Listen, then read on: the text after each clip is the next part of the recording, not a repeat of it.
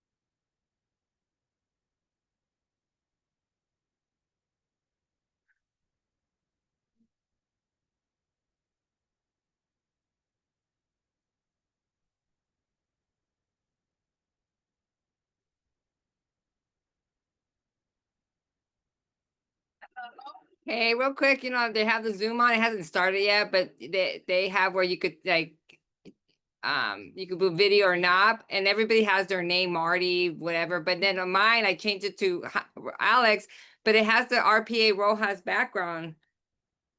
Oh, no, take it off. I know. How did I take it off? I'm gonna leave. I'm gonna leave real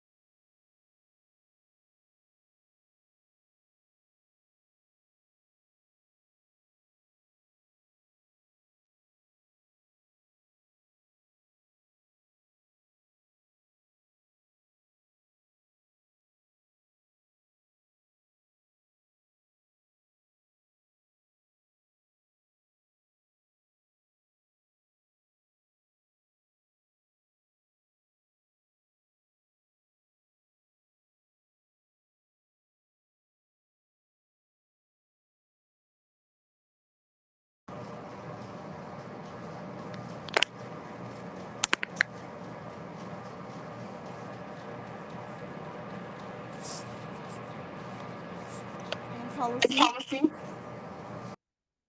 Step 1 is initial disruption. Mayor will use his gavel to restore order. Mayor will address the room generally. Please maintain order so we can continue with city business. If disruption continues, there will be a second step and a specific warning required government code 54957.95 will say the following statement. Name of unknown person. Your behavior is disrupting the meeting under California Government Code Section 54957.95. I'm providing you with a warning that your failure to cease and disrupt behavior may result in your removal from this meeting. Please stop the disruptive behavior immediately. If the disruption continues, there will be a step 3, removal of individual. If disruption continues after warning, mayor will announce. Your disruptive behavior has continued despite my warnings under Government Code Section 54957.95. I am now directing your removal from the meeting, and that will be by Avenal Police Department.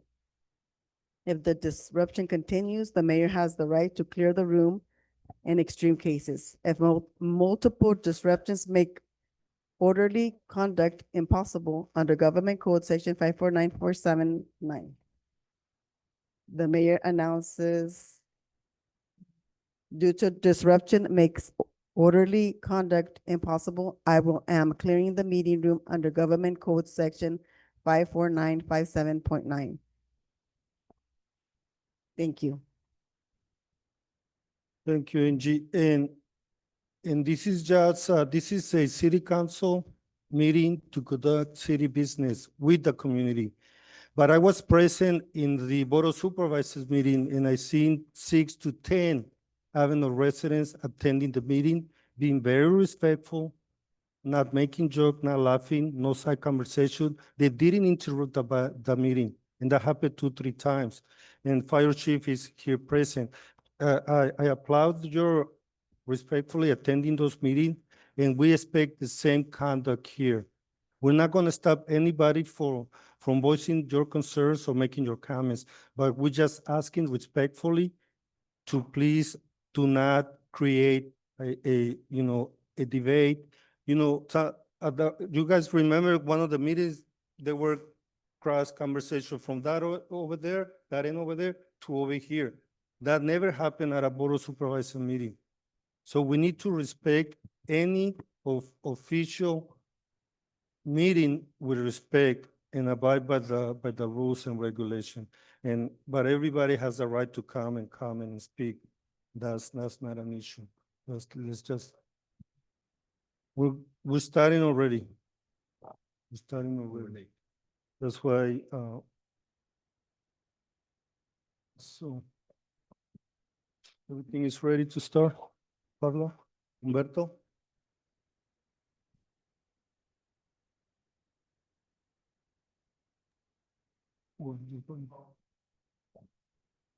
Before we start the meeting, I would like to ask everyone to please stand and a minute of silence for 9/11 remembrance, and also for the passing of Charlie Kirk.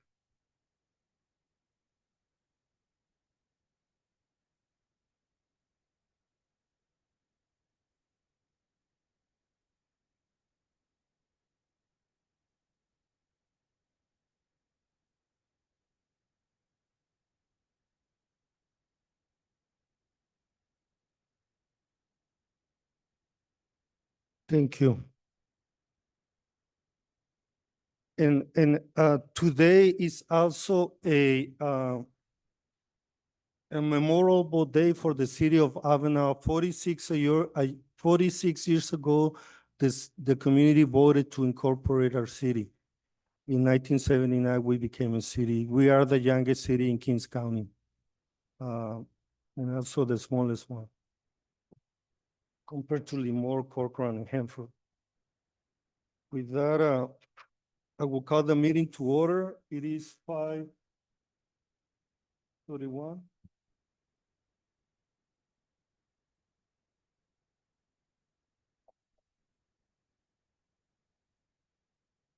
Would you please stand with me for the Pledge of Allegiance?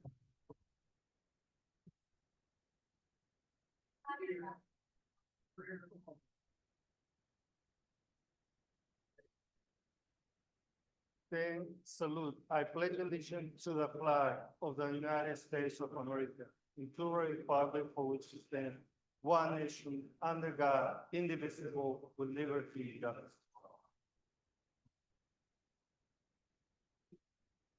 Thank you. With that, I'll ask our city clerk to please do roll call. Councilman Reynosa?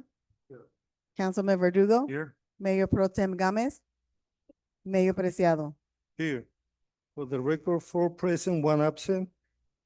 Councilman Hernandez might be joining later. Would you also read the statement? Government Code Section 54952.3, the members of the City Council Successor Agency are entitled to receive a total of 450 per month due to their serving on the City Council. They receive no other compensation for serving as a member of the successor agency.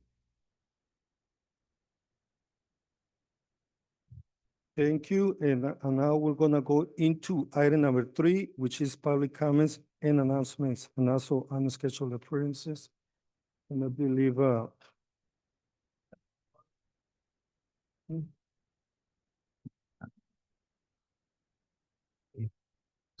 right, sorry about that. Honorable Mayor, City Council members, actually respectfully, I would request, there was an item that was presented to us, yesterday regarding a proclamation. There was a request to have that added to the agenda. So I'm asking, if council would consider adding this to the agenda as an emergency item and then hearing the item before you right now before we start public comment. I have a motion to make, talking with our legal counsel, an emergency item is time sensitive or really an emergency. So I would like to ask council to vote and hear the presentation, and we know we support it, and just put it on the consent calendar to re-testify the proclamation. But I will listen to the proclamation, but because it is a sensitive emergency item, actually, it's not an emergency item because there's no time limit, time frame on emergency to really add it to the agenda. And that's according to legal counsel. So, being transparent, then we're gonna move with the presentation. Go ahead. Well, hold on. I did a motion. Is there a second? A second by Councilmember Verdugo. Angie, roll call, please. Yes. Councilman Verdugo? Yes. Mayor Pro Tem Gomez? Mayor Preciado? Yes, so for the record, it passed for all. Go ahead with the presentation. Okay, I'm honored here today to present to you the proclamation of the suicide prevention awareness. We as a community need to come together and help promote mental health by providing and offering hope for those who are in need. Before I present to you the proclamation, I will let Sheila Verdugo talk a little bit about this past weekend's 3rd annual Remembrance Walk.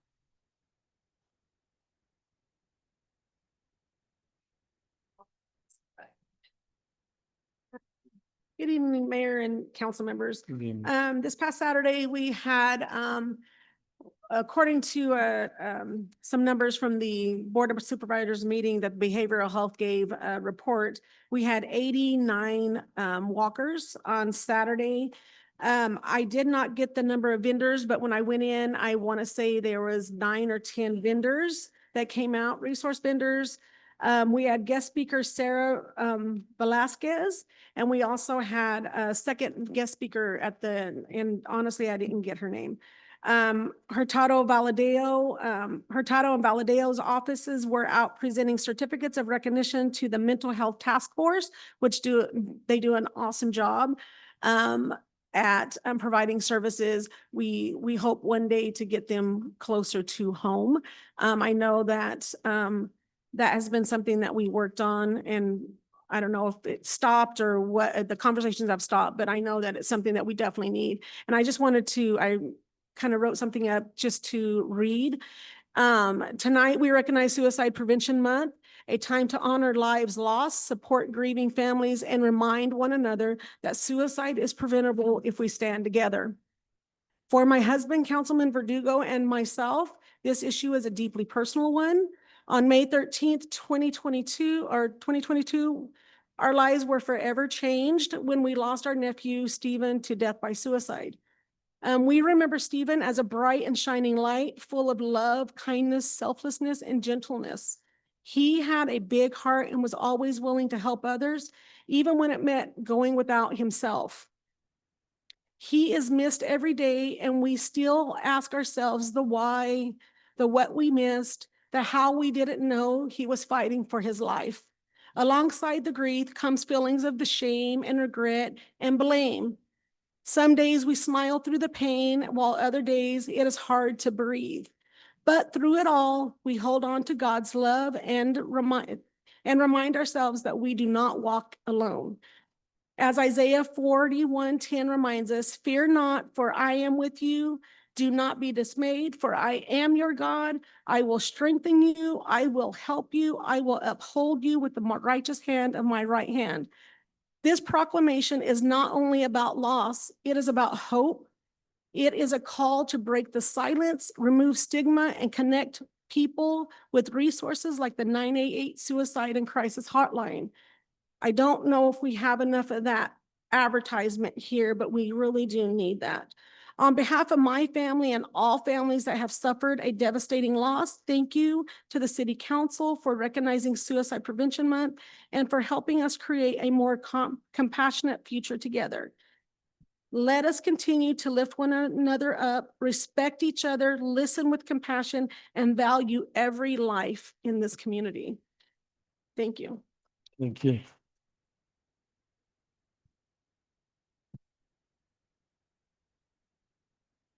I'll go ahead and read the proclamation. Sure. Whereas suicide is the leading cause of death in the United States and has a profound impact on individuals, families, and communities. And whereas in California, thousands of lives are lost each year to suicide, leaving loved ones, friends, and entire communities grieving and searching for a way to prevent further tragedy. And whereas the City of Avenal recognizes that mental health and suicide prevention are community responsibilities that require compassion, connection, and accessible resources for all people. And whereas rising awareness about suicide, reducing stigma around mental health, and supporting those in crisis can save lives. And whereas organizations, healthcare providers, schools, faith communities, and families in Avenal are dedicated to promoting mental health, providing support, and offering hope to those who may be struggling.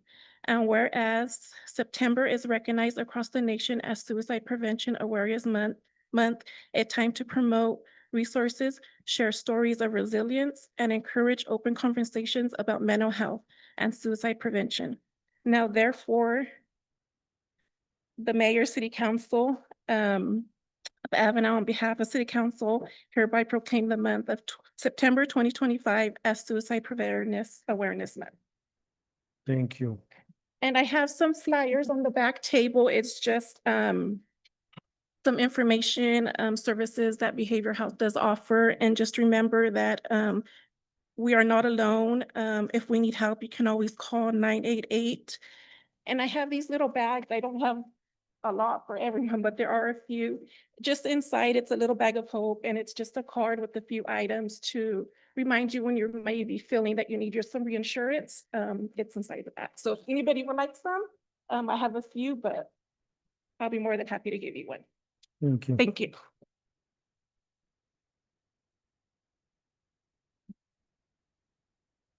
So as you know, the city council voted to add it to the consent calendar at the next council meeting. And it's going to be enacted into a resolution, but just by one motion and a second. So we'll be ratifying this action at the next meeting.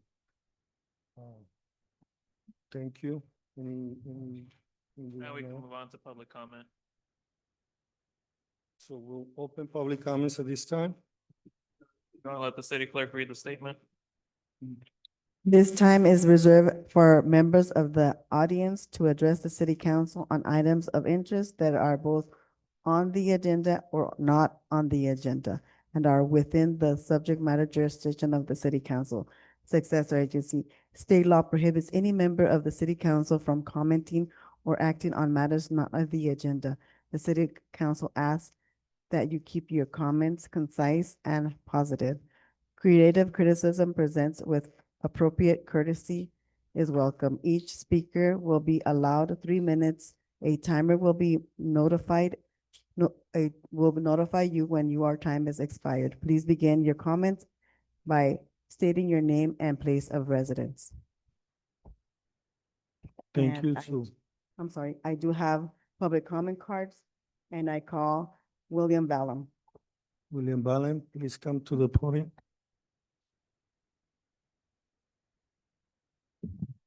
Hello, hello, yeah, okay. I tell you, I won't take 3 minutes. It'll be very short. I'm just want to make, where I'm at and what I think we should be doing as a community. And that's a local fire department controlled locally by our city. Okay. Otherwise, if you have local control and you allocate the funds locally, we will have a better situation, not from the county. That's why we got rid of Kings County sheriffs years ago. Now I know a lot of people got upset because it was brought up that we'd have a volunteer fire department. Well, we had a volunteer fire department here before. It worked fine. I don't know why they didn't continue with it, but I heard Lamore's had one for like 30 years. I'm not against a volunteer, having volunteers in our fire department, not only just volunteer, I wouldn't be in favor of that, but what we need local control. Okay, not being out things. We'll have a lot more things. We'll be able to get more things, and we're using our money. And then if you have a complaint about the fire department or the police department, you can show up right here. You can't, that's local control, right? So that's what I'm pushing. That's what I think we should go with. And not, everyone's upset because it was suggested. It was suggested that we have a volunteer police department. Everyone got all kind of, upset about it. But the city council looked at that. They came with another proposal when they had the community meeting over here. Our city manager came up with a really good proposal. Can he implement it? Yeah, you need to give him time to implement it. You got to give him a couple years to see if he can implement it. You got to give him time to find out if a local controlled fire department can happen. And that's what they're suggesting right now. No one should be upset about that. No one should. That's just how it works. We live in a democracy. And their job, the city council and city manager, is to put those proposals out there. And so this whole thing that's going on in the community is ridiculous in my book. That we haven't even got to that point. Okay, that's all I wanted to say. Plus, I didn't appreciate attacks from people online just because I signed something. This is a democracy, people. I can sign any form I want. Thank you. Thank you for your comments. Next in line. Dalila Barajas.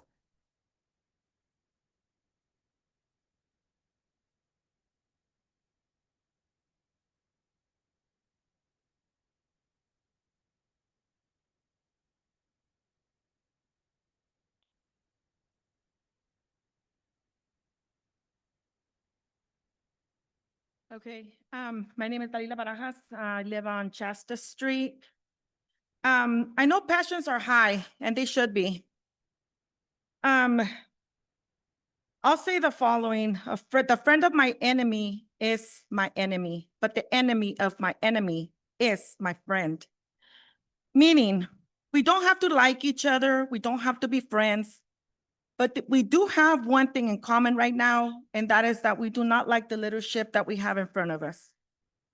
And that's why we are moving forward with a recall.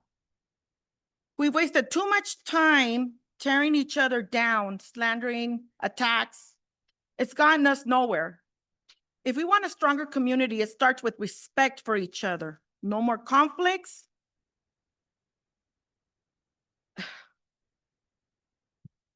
No more telling each other and giving accusations. I'm not here to convince you. I'm not here to speak for you. I'm asking you to come to your own conclusions and do what's right for your town. When we stand divided, they win. When we stand united, they fall. We put these leaders in place and they're not working for us right now. And it's proven with what they're trying to do. The city manager, unfortunately, in his own words, has said that he doesn't mind putting this town in red to get what he wants, which is this fire department. So my understanding is that the police department already is taking 50% of the budget.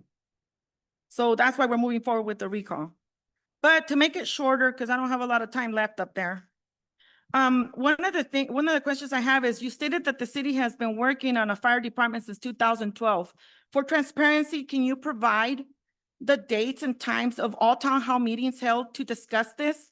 Because the only one I remember is the one where you sent out the information to county that you were only given 3 months for this fire department to start.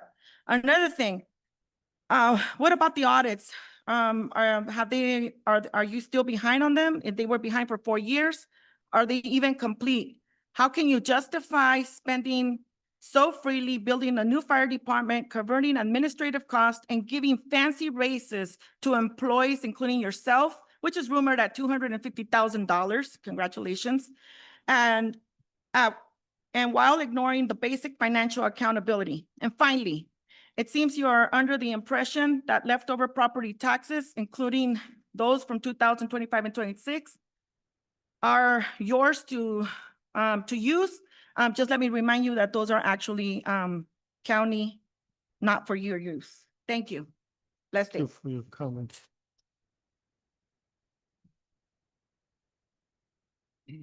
Next, now. Ginger Wallace.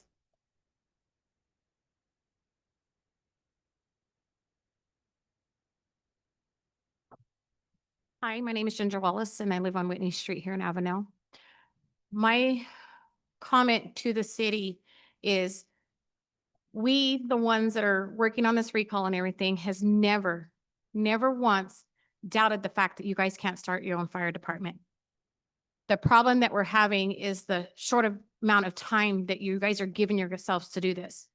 So we came back, we asked you guys to sign a 3-year contract with an 18-month termination clause sent over from the County Board of Supervisors. Why don't you guys sign that and continue trying to build your fire department in that 3 years and see if it's going to work? If you guys are wanting to do it by the first of the year, where's your trained firefighters? We never see any of them at the meetings. They're not presenting themselves to the community so we can get to know them. If you guys want to do it the right way, start presenting us with the facts, the actuals, because the budget that you guys are giving to start a fire department is nowhere near what it's actually going to cost the citizens of Avenal. Thank you. Thank you for your comments.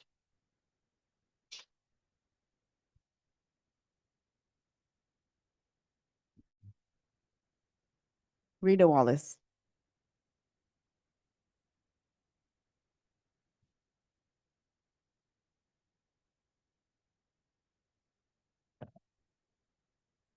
I will address you guys as, please sign the contract.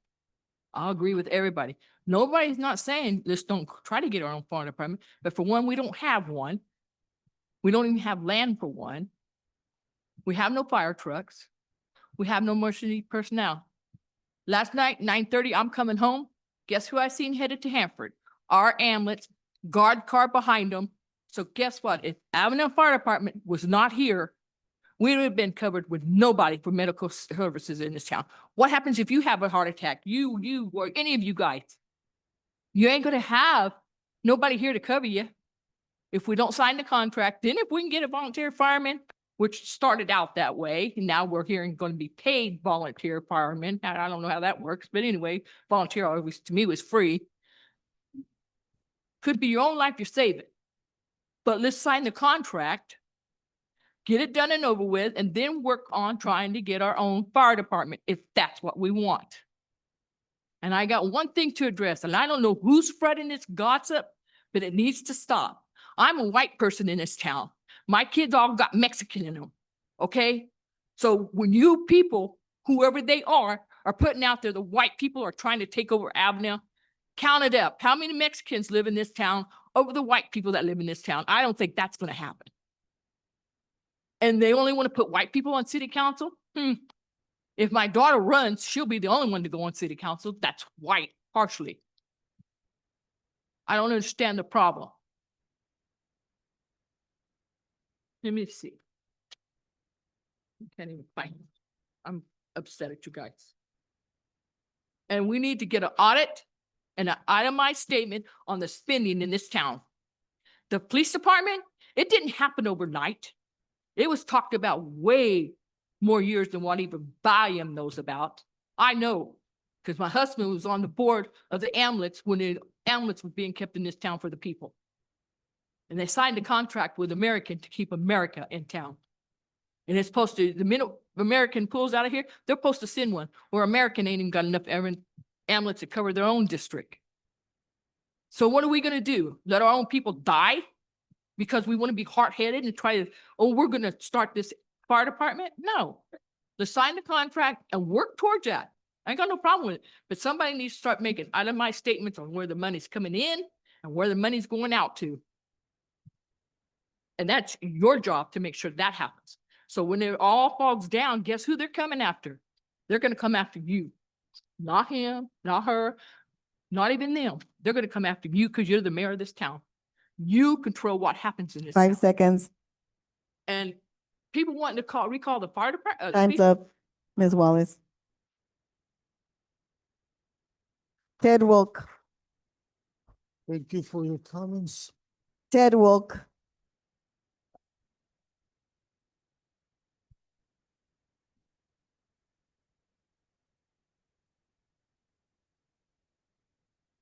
My name's Ted Welk, longtime resident of Avenal. I just wanted to thank the city for taking the time to honor those who passed on September 11th. And also, it happens to be Mayor Cassidy's birthday today, I do believe. So just a thought for that. In the last 5 months or so, the city of Avenal and city council used the words transparency in regards to dealing with the citizens of Avenal regarding the fire department. And I was thinking about that, and a word I think that would best describe the citizens of Avenal would be frustrated or confused or even angry. And why is that? Well, there's a lot of reasons. Tonight on the agenda, we read for many years, the city has been evaluating options to ensure long-term reliable fire protection for Avenal. And like for many years, again, we didn't hear about this until the middle of May. We were told that Avenal was going to have a volunteer fire department. Then during the town hall meeting in June, the city attorney scolded me and said that the city never said that, never said all volunteer fire department. We were told that the city hadn't spent any money regarding a city operated fire department. We were told by one of the fire consultants in this very room that he was volunteering his services, that he was not being paid for consulting. Yet tonight on page 194 of the handout here, item 5 says, be it resolved that the city council ratified all prior expenditures and contracts directed, entered into and or approved by the city manager previously made for each fire consultant and for all public safety equipment intended for future use in the amount of $110,000. Item number 6, be it resolved that the city council ordered that the existing and prior fiscal year budgets be amended if necessary, and such amendments being hereby approved to accommodate all the foregoing expenditures, which are hereby authorized and ratified. So if I'm reading that right, what I'm seeing is that the city has already spent money on a city operated fire department. The city has already paid fire consultants. And now the city council, you're being asked to approve expenditures that have already been made. And I just have to say that that's not transparency. After the fact, it's a deliberate lack of transparency. That's what we find so frustrating. That's what we find so confusing. That's the cause of anger. We don't understand why. Why? 10 seconds. We've been told that community feedback remains an important part of the process. We don't feel that way. I was told in May by people who know the city is going to. Time's up, Mr. Wolk. Thank you. Thank you for your comments. Thank you Frank for your Lopez. comment. Your time is up, please.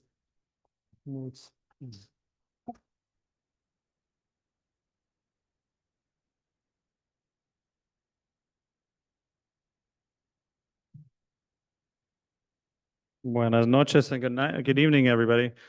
Frank Lopez, I live on Sonoma's Lane. I want to make 2 points in my public comments. And the first is I wholeheartedly support the establishment of the fire department through tonight's ordinance. Just like 15 years ago, when the city council decided to leave the county sheriff and begin its own PD, today is the day that the city can begin to build its own fire department. It won't happen overnight. It doesn't happen overnight. But hopefully in some months, because we can get those things together. 6 months to a year is my hope.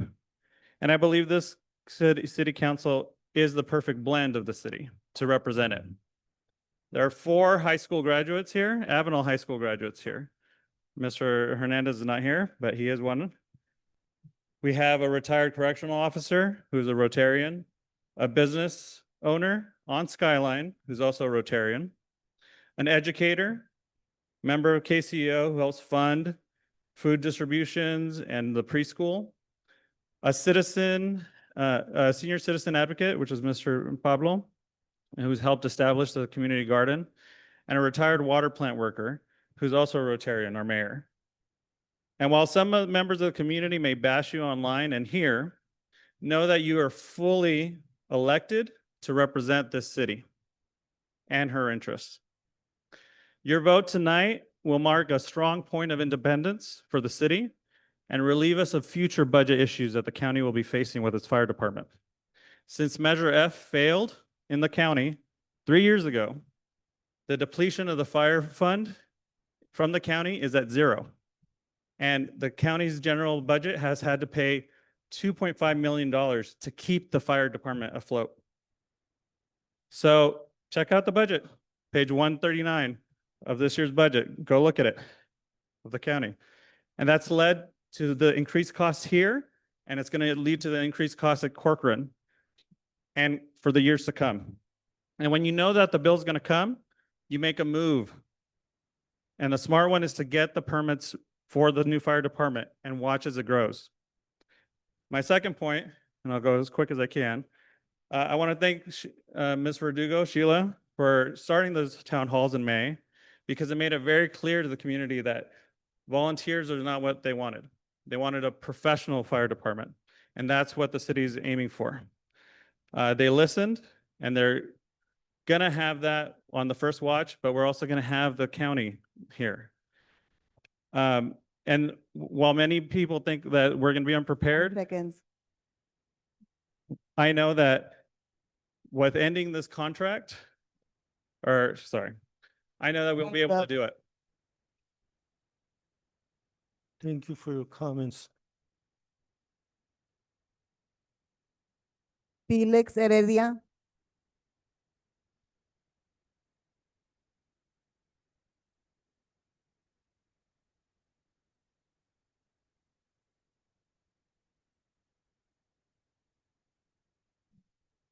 Buenas noches. Buenas noches. Mi nombre es Félix Heredia y soy residente de aquí en Avenal por muchos años.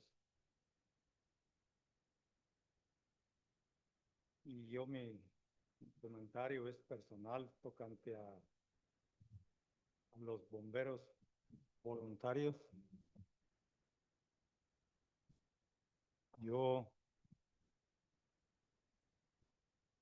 digo que si otros pueblos pudieron tener sus propios bomberos. Pienso que nosotros también podemos tener nuestros propios bomberos. Planeando bien las cosas, pienso yo que se puede hacer. Y ese es solamente mi comentario personal. Muchas gracias. Gracias.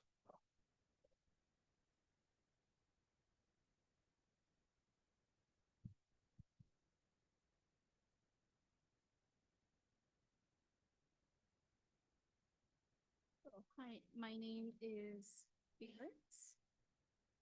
Sorry. Hi. My name is Felix, and I'm a resident here in Avenal. I've been for many years now. And my comment is just a personal comment regarding the firefighters and the volunteer firefighters. I say that if other towns have been able to have their own firefighters, I think that we are also able to have them, our own firefighters. By planning things very well, I think that we can do it. And that's just my personal comment. Thank you. Thank you. Vicky Tippins.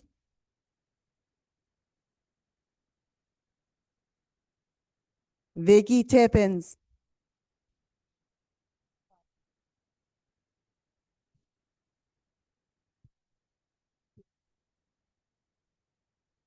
Hello. I just want to know why we haven't signed a contract with Kings County until you get Avenal Fire Department up and running. Why haven't we signed the contract? I was under the impression we signed the contract. I think that Avenal can totally do it. I just think you have to give yourself time. But I am seeing that all the new hires for the city, all the expenditures of money for the city, why all the assistants to the city manager, city clerk, why do you all need an assistant?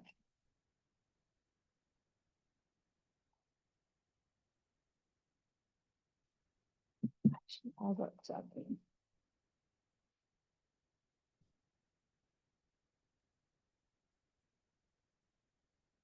I would like the residents to look at Avenal Police Department. Do you see officers that you know serving our community? My point is that they come fresh out of the academy, they spend a couple of years and they're gone. So they're not here in our yard all the time patrolling us. I see the scale the city manager plans for the fire department for paying our firefighters. I believe that only the higher up will get the living wage. I don't see anybody working for $37,000 a year and making a living. They'll be just like the ones, our police department, fresh out of the academy. They'll come get a couple of years and then they'll go move on to where they can make more money. It's only, everybody's gonna go for more money.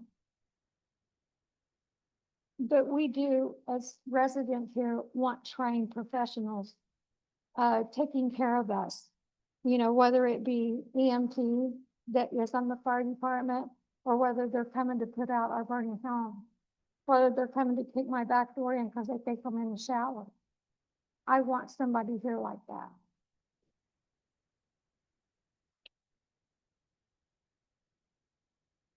So with that, and then I have one more question. I want to know why that you want to recall Councilman Verdugo whenever he is the only one that is really transparent to the residents. What has he done? He's at everything that happens in the city. He is there with a helping hand. 10 seconds. I'm finished. Thank you. Thank you. Jeannie Tillotson. And just remember, right now, we cannot answer any question by state law. When it comes to the agenda item, there may be time to discuss that or answer some of those questions. Good evening. My name is Jeannie Tillotson. I'm a longtime resident of Avenal. I live on Mono Lane. I just want to make a statement. The city council has shown its disdain and lack of concern for its residents by putting plans together and making life impacting decisions without the knowledge, input, or consent of said residents. You have given lip service to the concerns of the residents when there was an outcry and pushback when the residents found out about the proposed volunteer fire department. Have you been paying attention to the types of fires that California is experiencing? The fires that threaten communities across the state are not house fires. They are wildfires started by lightning strikes, poorly maintained properly, electrical equipment, and carelessness. This type of fire can be wind-driven and explode, carrying embers to start spot fires all over outlying vegetation, trees, and homes. Where were you this last week when the salt fire encroached upon Avenal and Kalinga? This was a lightning fire. Had the wind shifted and blown this fire into town, what would a volunteer fire department do against it? Kings County Fire and CAL FIRE have the resources, training, equipment, and personnel to fight these fires. Even with all those resources, homes are lost, property is damaged, and lives can be lost. How can a volunteer fire department compare? Your residents have told you loudly and clearly after finding out about secret plans not to renew the contract with the county on your own without the residents' input that they do not want a volunteer fire department. This city council has forgotten and disregards who you work for, us, the residents of Avenal. We pay the taxes and fees that pay your monthly stipend and the city manager's salary. Your word means nothing. Your actions speak volumes about how you see your residents. I am very disappointed in our legal advisors that this behavior has been allowed. I sincerely hope that the residents of Avenal continue to move forward with the recall of this city council and its city manager. Thank you. Thank you very much for your comments. Sheila Verdugo. Sheila Verdugo.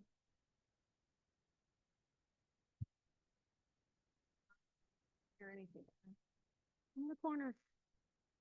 Good evening, Mayor and council members. And Moses, you can stop me if this is inappropriate because I'm not positive, but I'm going to speak anyway. Mayor and council members and members of the public. My name is Sheila Verdugo and I am a retired city employee and the wife of Councilman Verdugo.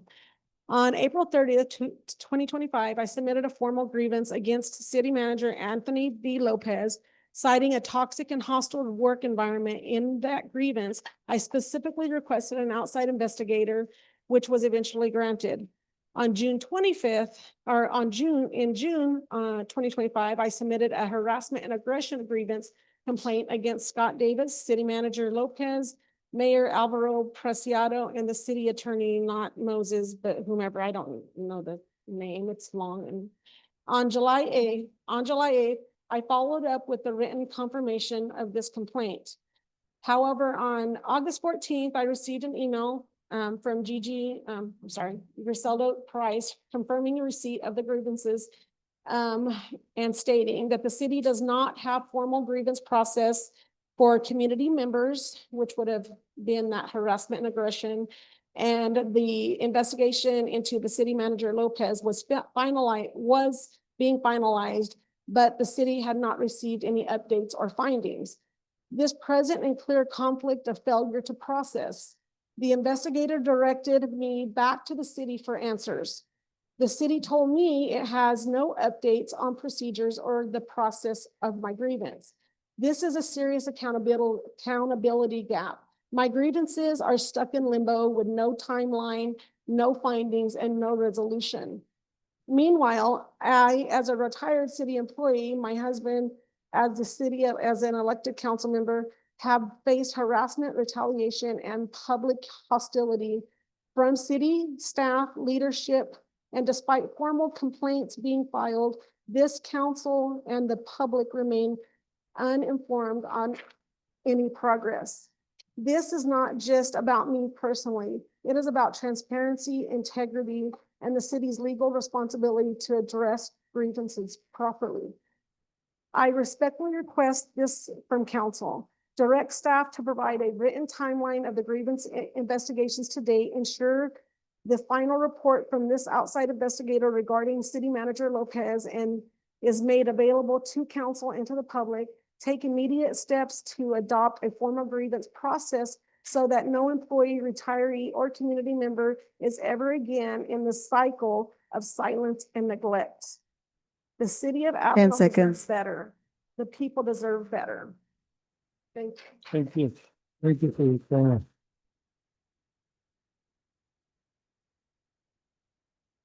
Rosa Campos? Rosa Campos? O Rosa Camacho?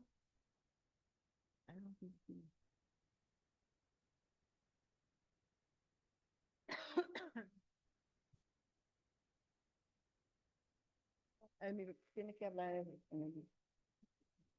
Muy buenas tardes. Ok. Muy buenas tardes. Soy residente de Avenal y yo estoy de acuerdo con la ciudad para que tenga su propia oficina de bomberos. Mis sobrinos, mis hijos están listos para ser voluntarios y yo estoy de acuerdo con eso. Nada más de lo que quiero decir, porque sí necesitamos ayuda aquí. Muchas gracias. Thank you. Hi, I'm a resident here of Avenal, and I agree with the city to have their own fire department. My nephews and my children were all ready to be volunteers, and I agree with that. And that's just all I wanted to comment because we do need help here. Thank you very much. Thank you. Gloria Preciado.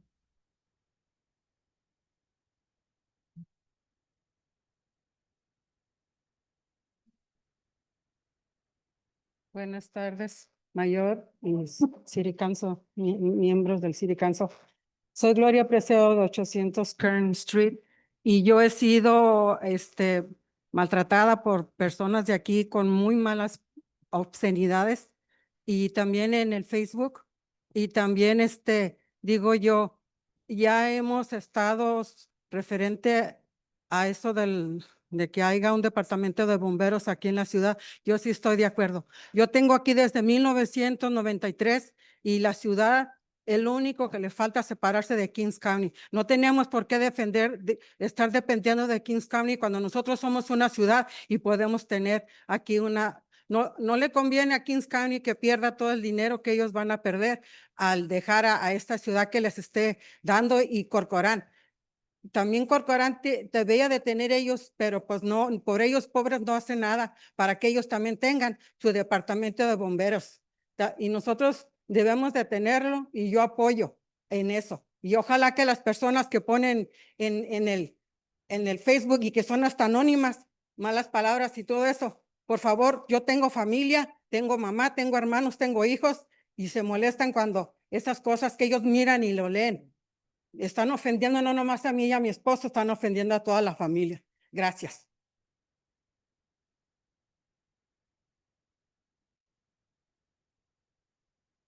Hi, City Council and members of the City Council. My name is Gloria Preciado, 1800 Kern Street.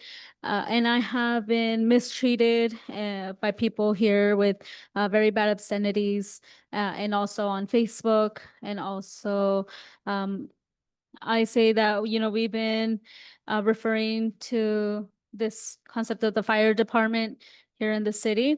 And I am in agreement. I've been living here since 1993. And the city, this only thing left is to separate from Kings County. We don't have to be dependent on Kings County when we are a city and we can have here, it's not convenient for Kings County to lose all that money they will lose by leaving the city, the city that it gives the money, and Corcoran too. Corcoran should also have their own, but they don't do anything, poor people, for them to have their own fire department, but we should have it, and I support it. I support that. And hopefully the people that are posting on Facebook that are even anonymous, that use bad words and all of that, please, I have a family, I have a mom, siblings, children, and they do get upset when they see those things and read it. And they don't only offend me and my husband, but the whole family. So thank you.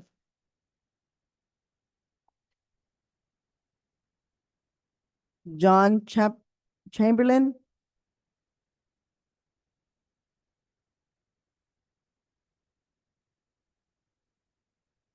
And good evening, bear with me here a little bit. I just flew in at 1 a.m. this morning to be at this meeting specifically from Baltimore, Indianapolis. So I'm here to talk about the lack of a fire department contract tonight.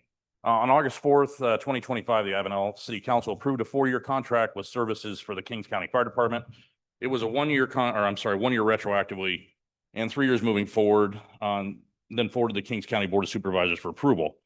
The Kings County Board of Supervisors made a couple of changes to it, primarily being a 1-year cancellation clause versus a 6-month, and requested a 6 to 9 month window of pre-notification. They did that at my request partially because I need the ability to move people around if the contract is canceled. I'm not going to keep an engine here if I'm not providing service. You're wrong. On August 25th, I sent a note to City Manager Lopez, correspondence via email, asking for several points of clarification. One being, when is the contract going to be signed? There was a fee that was being mischarged to the citizens on the fire department's behalf that we were not aware of. And there was something else that was related to it, but I never really received any type of correspondence back on that. September 3rd, I sent a follow-up email to him asking about the exact same things. Again, no response. On September 5th, the city clerk sent a note to my fire marshal, Blake Adney, who's in the audience, not answering me, who asked the initial question about the fee, but responded to him. I'm not sure what happened there, but basically it was identified that the corrective action had been taken and it was being removed. My problem with that is it was being billed as a fire department fee. I didn't ask for it. I have no idea where the money went. I don't know how many people got billed for it. Sounds like you got a city problem there you're going to have to deal with.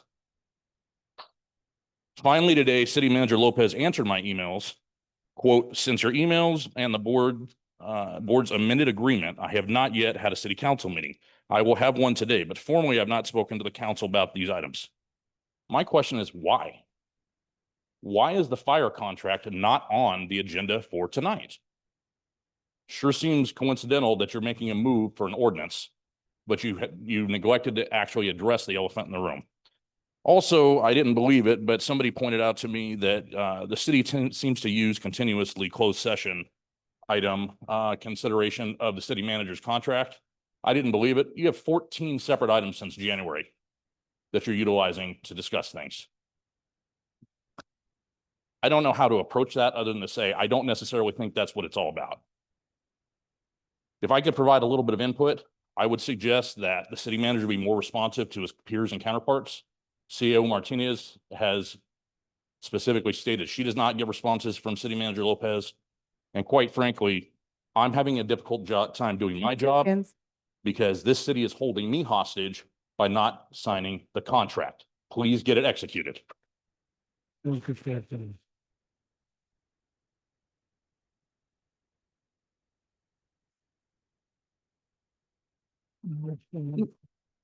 Quiet, please. Order, please.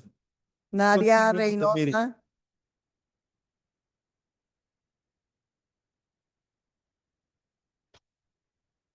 Good evening. Good evening. I just want to read something really quick.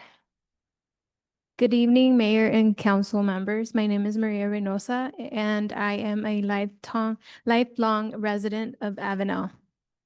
I am here tonight because I'm deeply concerned about the decision to end our partnership with Kings County Fire Department.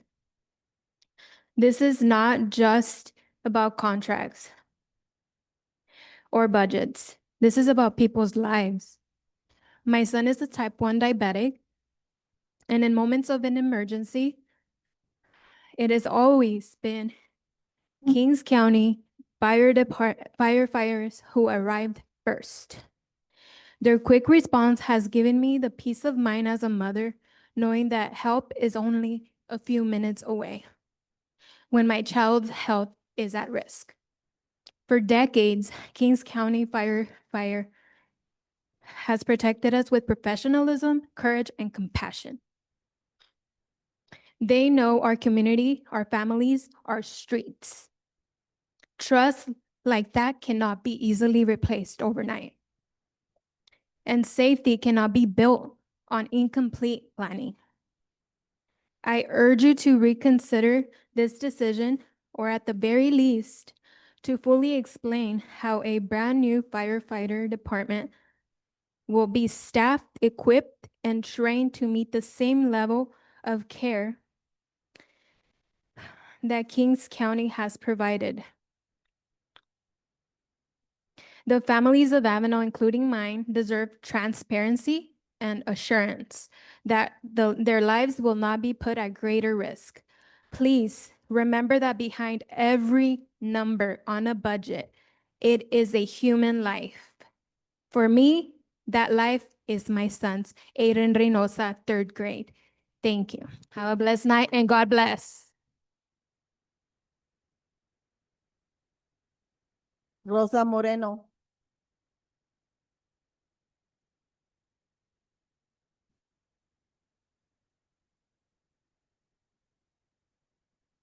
Buenas tardes, mi nombre es Rosa Moreno.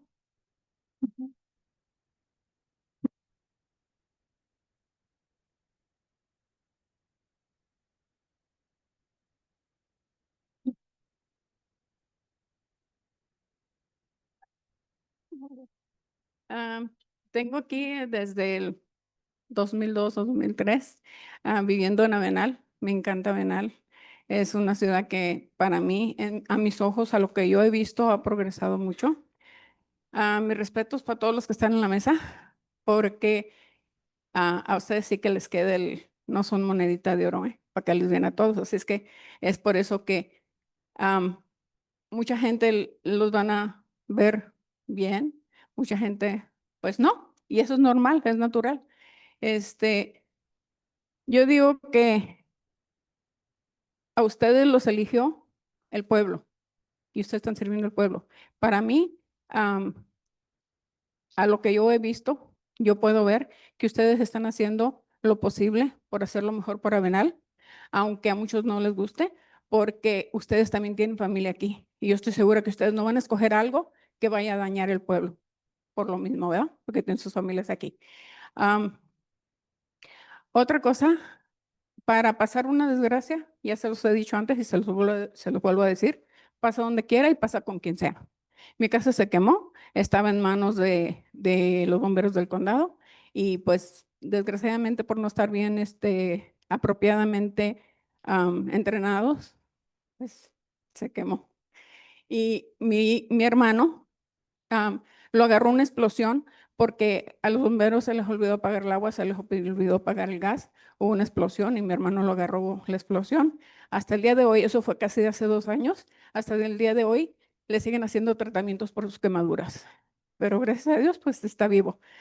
Pero yo sí digo que yo estoy a favor de que ya es hora, dice Dios que para todo, todo tiene su tiempo. Y yo pienso que ya es hora de que Avenal se independice y tenga su propio estación de bomberos, igual como lo tuvo a su tiempo de policías. Y pues yo nomás les digo a todos, sigan echando ganas y cada quien hacemos lo que podemos con lo que tenemos y pues suerte. Ok, lo voy a traducir en inglés, le dije a la traductora. I was saying that I've lived here, my name is Rosa Moreno, I've lived here since 2002, 2003, and I'm very happy because I love Avenal. To my eyes, I've seen how Avenal has grown, how it's a lot more productive than it was when I got here. And I feel very proud of being a citizen of Avenal. And I said my respects to everybody on the board because it's not easy. And there's a saying in Spanish that you guys are not a golden coin. Because if you were a golden coin, everybody would love you. So you're not a golden coin, that's why. And it's natural that a lot of people are going to love you, a lot of people are going to hate you. I mean, that's normal. And in your position and in any other way. But I said that when something bad is going to happen, it's going to happen, no matter where you are, no matter what. Like my house burned down, I've said it before, my house burned down, And unfortunately, to me, the youngsters that attended to the fire in my house were not properly trained.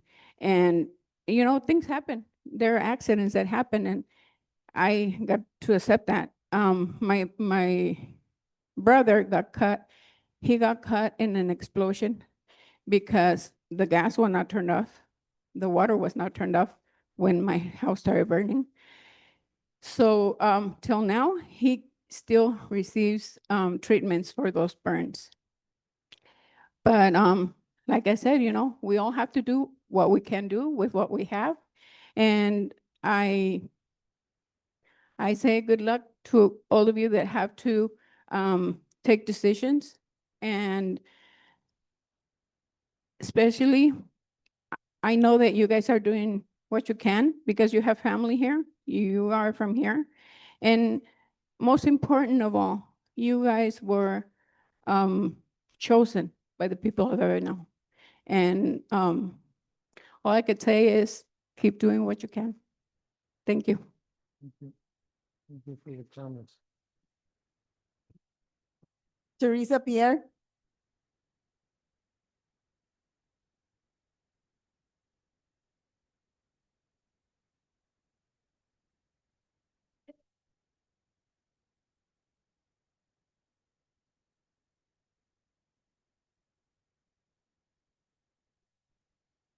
I'm going to perform.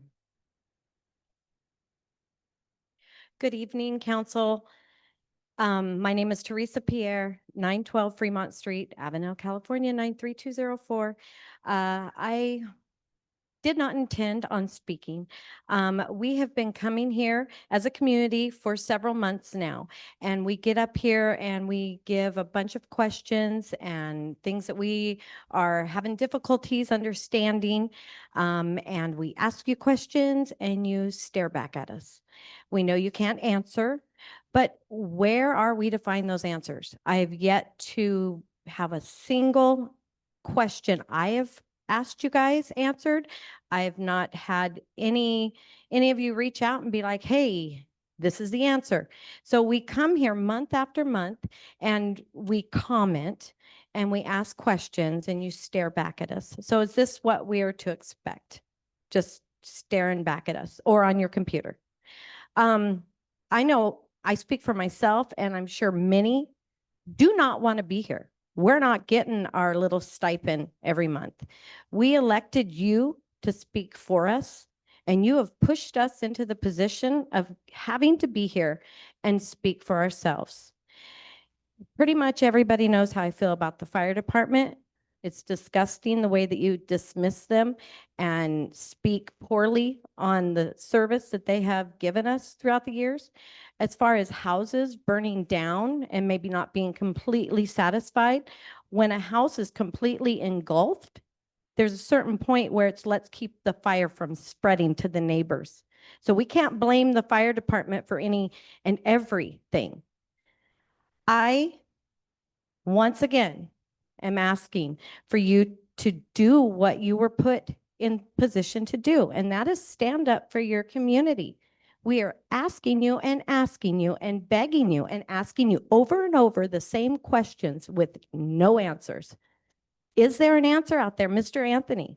Is there an answer out there? Do you do a blog? Because I do follow you on, you seem to have time, but yet not time to bring the latest contract that was submitted from the county to the members.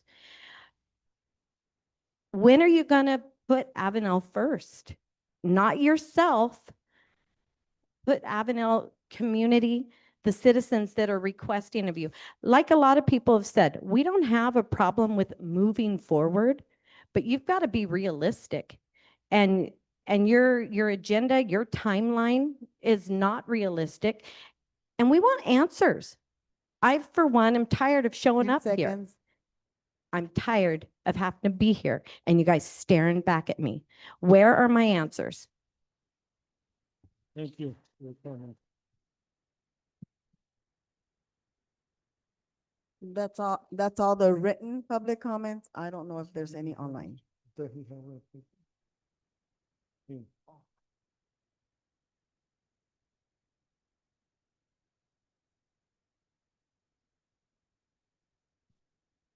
Anthony Martinez.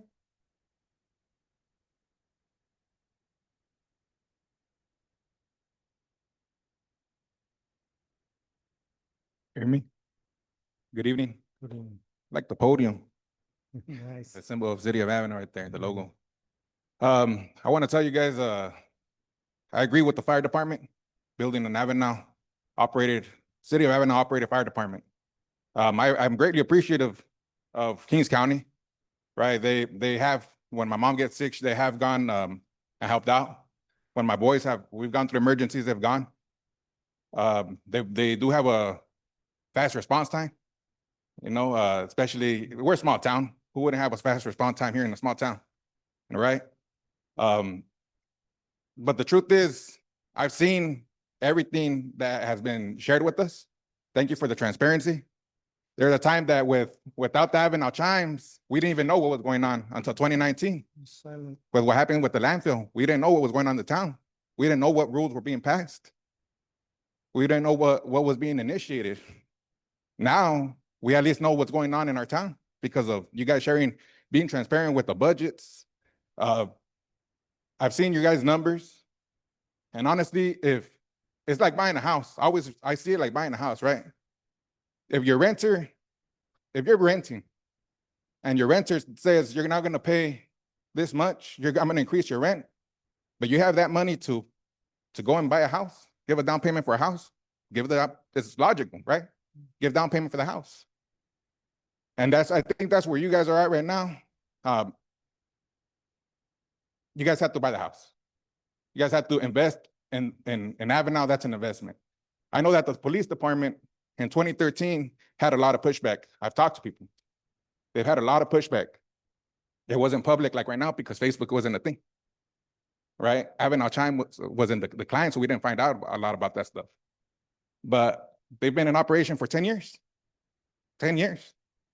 And 15. Huh? 15. 15. Yeah, 15. Sorry about that. Yeah. I was working there at that time. I was a little younger. But I agree with it. I say make the move. You guys live here. You guys, in order to be on council, you guys have to live here. And you guys have family. I see you guys in public in the stores.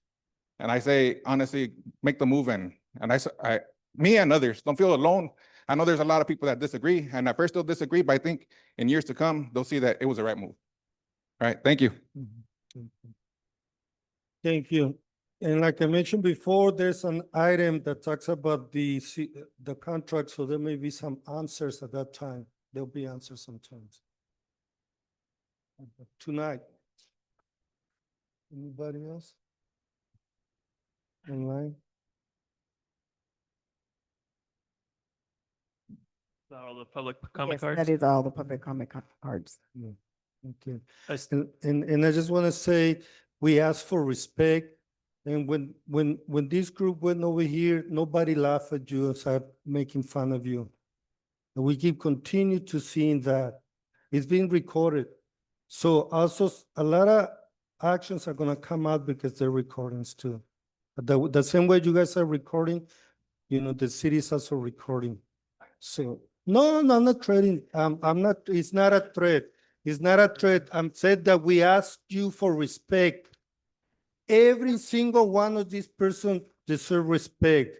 We need to stay united, and this is not being united, it's divisive. So please show respect. That's all I'm asking, and it's not a threat. And that goes to everyone. Thank you. Okay. We do have what looks to be 3 hands raised on Zoom. So first one I see is Veronica Geary. Hello, good evening. Can you guys hear me okay? Yes. Okay, my name is Veronica Aguirre. I've lived in Avenal for 55 years, and I'm also a policy advocate for green action and health in the environment. We recently became aware the landfill has been operating with landfill gas temperatures higher than federal limits since 2019, and not once has Waste Connections informed the city or its residents. Applicable government agencies have been informed of the high landfill gas temperature issue at our landfill. However, these agencies need to know what exactly is going on underground. And for that, they need to know the temperatures down the length of the landfill gas wells. Federal regulations require down well temperature monitoring at temperatures over 145 degrees. The most recent public records we have are from June 17th of this year. At this time, 4 wells had subsurface temperatures over 145 degrees, so downwell temperatures monitors should exist. We ask that Waste Connections provide that information to Cal EPA. The landfill industry has lobbied US EPA that downwell temperatures are not required until 165 degrees. We disagree. We are in communication with the EPA on this issue. We also have copies available to anyone that would like that one, and shows why we believe the federal regulation requires these downwell temperatures be taken at 145. But regardless of this argument or discussion, Cal EPA has said they need downwell temperatures to know exactly what is going on at our landfill, and legitimate action to stop the subsurface fire will not proceed until they have it. Waste Connections can choose to give the information now. If downwell temperatures have not been taken, they can be taken and share the results. If there is not a subsurface fire, the downwell temperatures will prove it, and the community will know they are safe. There is no reason not to take them.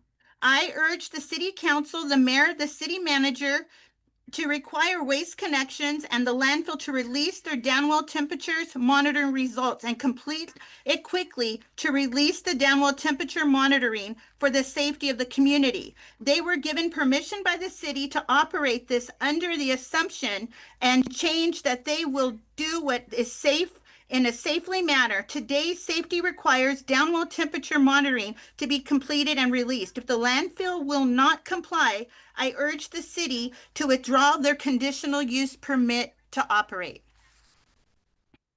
Thank you. Thank you for your comments.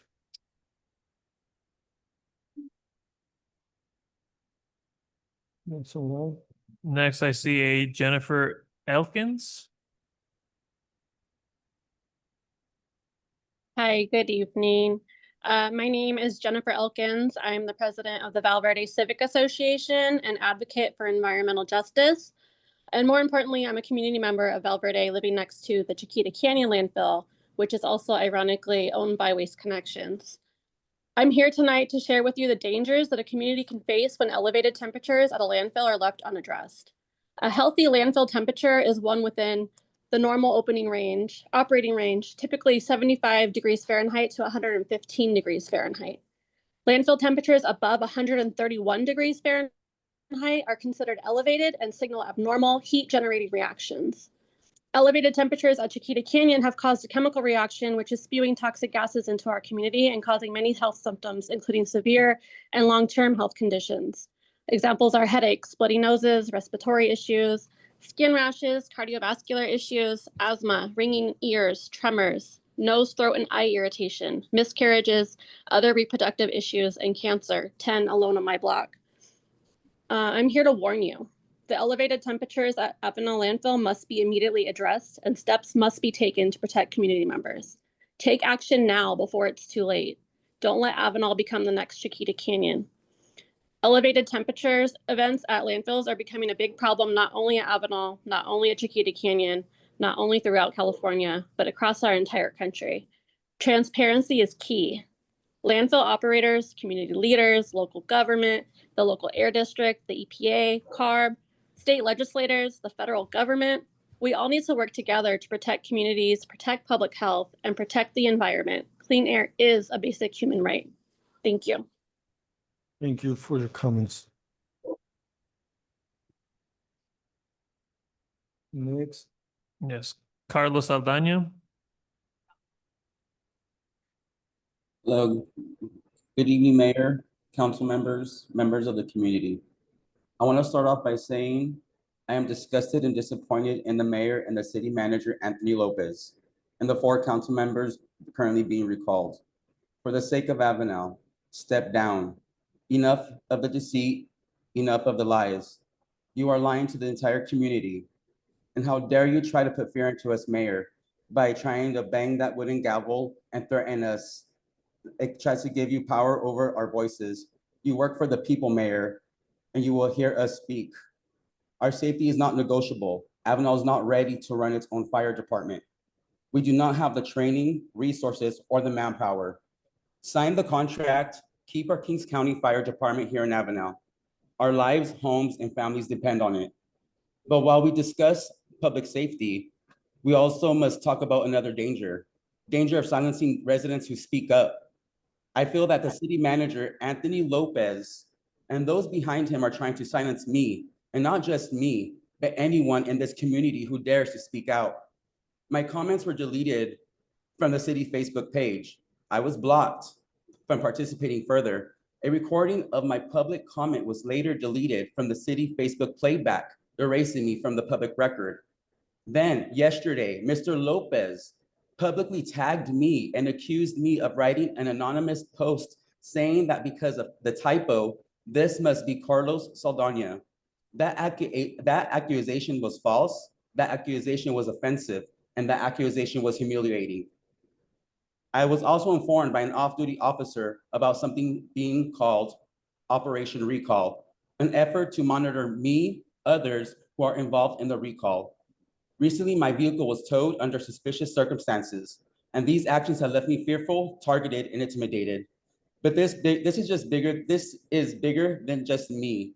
If the city manager can treat one resident this way, then all residents are at risk of being silenced.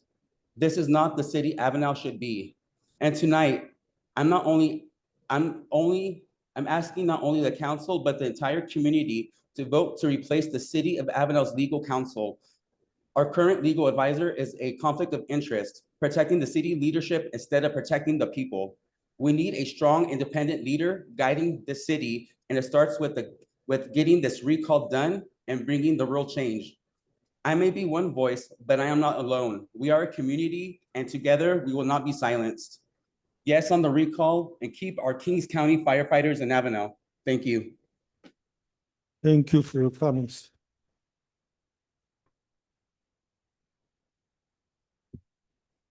I do have a comment from Kelly Guzman. She can't get on the portal. She doesn't know how to open the comment, and she texted me her comments. She said, the recall is necessary to keep from spending the others half of our budget, fire department. The council is continuing to deceive us. I urge to vote no on this resolution that will allow council to spend money. A FAR recall vote can reverse decisions. Those numbers are not correct. It will be more costly than the PD. Now we know why Verdugo has been recalled. Obviously, retaliation for Sheila Verdugo. I stand in solidarity with the recall to write this. No spending any more money until past audits are satisfied. Thank you.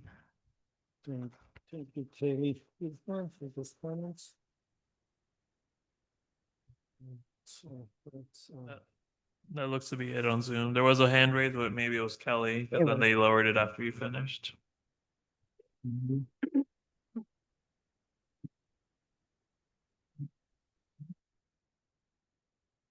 So at this point, we close public comments and we'll go into item number 4, which is closed session. We'll be back and we'll discuss all the items with the community input, all of them. Hopefully, you Right. will stay. Right, so we'll be moving the council and designated staff will be going to the meeting room, so the public can stay here at the Pegasus. Okay.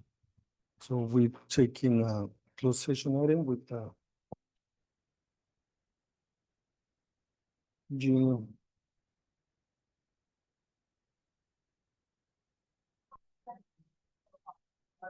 You can stay here.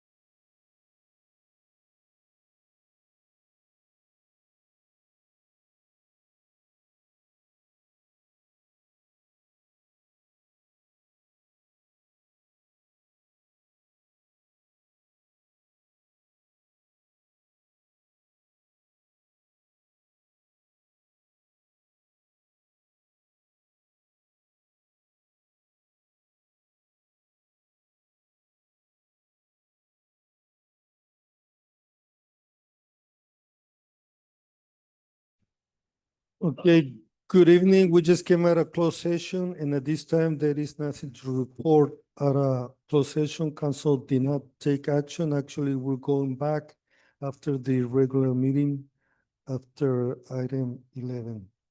But we're gonna try to move up the agenda.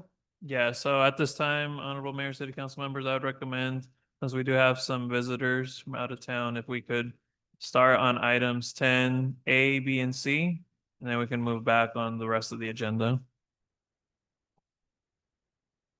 Is there a motion to approve? No. I'll second that. So we have a I'm sorry, who motion. did the motion? Reynosa Reynosa? and myself.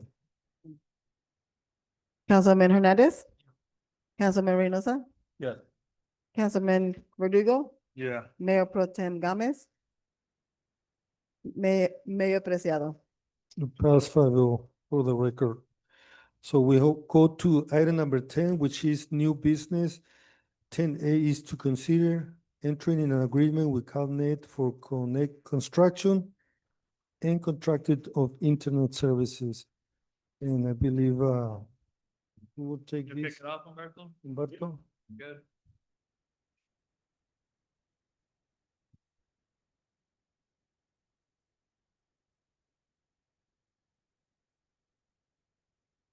Oh, this mic is still on. Good evening, Mayor and members of the council. How are we doing tonight? All right. So, as we are aware, as the council and the community have observed firsthand, while Avenal has now had access to high-speed internet, the service has not always been reliable, especially when multiple users are on concurrently, which does bog down the system. Additionally, during periods of inclement weather or when traditional services fail, full internet service blackouts can occur. So over the past 3 years, city staff have explored options for improving local internet infrastructure and even considered the possibility of the city becoming its own ISP or internet service provider. One path explored included working with the Unified School District, Reef Sunset, to lease dark fiber from their network or to piggyback off of their infrastructure. Unfortunately, due to federal FCC regulations, this model is not permitted for municipal use. Concurrently, the city's IT department has been working extensively with various providers, including AT&T, Spectrum, and now CalNet, separate from AT&T CalNet, while attending workshops focused on last mile fiber and broadband grant opportunities to help identify sustainable and scalable internet solutions. So for a bit of background on our issues with Spectrum, Charter's acquisition of Time Warner Cable back in 2016 has proven pretty reliable and quite beneficial to the needs of both the governing agency and residents alike, bringing speeds far beyond what AT&T's aging DSL copper-based connections were capable of. However, it is limited by the last step coax cabling used. As the interconnectivity needs of the city become ever more demanding, we have approached the limits of what this coax-based internet broadband can provide for us, and it has become even more apparent when the connectivity needs of the police department requiring data to be pushed outside to outside agencies quickly and reliably. The city also recognizes the need for a service with its own redundancy, as evidenced by the interconnectivity needs between City Hall, wastewater, water treatment, and all of our recreational sites. So again, staff has reached out to the available internet service providers in the area for quotes on infrastructure overhauls to alleviate the up-speed transmissions. Unfortunately, Spectrum could not guarantee a service agreement, but their proposal was included for the sake of completion for this report. On the next page, we're just going to see a small table of some of the highlights of some of the features that the three ISPs have provided for us. The big target that we were hitting was achieving speeds of 500 and 100 megabits per second symmetrical. So what does that mean necessarily? It means that we can send out 500 megabits a second and we can receive 500 megabits a second. How does this differ from what we're handling right now? Spectrum at its current top ends here will allow us 1,000 down or 1,000 download speed and only 50 up. So that becomes an issue when some of our departments are required to send out data, namely the police department, when it comes down to sending out footage from cameras, body cam images, sending out reports. This becomes a major bottleneck for us. So 500 megabits symmetrical was the target to hit for all of our mission critical sites, 100 megabits symmetrical for our auxiliary sites. Unfortunately, Spectrum was not able to provide this affordably, so we met with a compromise of 200 megabits symmetrical. However, they were only willing to service the police department for this rate. For the sites covered, AT&T would be willing to service the City Hall, Police Department, and Public Works Yard and Community Center at these speeds, at high priority speeds. For lower priority, we'd be looking at the Recreation Center, the water treatment, and wastewater plants. We say low priority, but it's more so a speed requirement. They're not looking to send out large packets of data. They're only looking to manage small reports from machinery. Again, Spectrum is only providing 200 symmetrical for the single site. Over with CalNet, we would be looking at covering City Hall, the theater, police department, community center, the Veterans Hall, and recreation center at 500 symmetrical. For 100 symmetrical, we'd be looking at the wastewater, water treatment, scout house, boxing clubs, skate park, neighborhood park, the entirety of historic downtown, and the entirety of Skyline Boulevard. These are all for 60-month contracts. Oh, didn't realize I wasn't speaking into the mic there. Sorry about that. These are all for 60-month, 5-year contracts. And there's a couple of additional features that each ISP would be providing for us. Yeah, it's back. It's back. The internet. That's driver. You love to see it, don't you? All right. So these are kind of the highlights of what the services are each providing for us. But for our current proposal, through vetting the proposals from the three providers, staff recommends entering a partnership with CalNet, whose hybrid last mile microwave solution offers the greatest long-term benefits for the city. Again, CalNet's infrastructure would include dual redundancy through primary fiber access entering town through the I-5 corridor and a backup connectivity route through Kalinga, which is different from what we're currently being provided with right now with the single point of failure over at I-5 with Spectrum. So if that point ever goes down, either due to a power outage or due to an overheating issue, that our local internet service fails out, as we've all seen during these heat waves. So this would guarantee us a second route, or rather a second route of connectivity should one of these ever go down. The dual path system ensures consistent uptime, a critical requirement for city operations, including the Avenal Police Department, water treatment, and wastewater facilities.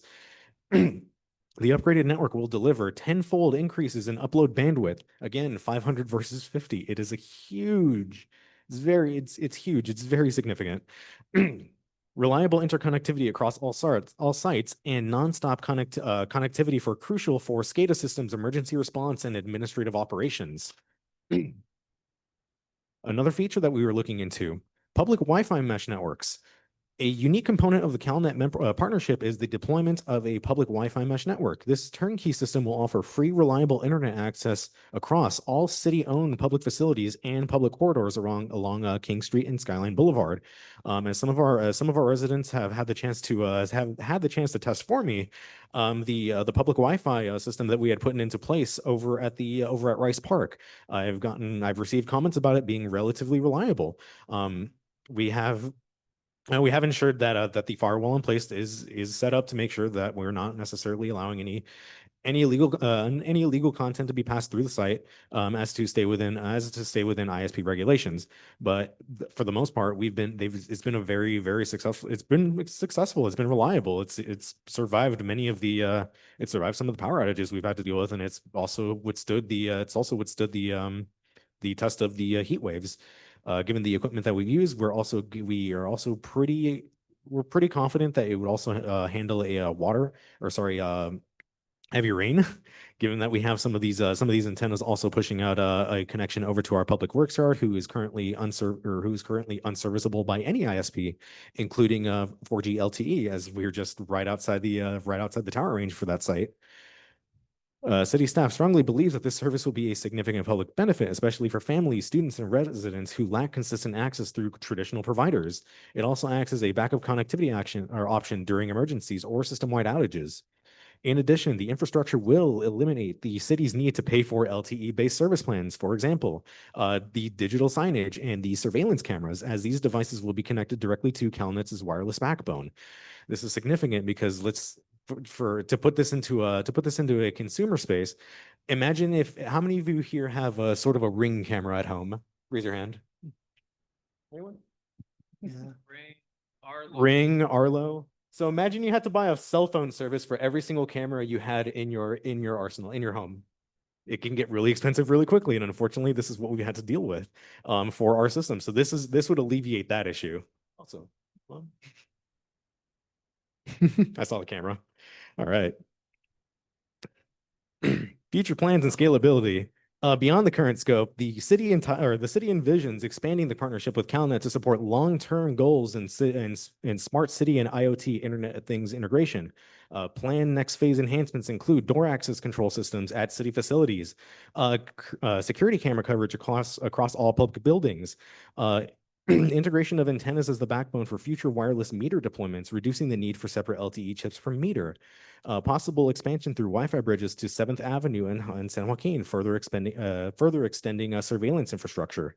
The strategic enhancements reflect the city's intent to modernize its digital infrastructure and comprehensively and affordably. Cost analysis and value propositions. While the initial construction cost is approximately $200,000, this is mitigated by several critical factors. The 5-year price guarantee, locking in stable monthly rates for the entire term. I don't know if you can scroll up. Options for renewal, a secondary 5-year term that can be negotiated. Facility leasing revenue.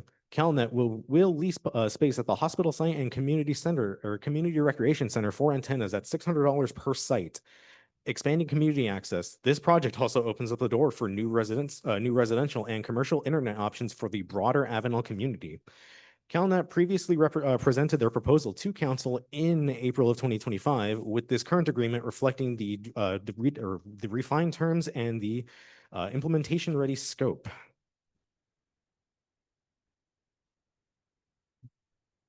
Fiscal impact. The total $200,000 construction cost will be divided amongst the departments based on the benefit and infrastructure support. With wastewater department covering $75,000, wastewater department covering another $75,000, the general fund for City Hall and the police department covering $50,000, and the general public Wi-Fi component is an additional $20,000 already budgeted under the IT's professional service line item for fiscal year 2025-2026. This distribution ensures that all participating departments are contributing proportionally to a shared citywide asset. This investment is fully budgeted and aligns with the city's infrastructure modernization priorities. Staff is recommending that the council, by resolution 2025-42, authorize the city manager to enter into a 60-month lease agreement with CalNet, including construction of the internet infrastructure, public Wi-Fi deployment, and ongoing service provision. This partnership represents a major leap forward in technology, reliability, and connectivity for Avenal's future. And with us today, we have Craig Stein and Wayne Collins from CalNet here to present on their services.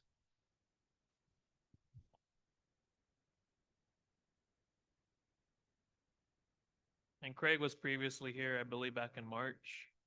Yeah, March or no. Good evening, welcome. Welcome. The mic still on?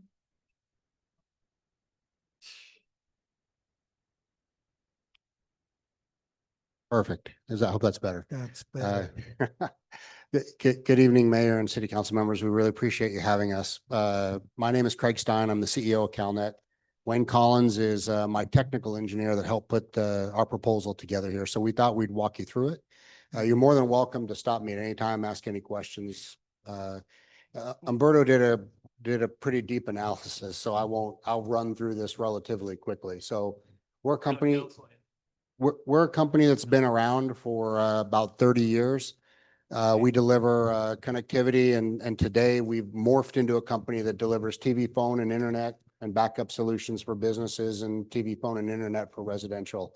We do a lot for residential, business and government entities, And we've got offices throughout the Central Valley. So our service footprint is from Red Bluff all the way down towards Bakersfield, and we run right along the sides of the valley. We've got service in Coalinga.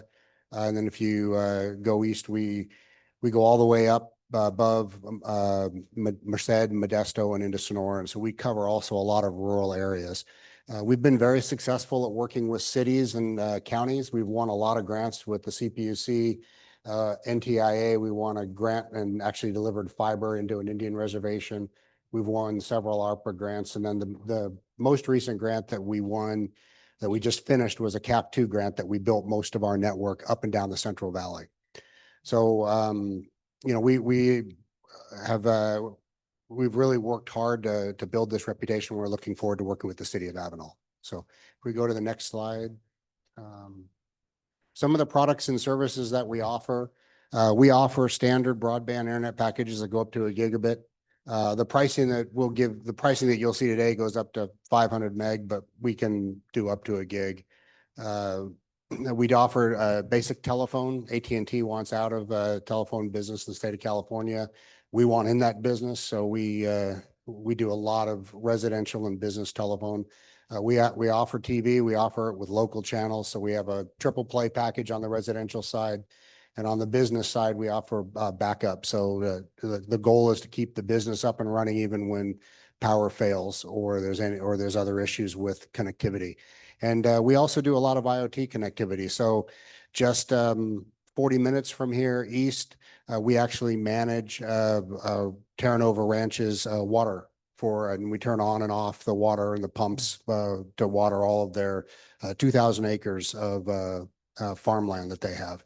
And we do things such as tank monitoring and all kinds of other things. So one of the things that we also do is smart city. We do water meters and different things in the cities as well. So there'll be other things that we'll be able to help the city with along with delivering internet.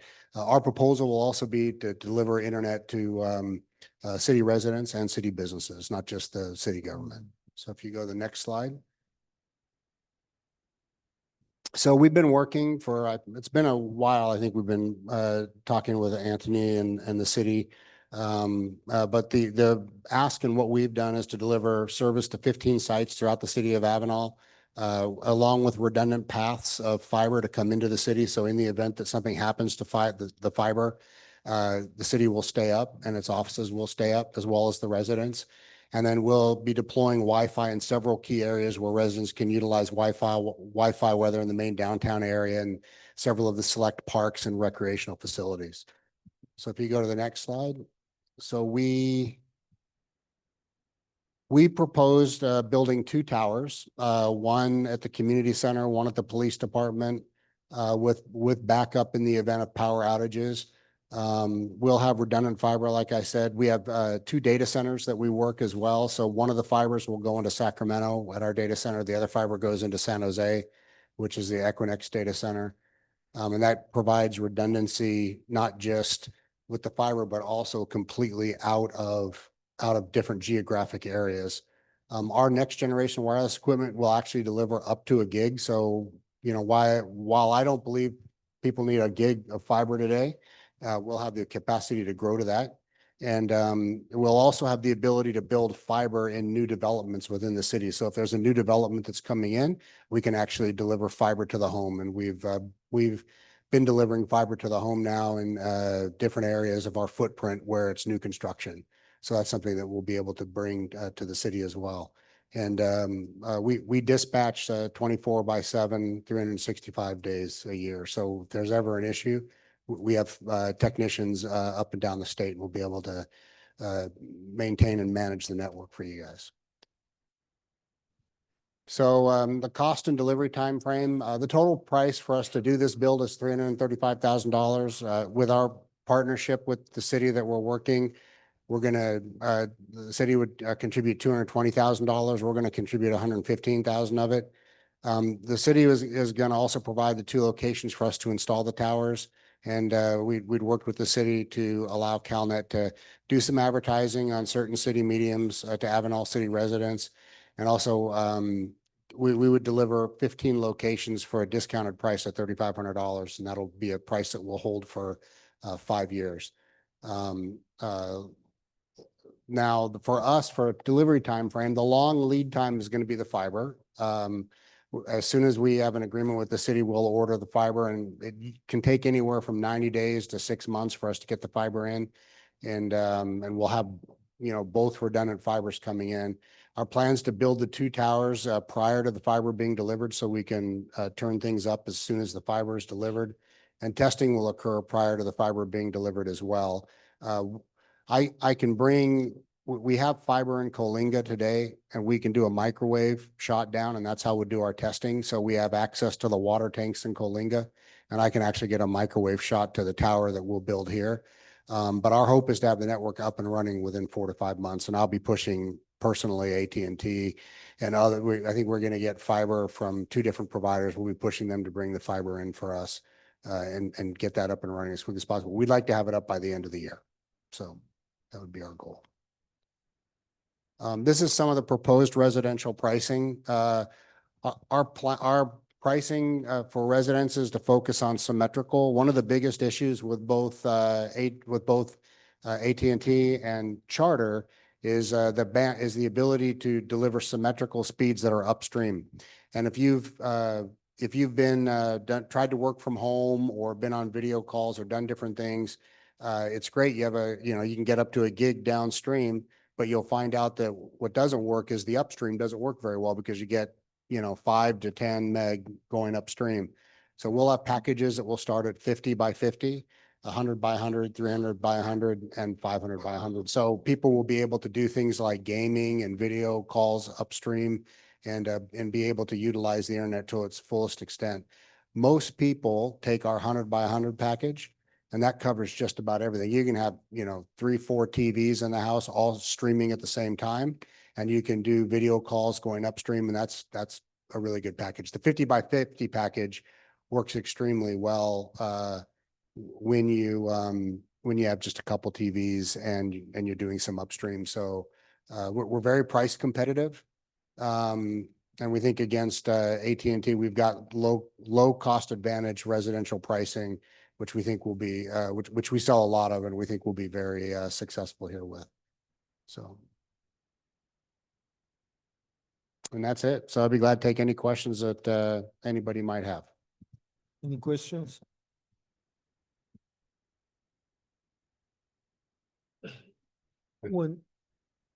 When you said intent to having backup, what's the intent to having the backup out of a satellite, or how's the intent? No, so usually what we do is when we put a network in, because we've got redundant fibers, we'll also put 2 different wireless cards in.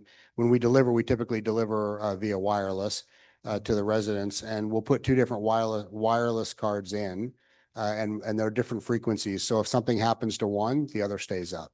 And if we do the same thing if we're delivering fiber to a home. So let's say there's a new area of the city that's being built out, and we went and put fiber in there, we would do fiber, and then we'd also have a card in there that could do redundant and be a wireless one. So and really that comes into play for businesses more than anything, and it keeps businesses up for like credit card machines and transactions that need to be up in the event of a power outage, so that they can continue to operate. So will be more reliable on antennas than any other thing. The two antennas you're talking about, if one fails, would that other one is capable to back up for the other section of town, or no? Yeah, because we'll have one antenna that would be at one frequency, another one at a different frequency, but they're small. They're like size of a shoebox maybe, and you have one up. But then usually when we're doing businesses, usually you put one antenna on the roof, and then you'll put an antenna inside the home that covers the backup. So there's only one antenna on the roof. So. Now, Avenal's small enough in some of our areas where we're having to put antennas and things, 4, 5, 6, 7 miles away from our towers. Avenal's small enough that we're going to have 2 towers in town, And it's very small. We're not going to have to antennas. A lot of the antennas will be J-hook antennas right off the side of the house. I won't have to put anything up tall in most cases unless there's some form of an obstruction. But this is a very unique environment for us, and we'll be able to do a lot with the small area that we have. It's very compact. So. Any other questions? Since the two towers are gonna be on the north side of town, the south side of town will give the same input and output than that side of town, since the two towers are gonna be on that side and nothing on this one. All of the south. There's a tower on the south and a tower on the north, so the police department and the community center. Yeah. So that it should cover both sides and, Talking about yeah. the other side of town on this side. Well, because it's like west and east, but I think what the benefit is that from those two high points, the rest of the town slopes down. Correct. Those are the two high points and everything comes down. And so we should not have any issues. We can usually go out 5 to 7 miles from a tower. And in this case, we'll be able to cover everything with those two towers. So. And I know Colinga went to Unwired. Unwired, and they got a grant for $11 million, and that paid for the whole infrastructure of what they put in that. So Yep. you guys got any kind of grants like that? So Unwired did not get a grant. They paid for it out of their pocket. Unwired did. And the cost of that was almost 20 million. I think I can't say this for a fact. We know that they told everybody it was 11 million, but we believe they've had cost overruns in Colinga, and it was quite a bit more. But I know that they were not able to get a grant for that fiber. So the FFA, they never applied for the FFA grant in Colinga. And the FFA grant, I think, went to somebody else in Colinga, but Unwired, they've been building. I don't know if they've finished completely in Colinga or not. We're still adding subscribers in Colinga on our wireless network, which I was kind of surprised. We thought it would slow down, but a fiber build is extremely expensive, especially if you're overbuilding the way that they did. And the cost of that has to come from somewhere. So their internet's very expensive. So with our internet and the wireless internet, we're still signing up subscribers because on the low end of the economic scale, we have a really good product at 50 by 50. And so we continue to sign up subscribers there. So. And we're agreeing on 2 different agreements, the tower and the service, right? There's 2 different. A few, and Moses will speak to that once they finish.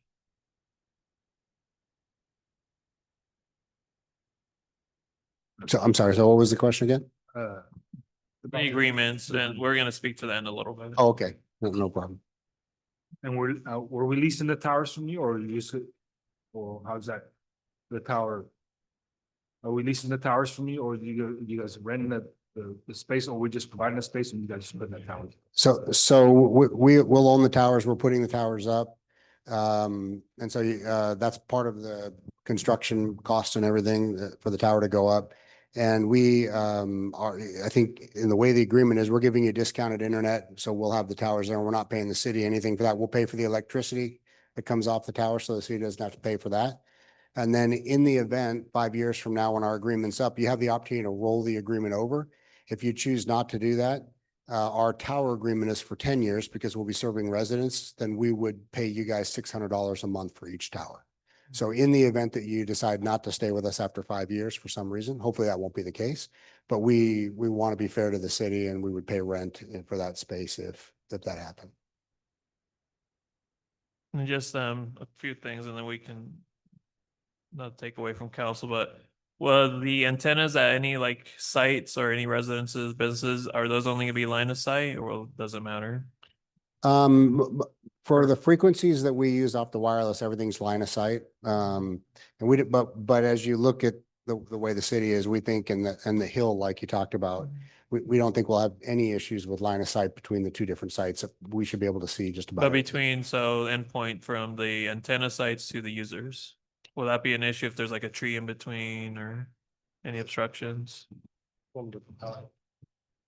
Yes and no. So yes, if there's a tree in the way, it can be an obstruction, but we can also use the tree to mount a radio in. We do this all the time. We use fences. We find the best place on a house. And then I just want to say one more thing about, it is such a close community that a lot of times there could be foliage, but we're so close and the power from the radio is still Strong strong enough. enough that it gets through the tree and you get the full package anyways. So, you know, in most cases, it's not going to be a problem. Yeah, and there'll be hopefully more coverage. I know with the school district, I used to use the King's Net, and from one tree, it would just mess up the whole signal strength. So going back on the antennas real quick, I know the um expectation is that the antennas would have a 48-hour backup. And then if anything were to happen and on those two sites that are being proposed by the hospital and by the community center, those would have their own backups power generators, but you would also deploy them if need be. Correct. So each one of our sites will have a 48-hour battery backup, and it's not really battery backup, it's DC power. So it's a strong 48 to 36 hours. We usually state 48 hours, but it can go up to 3 days. I should say 36. It can go up to 3 days. However, we'll be tied into the power at the police department, which will stay up. So our stuff will be there. It will stay up. If something were to happen, the police department power went down or the generator went down, there was a problem, we would still stay up. And then we also have the ability to roll our own generators. So we have our own large Generac generators that we roll onto specific sites if there's ever an issue. So we've been upgrading all of our sites. We have 700 sites up and down the Central Valley. Almost 60% of them now have DC battery backup because the power grid with PG&E and Southern California Edison is so poor that we see the rolling blackouts in the summertime. And so we try to keep our internet up. So we're continuing to upgrade that, but every new tower that we deploy already has a DC battery backup associated with it. And so yours will have that. Right. Any other questions from council before we talk a little bit about the contracts? No. Oh, we should talk about the contract. Okay, so I know, so we worked on this pretty diligently. We've been working with CalNet for over 2 years, and as we've tried figuring out where the location of the towers, the speeds that the city would be utilizing, the public mesh, Wi-Fi mesh, we finally got those agreements late last week. Staff took the first internal look at them, and then we passed them on to the city attorney, who's gave a quick review, and there will be some language changes that are still being kind of cleaned up. And I know in terms of the leases and the towers, I know that was a question that came up. I don't know if Moses, you want to discuss a little bit. Yeah.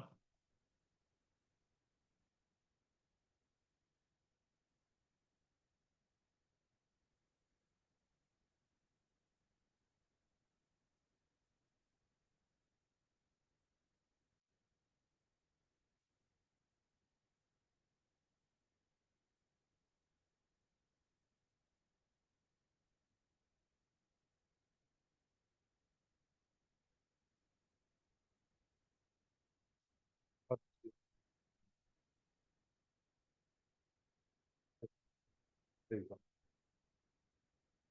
Yeah, so we've started to review the agreements. As far as I know, and you can please jump in. As far as I know, there's going to be 2 site leases for the towers. There's also the 2 construction agreements, and then the subscriber agreement. So as far as I know, there's 5 agreements. The 2 leases are, similar terms. It's just obviously the different sites and the exhibits. There are there is some cleanup that we noticed that we'll have to do to some of them. Some of the exhibits are missing or missing certain information. Yep. And then I think we have to renumber some of them. So, and so we've already started that. In terms of the subscriber agreement, we do have a couple revisions that will run by you. And then I'm trying to think, the lease agreements, we do have some language that we will be revising for your review as well. But overall, I think we can probably have those updated drafts to the city. Hopefully by the next meeting, Okay. Staff's kind of backed up. And again, we're working on it now, so we should have it to staff. Part of it too was part of it too was, we just sent it to the city engineer, public works director to really hone in on those locations, and there may be still some details, so would be better to have a full agreement completed, and then at least my recommendation, if the council is okay with moving forward, and that's why there's a updated resolution before you that Moses revised, allowing for moving forward, at least honing in all these little details, and then bringing it back for council's final review on the actual agreements. We put on the consent calendar once everything is kosher with the city attorney and of course with CalDOT. So basically.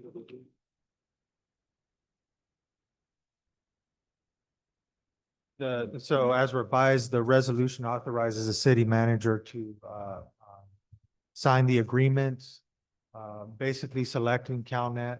And, but if anything has to be changed, then obviously we bring it back if there's any changes. But aside from that, again, the resolution selects CalNet and Rex have to move forward with getting everything ready. So one thing on the two construction agreements, the reason why you have two construction agreements is because we'll own the towers that are going up on the side of the two buildings, but you guys will own the Wi-Fi system. So in the event that you're not taking service from us in 5 years, you'll be able to connect that Wi-Fi system to something else. And we're going to support you guys on the Wi-Fi system. Even though you'll own it, we're going to provide support to Humberto and his team, but that was something that the city wanted to own. So. Any other questions? Before we move forward to approve resolution number 2025-42. I have just one final question before. So you mentioned 100 in, 100 out is the best, and I believe you mentioned for residential. So looking at the prices, you only have the 100 to 100 for commercial. I saw that it'll be 100 by 100. So No, yeah, not and for- I saw that when we were doing it. It should be 100 by 100. So Do you have an average price for residential? 100 by 100, I think would be the same price, right? It was supposed to be 100 by 100, so for $60. So yeah, we'll update the presentation and send it back to Anthony on it. So. And part of it too, like I personally am paying Spectrum 130 for a gig. I'll usually get like maybe 800 down, and not until like 2 weeks ago they jumped it from 30 up to 50 up finally. But you definitely notice the speeds get bogged down after school and in the evening for any uploads. Yeah, finally, I just want to say that it's been in the works for a while. We tried many companies, and I was able to bring some to City Hall, but didn't work out according to the city's needs. So we're glad that we finally connected, stepping up and helping with Yeah, and if Humberto, did you talk more about the IoT stuff and the water meters? I glanced over it a bit. Yeah. I know the other reason too is just we would hope this, and it's in the staff report, is having this as the backbone to also infrastructure for future deployment of wireless water meters. Instead of having to have, we were looking at it the other day, having 4 or 5 LTE towers across town that would then link up to all the wireless meters. Craig's team said they'd work with us, and they have some experience working with wireless getting the data from the wireless meters. And I realize in the world of tech, we do throw around a lot of acronyms. So I'm sure if anyone isn't too familiar with what IoT is, it's short for Internet of Things. And it is essentially any device that isn't necessarily a phone or a laptop or a computer, but that still needs to be interconnected to the internet somehow. So again, think of your Ring cameras, your Arlo cameras, your smart thermostats. In our case, we'd be looking at smart access doors, door panels, so on and so forth. Just to clarify. So seeing no other comments, questions? Is there a motion to approve resolution 2025-42? We have a motion by Councilmember Verdugo. Is there a second? I second. Second by Councilmember Reynosa. Angie, roll call, please. Councilmember Hernandez, Yes. Councilmember Reynosa, Yes. Councilmember Verdugo, Mayor Pro Tem Gomez, Mayor Preciado. Yes, for the record, it was approved by the vote of 5-0. Thank you. For your presentation. Thank you. Good night.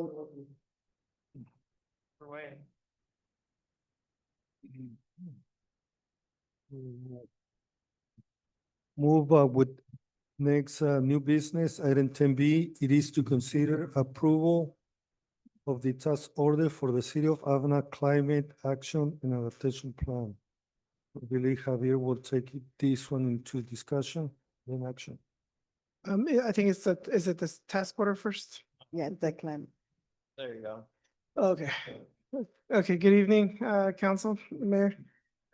So a little bit of background, last year we applied for the climate adaptation planning grant. It was a fine category of STP under the sustainable transportation planning.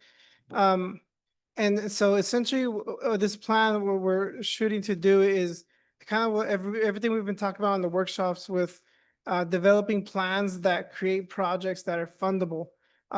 So part of the funding that's available is how to make places more walkable and how do we adapt to the climates, the harsher, hotter summers and the colder winters or the flooding, extreme heat. The explanation here, it talks about how to prepare for the vulnerability to climate stressors such as extreme heat, flooding, and drought. So the key outcomes from this plan include developing specific adaptation strategies for priority transportation corridors in Avenal. So without reading the whole thing again, back to you guys, but essentially what we aim at, the results of this plan is to create projects that can be funded under climate adaptation. So once we create a list of projects through workshops, those projects now are viable to apply for these additional grants. So this has been a while since we've had a strictly planning only grant, but if you recall, the 18-inch pipeline project started as a planning only grant that we had to spend that money to show what was feasible, how it would be done, and then once they see that you have this, they allow you to get the construction grants. So we did get that planning grant. Javier presented on that a while back, and now we're moving forward to spend that money. But you still needed additional $40,000 out of the local transportation fund? Yeah, part of the input is I believe it's a 11% match. And the good thing about these projects is they're essentially transportation projects, so we can use our local road funds. And part of the reason they do that is because they want to make sure you're committed to the plan, committed to the future projects.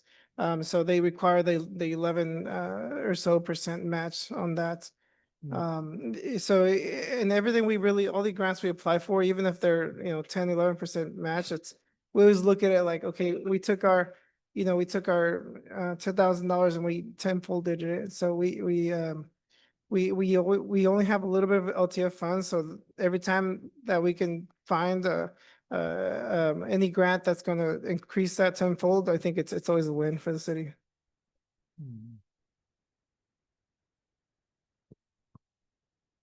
You don't have to submit for this grant. I heard projects that you might do. Yep. To show them what you might do.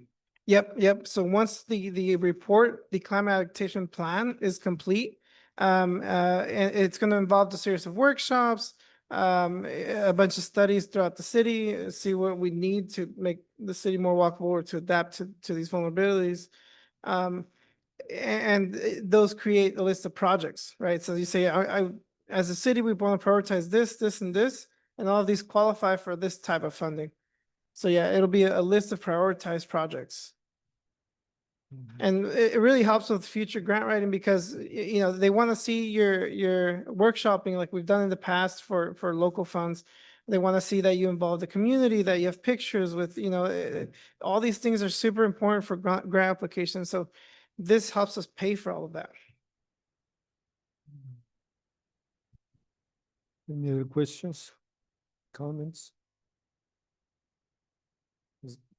Is there a motion to approve resolution 2025-43? A motion by Mayor Pro Tem Gomez. Is there a second? I'll second it. Second, Councilmember Hernandez, can you roll call, please? Councilmember Hernandez, Councilmember Reynosa, Yeah. Councilmember Verdugo, Yes. Mayor Pro Tem Gomez, Mayor Preciado. Yes, for the record, let us show that it passed with the vote of 5-0. Also, if you want to add to the minutes that, Councilmember Hernandez, was Yes, present at yes, closed I session. did. I noted in the minutes that he joined the meeting at 7 o'clock. Yes, sir. Thank you. Thank you. Then, we'll go back to, do we want to cover it another? 10C, and then we can go to special presentation from the tobacco. So we're going to item 10C, which is to consider approval of the 2024 Avenal road maintenance project bid from BSS International. And Javier will take it over again. Yeah. So we've done a series since last year, fiscal year 24-25. We've been planning a road maintenance project. And so tonight's agenda, we have the award to BSS International. We went out to bid seeking low bidder. Low bidder was Pavement Coatings Company at $648,000. Upon reviewing the bids, which we always do after the bid opening, we found that Pavement Coatings had essentially they had a 5% larger than the 5% base bid item for item number 1, which is the in our contract documents, bid documents, we had specified that you can't go over the 5%. So that led them to being disqualified as a low bidder. And essentially the next low bidder would have been BSS International at 772. So tonight, really what we're trying to do is award the contract to BSS International. But on the condition that we cost negotiate with BSS after we entered into negotiations with VSS, I noticed that the cost for the type of microsurface we're doing was kind of high. So I took a look at other bids that we've done in the past, and we did some value engineering. So we came up with the reason it came up high is because we want to do 2 types of treatments. We want to do a chip seal and then the microsurface on top that gives you the smooth layer. But the problem with those 2 types of treatments, they require 2 types of crews. You have the people who do the chip seal, different machinery, and you have the people who use the fiberized microsurface. So when you're bringing 2 crews, you're paying double for mobilization. And we, after talking to them, we realized, okay, you know what? Like people like BSS International are very, very specialized into what they do, which is road maintenance. And really our finished goal was to do the microsurface. We cost engineered it to get rid of the chip seal, but still do 2 coats by doing a type 3 rock, which is a little bit larger rock microsurface first, and then doing the type 2 rock microsurface on top of that after it's already been dried. So you still get the 2 layers, but you use the same crew to do it. And it gives you a good product. It's a road maintenance project. We were able to add, I'm not sure if I put it in here, but an additional 5 roads of I think I read through I think I included a map, maybe. Yes. the ones in red. Yeah, the ones in red. So still using the 2 treatments, we were able to add those additional 3 larger roads there, but also got it down from 700 down to 440. So it's a huge difference, how much more we can do with just using double micro. In 1 contractor Yeah. instead of 2. Yep, instead of 2. So so tonight's agenda would award it for the 700 on the condition that we value engineer it down based on those conditions to the 440. But and this would be regular road maintenance. Like I said, we get 400,000 LTF. So you can it's gonna be the first one in Avenal with microsurface treatment. But these are things we can do every year. So every year we'll be able to do, you know, what is that, 7 roads. And so as we catch up, you'll see, you'll see, just start rolling these out much quicker. So this is the project that was supposed to be doing north of Skyline, and so it will include the whole north side of Skyline, right? Yep, yep. And we're rolling it out because since we only get 400 and I believe 40 every year from LTF, um, we, we don't want to overextend on the first treatment. So we want to kind of roll it out every year, and use it up as the funds come in. So, and that's why we're breaking it up into phases. Right now, like you guys probably thinking, how did we choose these roads? We did it like a mini pavement analysis, but we are working on updating our street saver program, which is going to start mapping all our roads, looking at the road conditions and assign PCIs, and I want to present on that much more so you guys kind of see the program, how it works and how we're running it. But I have recovered the street saver that we used to have here, the login information. So we have that access to that, and now we're just updating it to start rolling this out every year and doing this every year. Yeah. Yeah. If any maintenance. So phase two is still planned for next year? For next year. Yeah. Yep. So it will be south of Skyline all the way to State Highway 33. So that's where the PCIs were gonna come in. So we kind of go into it blindly based off, not blindly, but not based off of location, but based off of the condition of the road. And so if the conditions are showing, worse in this area, we go to that area. And with that program, it's gonna allow us to show, if it's gonna allow me to show you why this one is a worse condition than this one. And you can kind of judge streets objectively without just like where they are, based off on the map, essentially. But yeah. So with that criteria, you can target the worst wards within the city. Yeah. And not necessarily one area or the other.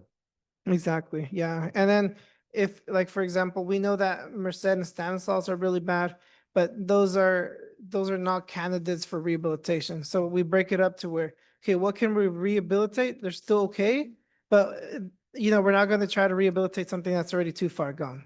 That's going to require, I'm shooting for grants, combining grants with our LTF, like I said, to expand our LTF instead of just wasting, like if we did, I mean, if we try to hit Stanislaus, we'd probably do one block for, almost $1 million.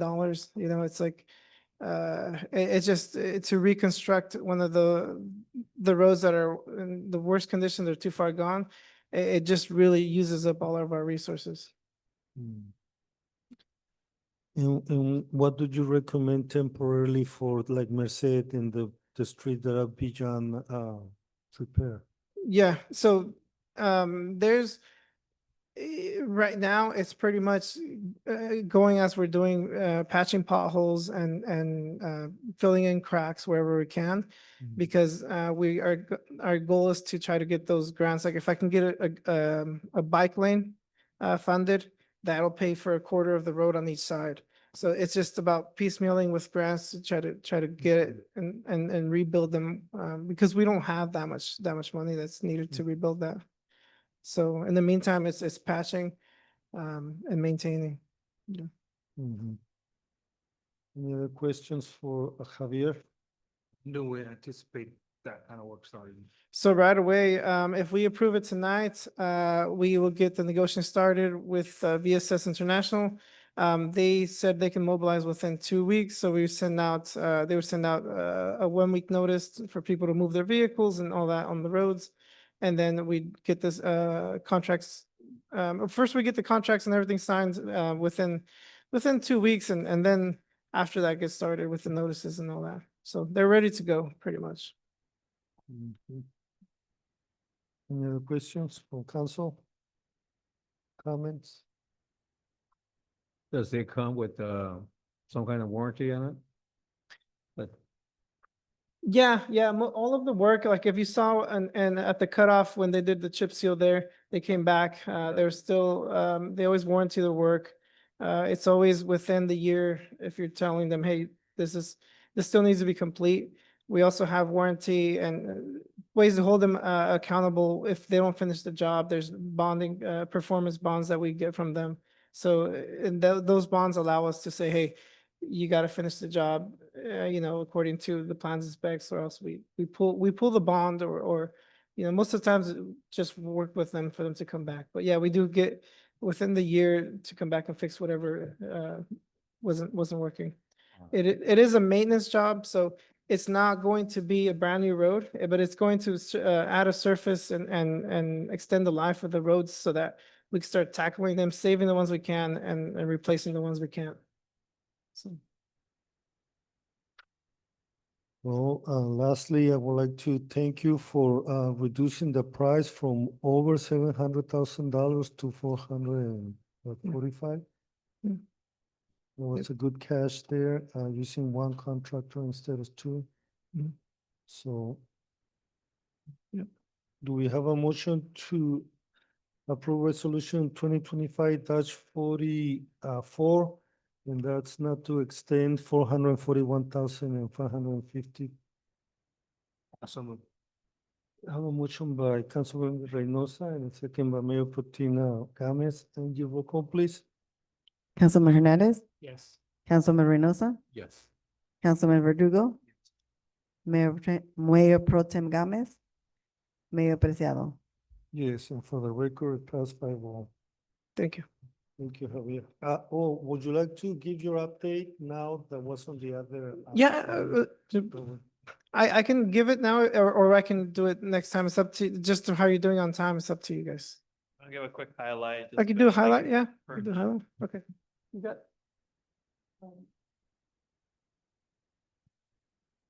I'll just update on the community center, because that's the biggest project right now.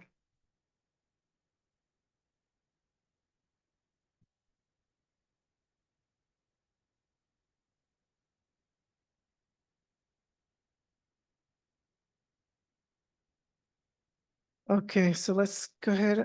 So let's go to the next slide. I have a bunch of pictures here of the progression of the community center that I'd like to share. Go ahead, next slide. Last time I presented, they were working on a lot of our conduits, and all of our, electrical essentially connections. So right now a lot of the work is happening outside the building, and it's all the offsite improvements. So this is our drainage systems. You can go to the next slide. The pads for the transformers, and you see our electrical conduits there has been poured. Next slide. They started drilling and installing the lights fixtures on the outside, so we have solar lighting as well. Next slide. This is the footings. There's the lights. You can go to the next slide.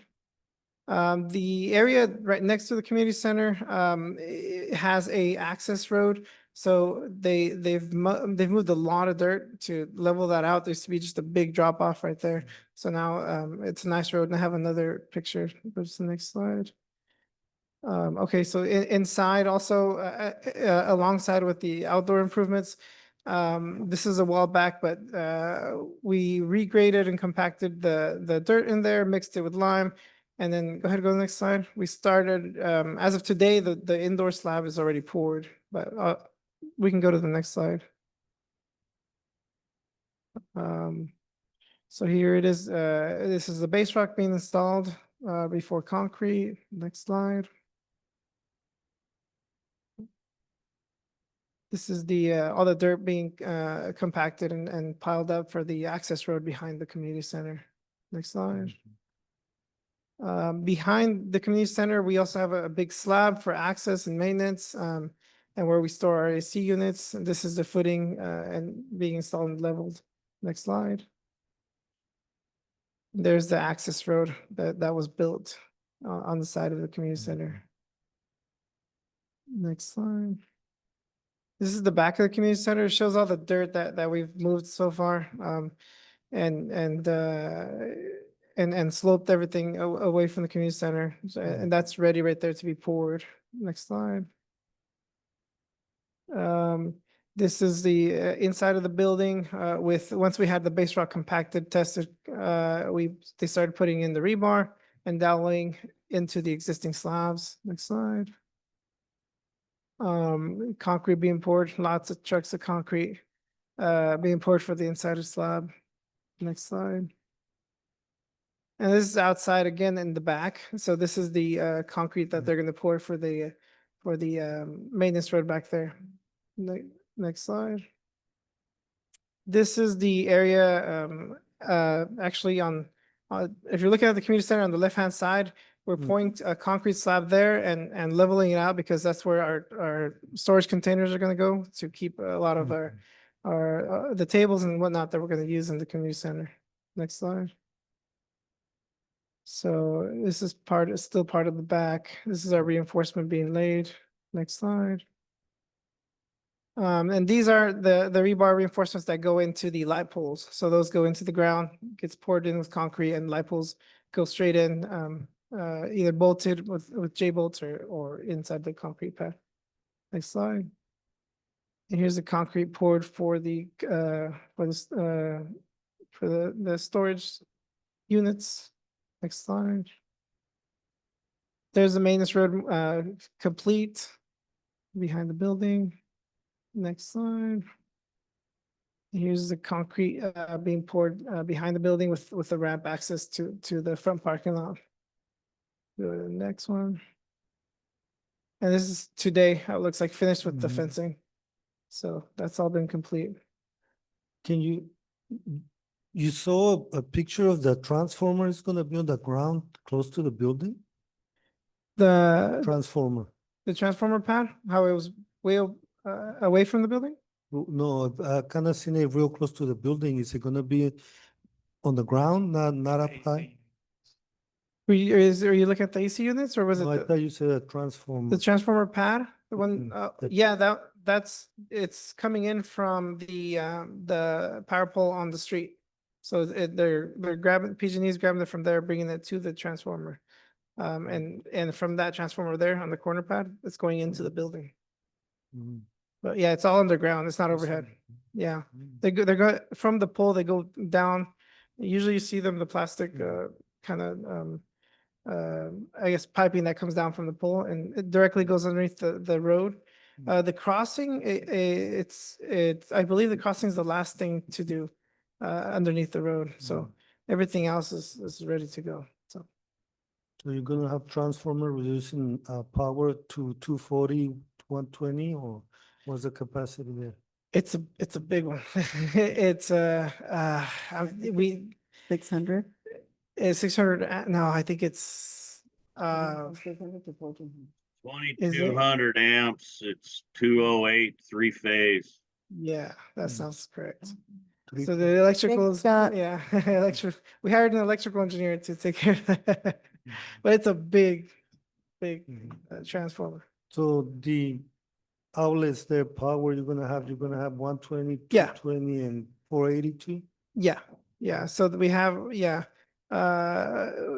regular 120 outlets and we have some, I believe we have a water heater that's 240 and we have, I mean, the AC units, we got some pretty big AC units. So it's just, our electrical panel's massive. And that's the biggest holdup right now is that, the rest of the building is going to be 100% complete by the end of this year. The indoors, they're starting framing. They ordered it. They're manufacturing it. It'll be here by next week. So the framing goes up. Everything goes up after that. But the actual electrical panel that we're installing, switchboard, that's the part that doesn't come in until January. So that's the finished touch where all the electrical components going in. And that's because it's a big, essentially a big panel that gets manufactured and there's a big delay on that. So we're not looking at completion in November, December like expected. Yeah, that's the one thing I wanted to touch on today is everything will be done besides the electrical panel. So we won't have power as we wanted to in December. But we will be done with the rest of the building, just waiting for the panel to come in. Yeah. And So the grand opening won't be until probably next year then, We're looking at February. We could probably host a tour. It's just like I said, it's not gonna have power and it'll be complete just waiting for that panel. Those panels are specialty panels and they get manufactured by certain companies and I don't know what it is, but they're so backlogged that they issued us a letter stating, hey, this is the earliest we can get it to you guys.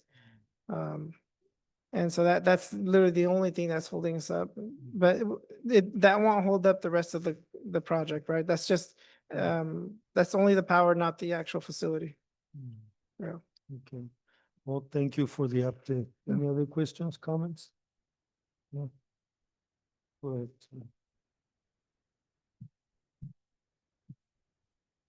Just real quick, from fire department's perspective, we were just made aware of this project a month ago. There was no plans check that was put in place with us.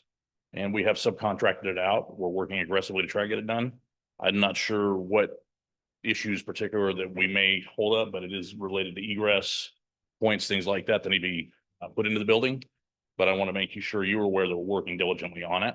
But we literally have only had this a month. Obviously, you guys have had it a lot longer than that. So we're going to work as diligently and prudent to get this open for you as we can. Thank you. Thank you.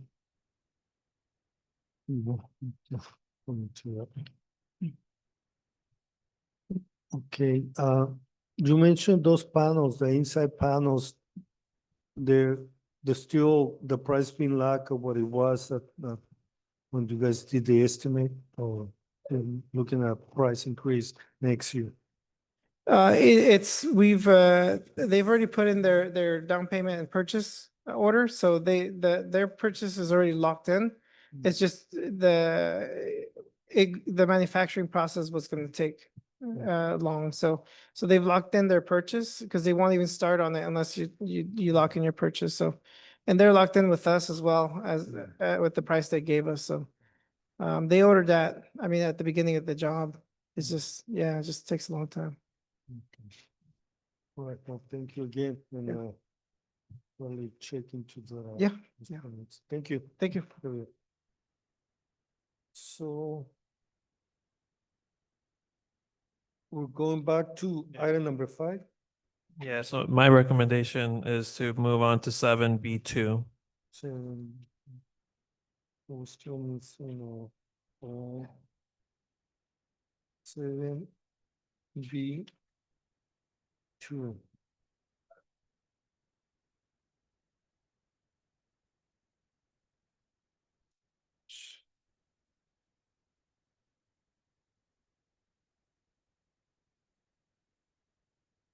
So we have a presentation by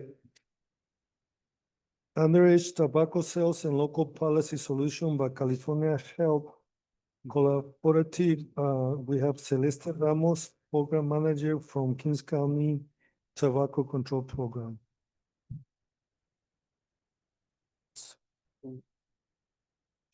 Good afternoon, Council. Good evening. My name is Celeste Ramos. I am with the California Health Collaborative Kings County Tobacco Control Program. And today I'm here to share recent data that we collected regarding underage tobacco sales and local policy solutions for the community.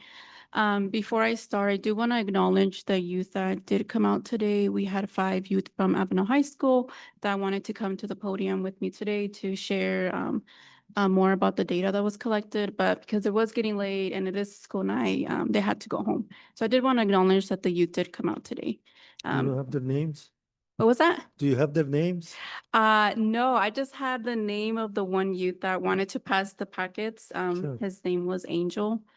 Is it okay if I pass these packets to Carla?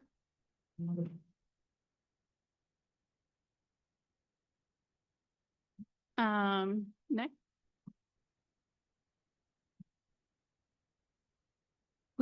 Is he gonna? Yeah, Humberto, will you please go to the next slide?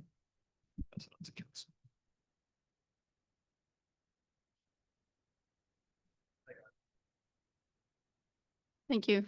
So I'll keep the presentation short. These are some of the topics that I'll be going over, just some program background, the data that we collected, the new legislation, new tobacco legislation that took effect at the start of the year, and the new one that's going to take place in 2026. What communities in the Central Valley look like regarding tobacco prevention and how the program can support the city of Avenal. So as I mentioned, I'm with the California Health Collaborative. It is a nonprofit organization that has various programs serving Californians throughout the state. One of those programs is the Kings County Tobacco Control Program that I manage. It works to create more collaborative opportunities to increase awareness around the impacts of tobacco and the deceptive marketing tactics of the tobacco industry. So part of the work of the Kings County Tobacco Control Program is to collect data and share this data with the community and local leaders to inform them about the retail environment in their community. In 2022, we conducted what's called Young Adult Tobacco Purchase Survey. So this is where underage decoys go into the stores that sell tobacco and see if the retailers are willing to sell to them. So in August of 22, 25% of retailers surveyed did sell to an underage young adult. And by underage young adult, we mean it's someone over the age of 18, but under the age of 21. So at that time, 12 retailers were surveyed and 3 of them did sell to a young adult under the age of 21. Next, we conducted the same surveys just last month, again in August, and we found that 35.7% of retailers did sell to an underage young adult. We surveyed 14 stores and 5 of them did sell a tobacco product to a young adult under the age of 21. And the reason why there's 14 retailers this time around compared to 2022, it's because in 2022, Dollar General nor the Eagle Feather Trading Post on Highway 33. These 2 stores were not surveyed in 2022, but we did include them in the surveys we conducted last month. We do want to share some highlights. So after we completed the surveys in Avenal, with the volunteers that participated in the operation, we recruited underage young adults from Fresno County. We did learn that one of the retailers falsified the date of birth to bypass the register prompt and complete the purchase, even after the decoys stated their age and the year they were born. Something else we wanted to highlight is that this was the first time these decoys had visited Avenal, so they had no relationships to the retailers. The retailers did not know them, did not have any mutual friends. So if there was ever a misconception of retailers are selling to people they know, this can be dismissed. The retailers did not know who the young adults that participated were.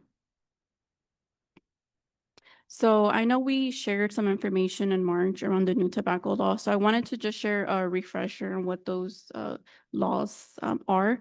So in 2025, at the start of 2025 this year, AB 3218 and SB 1230 took effect, which focus on straining and initiating enforcement of prohibited flavored tobacco products, which is a law, the flavored tobacco law, SB 793. It had a lot of gaps and loopholes, so these 2 laws worked together to close those loopholes. It also introduces the unflavored tobacco list, or the UTL, which should be fully implemented in about 3 months. By the end of this year, it should be out, implemented, available by December 31st of this year. And just a little bit more about that UTL. This list will contain only tobacco products that lacked characterizing flavors, meaning only the products on this list will be eligible to be sold in California. And that list will be published by or before the end of the year. The Attorney General's office is the entity who is in charge of establishing the regulations and creating this list. So at the start of 2026, anyone will be able to go on the DOJ website. You can scroll through the list. You can look through the tobacco products by name, by brand. You can look it up through UPC. If it is on the list, that means it is eligible to be tobacco products eligible to be sold in California. If it's not on the list, that means it is a prohibited item. So with these new laws and the data that we collected, we wanted to share what other communities in the Central Valley are doing regarding underage tobacco sales and protecting youth from starting to use tobacco products. So communities in the Central Valley like Bakersfield and Clovis have took action to reduce underage tobacco sales and ensure retailers are complying with state and local laws. In the summer of 2023, the city of Bakersfield adopted their own tobacco retail license ordinance, which holds Bakersfield retailers accountable in following state and local tobacco laws. In May of last year, May of 2024, the city of Clovis passed their own tobacco retail license program and what they call a step forward in protecting youth and the community from the harms of tobacco. There are no communities in Kings County nor Tulare County that have a policy similar like Clovis in Bakersfield. But if the city of Avenal is looking to establish something similar, the program is available for support. So that tobacco retail license, what it is, it's a policy option for local governments requiring tobacco retailers to pay a license fee.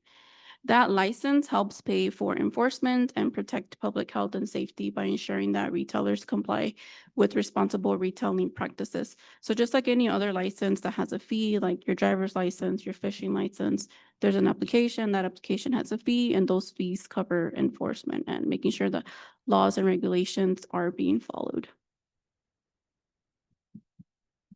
So the program is here for support. The Kings County Tobacco Control Program can educate the community, educate city leaders, just like today. We have been educating the community. We provided a presentation to the folks at the Senior Center in May. We'll be at the Family Engagement Centers in October in Avenal and Kettleman City, providing similar information. We can do it in Spanish as well. We are able to create materials, educational materials. In your packet, you will find the survey results, and you'll also find a fact sheet that was mentioned when we came in March about providing the new tobacco laws into a fact sheet, bilingual, so the community can read it. We're able to create materials. We can also provide civic engagement trainings to the community, to youth. And we are here for technical assistance to assist local communities with samples of how others have addressed tobacco-related issues. And if the city does need legal advice, we do have partners at the Public Health Law Center that provide legal advice to tobacco prevention projects in the state of California.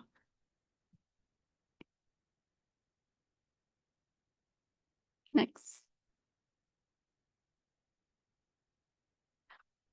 And just to close off, I did want to share just some cessation support if anyone in the audience is looking to quit tobacco or no youth, anyone. KICA California is always available. Nationally, there's smokefree.gov. And here in the community, ARIA Clinic does have a tobacco cessation program. And that is all I have for you all. As mentioned, we did have some youth. I wanted to share a couple words. If anyone in council was interested in connected with them, they do meet after school on Wednesdays. It is a club, and before they left, they mentioned if I could mention this to you all, if you all did want to meet with them, they're available on Wednesdays after school, and they meet. They usually meet at the library, but right now it's under construction, so they're meeting at a classroom. So if you are interested in meeting with them, I could make that connection. Or What time? What time? they meet after school after 2:30, I believe. And it's on Wednesdays, So 2:30? 2:30. So that's the middle school? High school, High school doesn't have. 3:30? That's minimum day. Yeah. Okay, I was there last Wednesday, I got there at 2:30. They meet in a classroom. I couldn't even tell you the number. Because they met at the library, but when I was under construction. And last Wednesday was my first time in the campus. So I'm not really familiar, but I could get that information for you. It's called the Avenal chapter, Avenal chapter. And none of your team meets with them or kind of once the meeting is fine? I'm sorry, I couldn't hear. Did anybody on your teams runs the meetings with them or they just meet on their own? No, they meet with the Soul program. They're called the Soul Youth. That program is the one that coordinates those meetings. They invited us last Wednesday to come out and do a training on public speaking. So this is why they wanted to come out today. But we could keep meeting with them. So anybody has any questions for the presentation?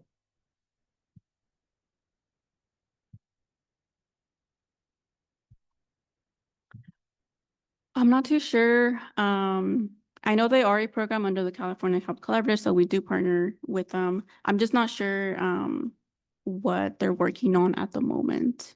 They invited us to come, so I'm not really sure what their plan is for the school year. So the question that I have is regarding enforcement to those stores that sold tobacco to minors. Were they fined or what happened? Was it reported to any law enforcement agency? Who takes enforcement of that situation? So because the Kings County Tobacco Control Program, we can only provide education to the community and city leaders. We're not enforcement, so we were not citing them. We did not share with police department. If the law enforcement does want to talk more about this, we can we can schedule a meeting with them to see if they want to do these decoy operations again. And then at that instance, they can find them. But what we did was just collect the data to be able to share it with the community. But we did not find anybody. They do not know that they sold to an underage young adult. Everything was anonymous. There was no program gear. They were just youth or young adults that were recruited from Fresno County. Okay. Well, thank you for your presentation, and we'll see some interest when meeting with high school students. Did you want to meet with them and then I can make the contact? Yes. Yes, okay. I'd like to thank you for, I know we met at the middle school and I asked you to, we could do another of these stings.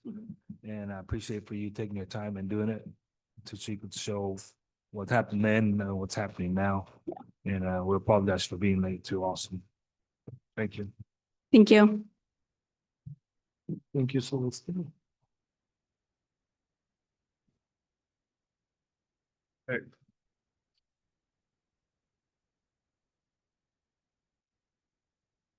All right, I would recommend now to jump back on order, go back to number 5 and then continue the order.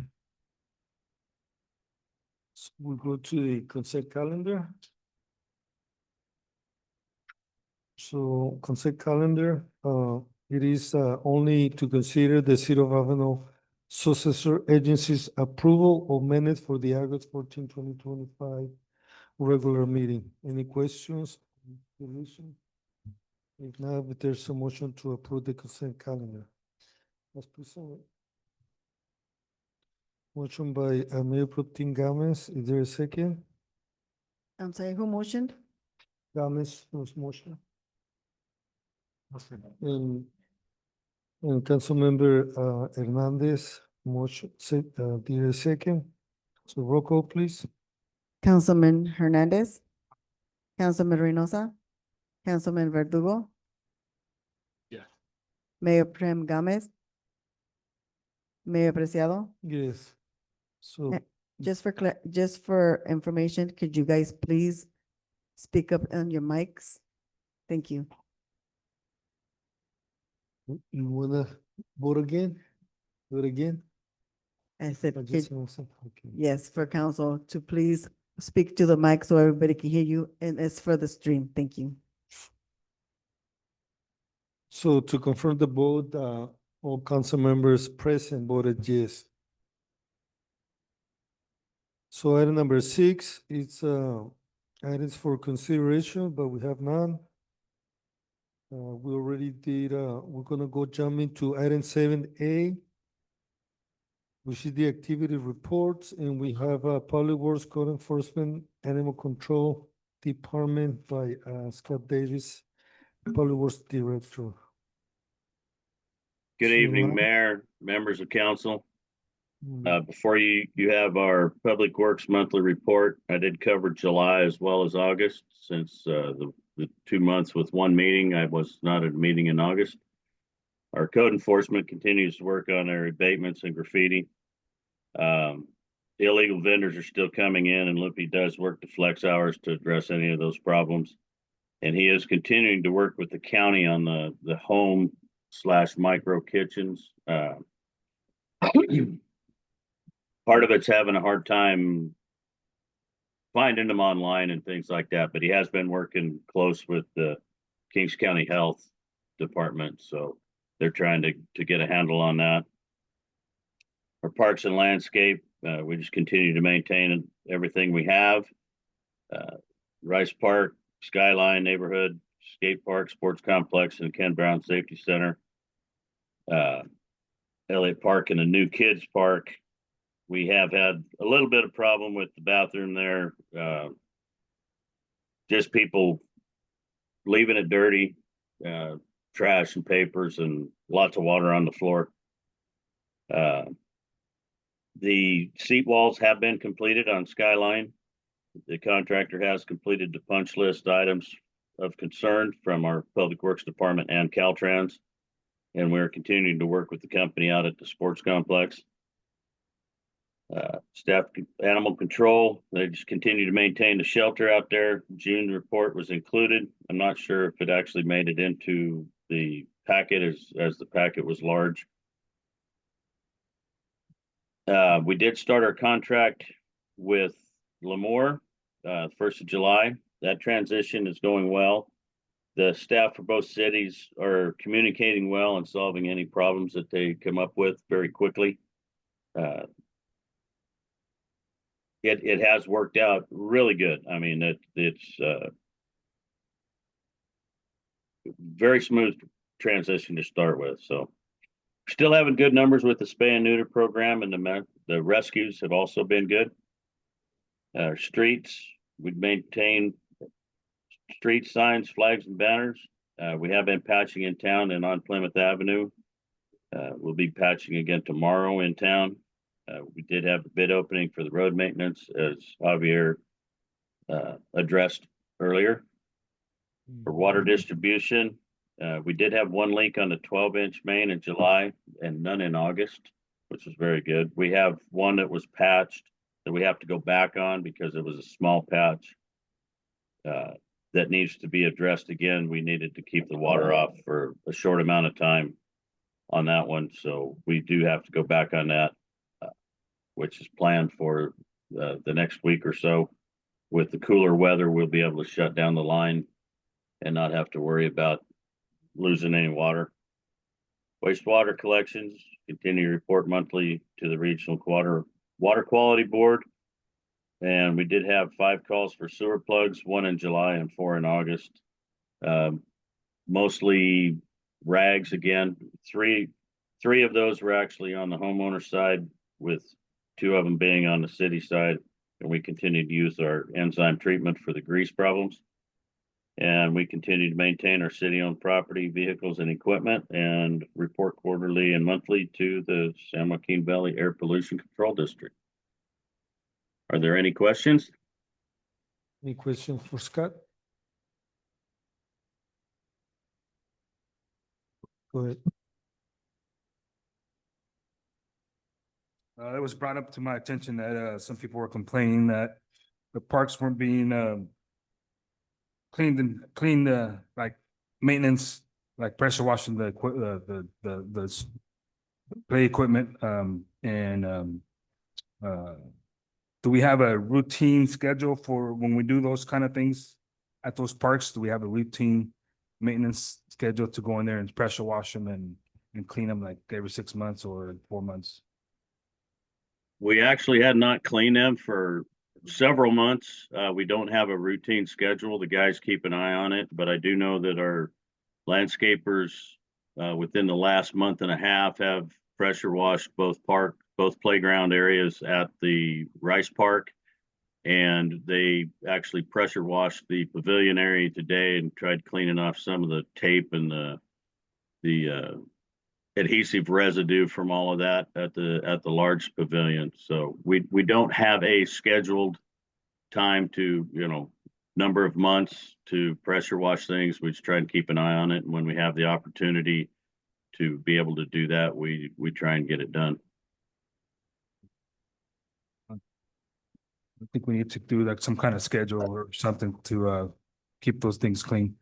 And another note, I've been noticing a lot of semi trucks parking on residential streets. It becomes a hazard for, for other vehicles and pedestrians and I know we have an ordinance on big trucks parking on city streets and it's happening. What are we doing about those trucks with the code enforcement? If they're on the street, it's the police department. If they're in the driveways and at the residence in their driveway, then our code enforcement addresses it. There's been a few that he has addressed and when he has addressed that and they've said, well, it's in my driveway because I'm servicing it or I'm washing it, that is allowable during daylight hours. Yeah. So if we're having an issue with trucks parking on the property at nights, then I need to know the addresses if we can get them. But when it is on the street, that is our police department. Then yeah, because there's been a few that I've noticed or that park the big trucks. I know one of them, the big one's been parking in front of the museum quite a bit lately. So, and then also we used to have a car abandonment. We used to give a lot of tickets for that. Cars parked in the street for a long time, or people collecting cars in their properties. Because I remember just down the street from my mother's house, somebody, the guy that does auto glass, his cars were pulled out of his yard because he was told because they've been sitting there for a long time. And I see a lot of residents with multiple cars that have been sitting there and inoperable or not behind a fence. What can we start doing about people with multiple cars in their yards or even in the front on the street that haven't been moved for months or years? Well, I will work with our code enforcement on getting some answers on the vehicles that are parked on the properties. And there again, if they're on the street, that is the police department. Because I know I pulled the ordinance that was signed back. I mean, it's a old ordinance, but it's here.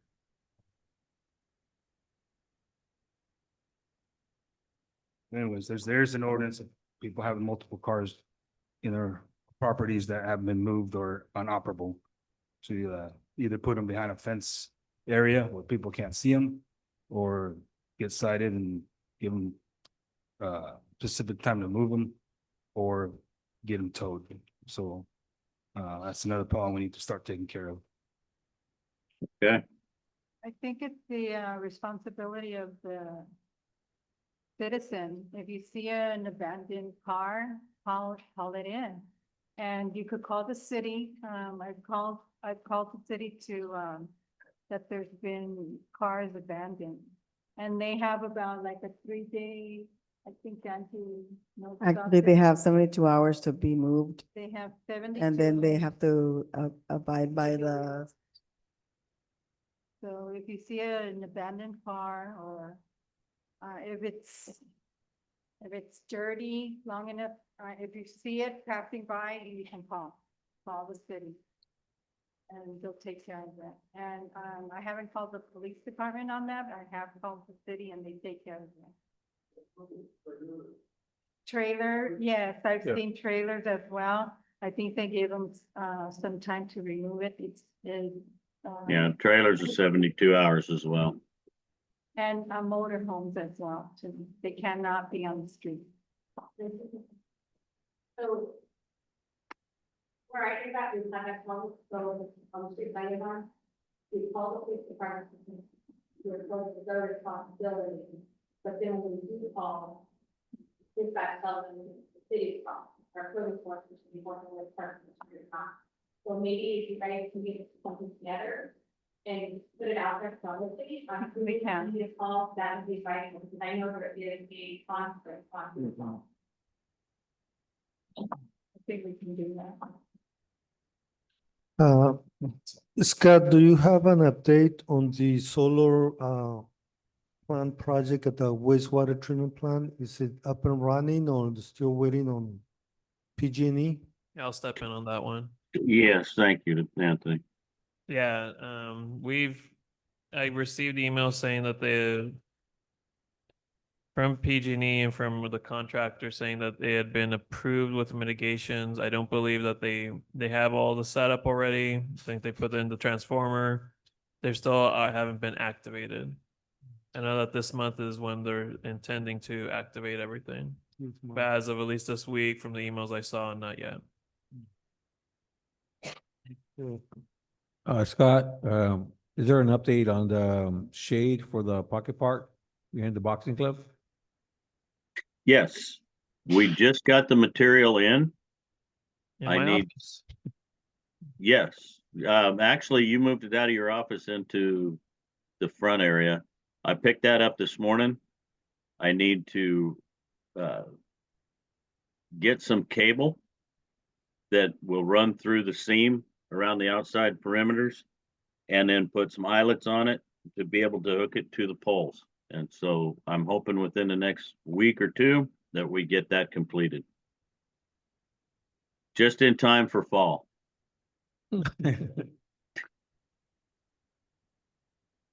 Any questions? If not, thank you, Scott, for the report. Thank you. Thank you. We have Humberto coming back with the IT department activity report. Humberto Bermudez, IT director.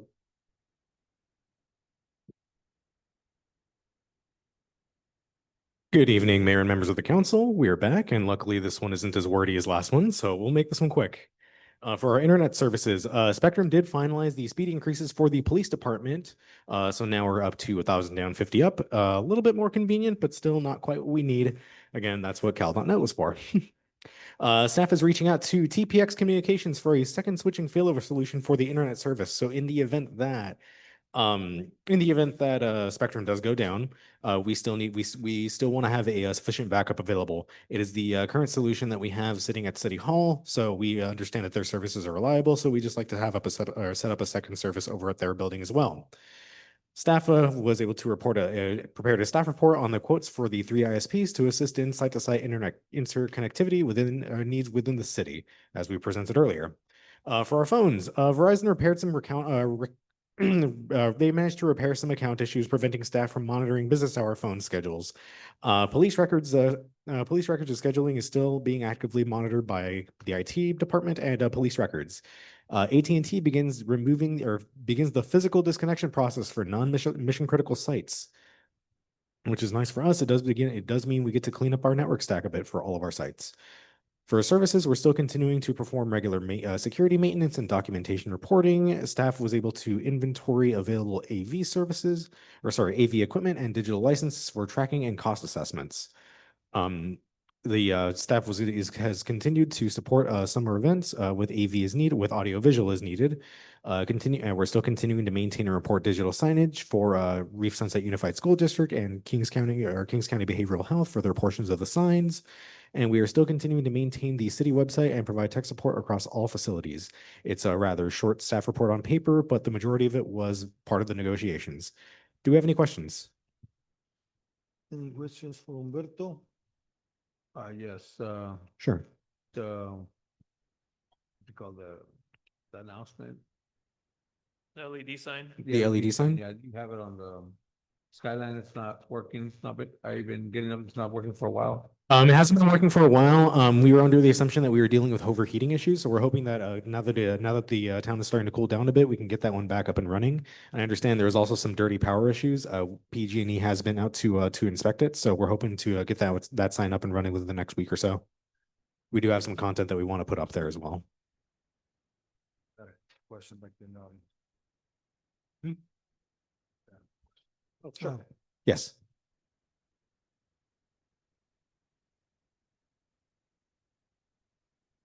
We should be able to. What was that? I didn't hear that part. Since we have the electrical signs, or since we have the digital sign up on Skyline, can we take the plywood one down?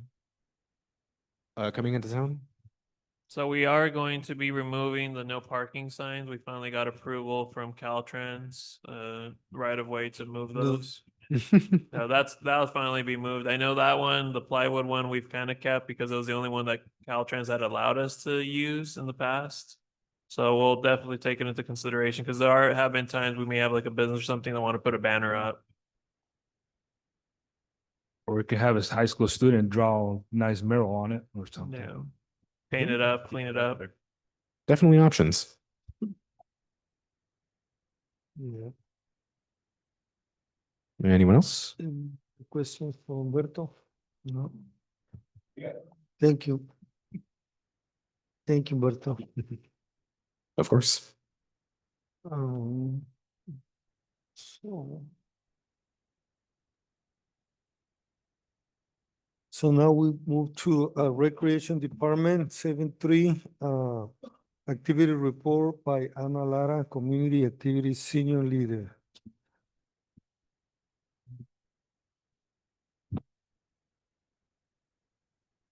Thank you. Good evening, Mayor, Council. For our updates, in August 1st, we ended our summer Kids Spot program. We had 60 kids registered. Most of them were sponsored by the KCAO. There was a few that chose to pay the weekly cost. Throughout the summer, we took 3 field trips to the Island Water Park, John's Incredible Pizza, Grizzlies baseball game, and then our weekly library trips.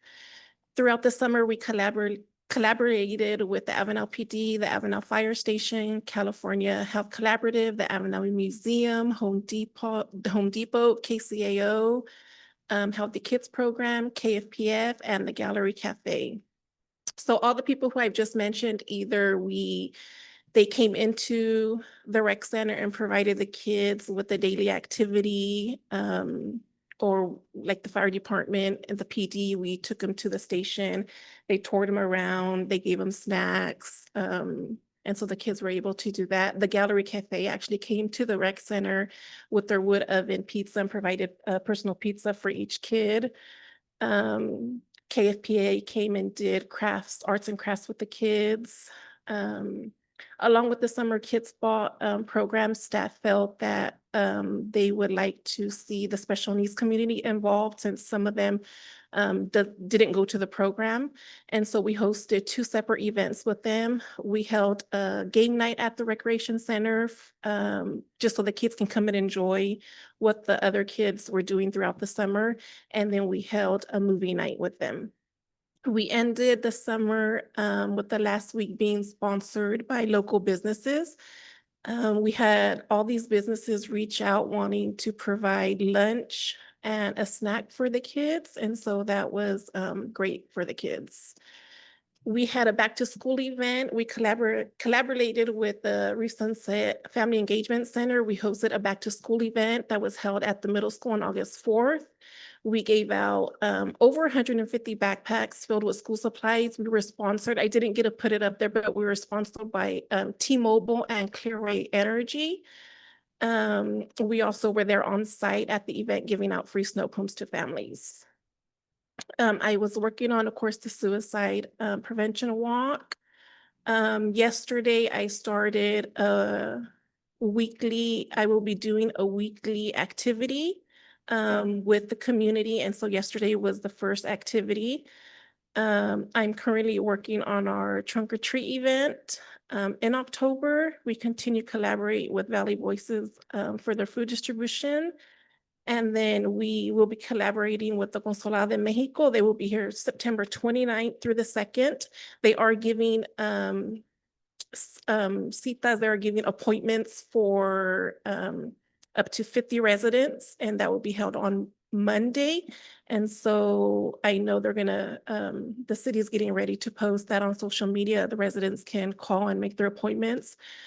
Each council member can give 5, can look for 5 people who will need a cita. And so we'll be able to schedule that for them on Monday, the 29th. It'll be Monday.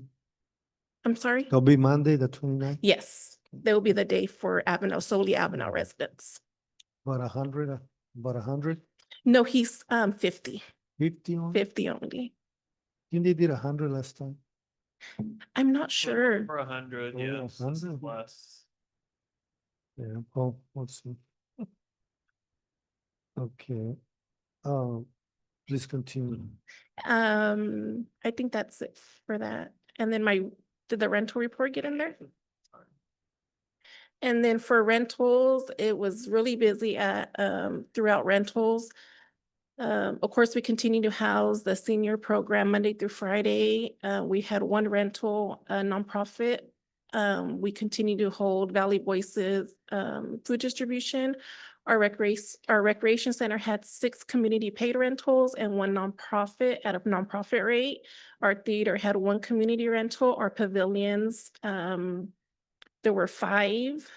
3 of them were paid, and then no, I'm sorry. 3 were at the sports complex, 1 was at the Rice Park, and 1 was a Rice Park nonprofit rental. And so that concludes my report. Does council have any questions? Any question for Anna, Recreation Department? I just wanted to mention, good thing that you mentioned T-Mobile, because through Brenda Quintana, she's been able to connect mayors in the Central Valley with different sponsors every year for backpacks. And so she made a request that is possible we can submit some pictures with, but, that way, they can continue sponsoring every year the backpacks. So, Yeah, most definitely. We did take pictures of the event at this back to school event, but also with the 150 backpacks, I did keep 50 of those backpacks for just solely the Kids Ball kids. And so those were, the kids were able to come in once the program was finished and pick up their backpacks. So I can email over Anthony the pictures of some from the event and then some from the kids that came to the rec center to pick those up. okay. Thank you. Looking good, the report. Thank you. Thank you. So now we have George. No, it seems it might have gone a little too late. We don't have George or Teresa from Waste Connection, so we'll have to bring that table it for another meeting. Well, in that case, we'll go into item number 8, public hearings, but we have none.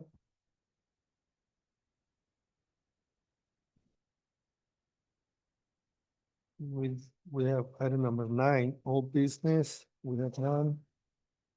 We did a couple of new businesses, which is item 10A. We did item 10B, and we passed resolution 2025-42, resolution 2025-43, and resolution 2025-44. So we now can move over to 10D, which is to consider the approval of staffing adjustments, reclassification, updated job description, and also updated management salary schedule for fiscal year 25-26. I believe Mr. Lopez will take this item. Yes, thank you, Honorable Mayor, City Council members. So this is an item that actually was originally submitted back in May. It had been tabled back then, and now that we've gone through the budget as per council's request to kind of go through and review what changes were needed and how to afford them. Before you is consideration of some fundamental changes to help with the infrastructure and back end of the city staffing across multiple departments, and some changes, as I've mentioned, as the city grows, continues growing. We want to kind of deepen the bench in some of our personnel to allow new opportunities, starting off with some part-time staff, elevating some other staff as well, changing some of the salary ranges to be more competitive as what we're seeing across the market, and allowing to have some future proofing for the city in terms of some staffing, as we're very fortunate to have a lot of staff who do stay for over 10, 20, and as we've seen recently, over 36 years. But as we lose some of that institutional knowledge, there really isn't like a second or an assistant or whatnot that kind of is ready to step in. So before you is kind of a plan to help mitigate some of those issues we may run into as people may decide to start retiring. I'll go through it. To start off is we're very fortunate at this time to be having a bit more revenues that are outpacing our expenditures. We've seen some surplus in the general fund, as seen in the budget that's been recently approved, and additional revenues past the baseline from the past 2-3 years. A lot of efforts to bring things in-house, a lot of that charge led by IT, but likewise a lot of the work that both Public Works and utilities try to do in-house instead of contracting it out, which could cost us thousands, hundreds of thousands for any basic job that our guys take the time to learn and do. We've saved with bringing some services in-house and others off to consultants such as Four Creeks and A&M, as evident by the 300,000 that Javier was able to save from the LTF by being more price competitive. Then, of course, a lot of grants that our police department's been able to do that helps subsidize a lot of the expenditures on personnel, freeing up more fiscal resources. And then, not in this report, but to be noted is more activity seen at the landfill that is bringing some additional revenue to the city. And the following staffing proposals are designed to advance the city's long-term vision of making Avenal truly feel like home, a place where residents are proud to live, where talent is attracted and retained, and where community programs and services reflect a high standard of care and professionalism. These adjustments will strengthen our operations, build internal talent pipelines, and elevate the city's capacity to deliver meaningful events and services. So these are the proposed changes, kind of in 3 categories. So adding additional entry-level and part-time staffing. So adding 2 temporary part-time landscapers, adding 1 temporary part-time custodian, adding 1 animal control officer, and opening for a temporary part-time kennel technician. So to kind of recap on these changes, we have more parks as been opened this year. We're trying to dedicate more time out at the sports complex, and then we'll be having the community center. So these are spaces that our staff is keeping up, but if any one person is out on sick leave, if they, take vacation and such, things do fall behind. So if we're able to backfill with some temporary and part-time help and also build up, as we see what the schedule will work out at the community center, that part-time custodian may become a full-time custodian. Likewise, on the animal control side, as the public works director mentioned, we have taken on additional animals with the Lemoore contract. Part of that contract was designed to help pay for an additional position. And as staff has been looking at it and our finance manager did some of the numbers, we've also seen that given that now it's a little bit more time on the weekends for the call out and then overtime for whoever's on call, it would actually be cheaper to hire a part-time staff member who could help go and do those services on the weekends or in the evenings if need be, instead of having to do call outs and overtime. So again, this helps build out the talent pipeline, backfills positions in case people are out, and also will hopefully allow us to promote other staff and then start bringing in new folks. A restructuring in the community activities or recreation staffing, creating a director of parks or parks after school recreation and community services. This to help oversee more activities, oversee the community center and the events.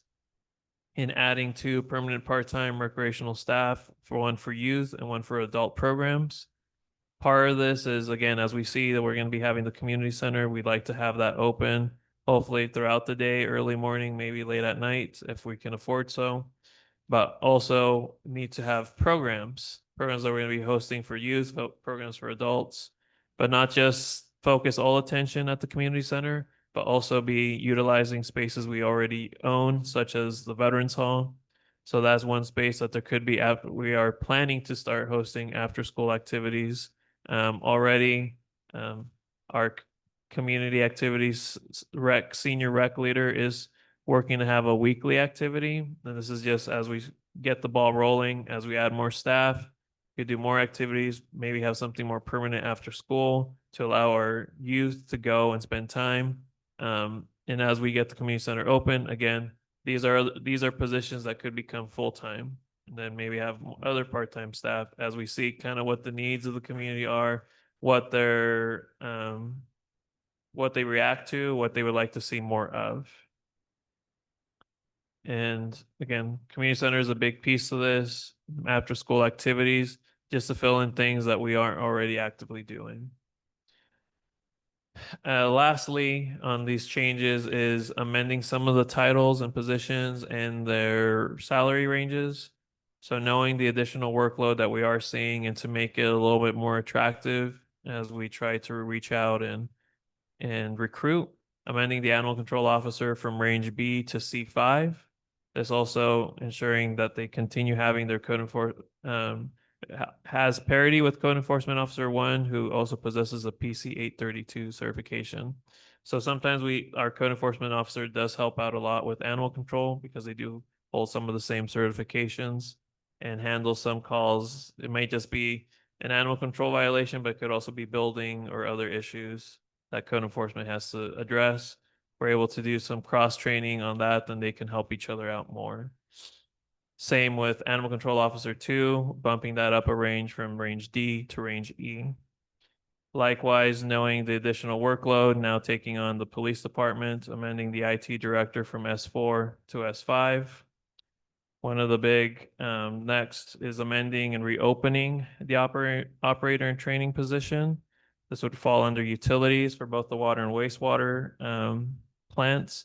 This is something that back 15 years ago, according to the utilities director, there used to be a staff of 5. People left, came back, and it's been stuck at a staffing of 4 across 2 water plants. As we're dealing with more deferred maintenance, issues with the SCADA that require our staff to be there sometimes 24/7. It is time to start considering and looking at the future of how we're going to backfill, either as people, again, take time off, maybe get sick, or decide to retire. We need to start building that pipeline of folks who could fill in the future. It starts off as an operator in training position, could be something that 1 to a year and a half to 2 years that they're in that training. And I would even wager to say in the future, we may want to open a second position for that again, to have more staffing and ease the workload and be able to spread out a lot of that work and have continuity in the future. Another change is amending the deputy city clerk position to also add assistant city manager / deputy city clerk. This is, again, reflecting work that's already being done, work that's already happening, and amending that to reflect so.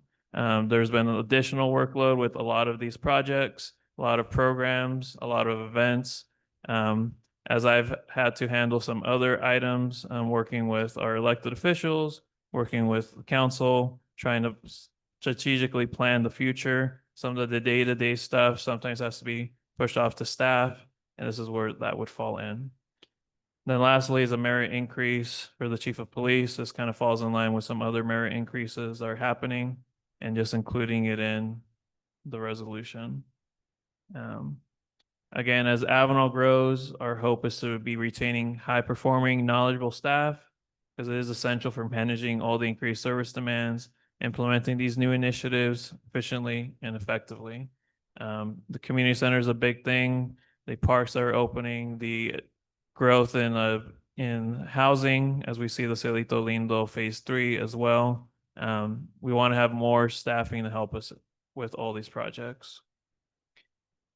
One other change that is needed is to bring our compliance of our salary schedule.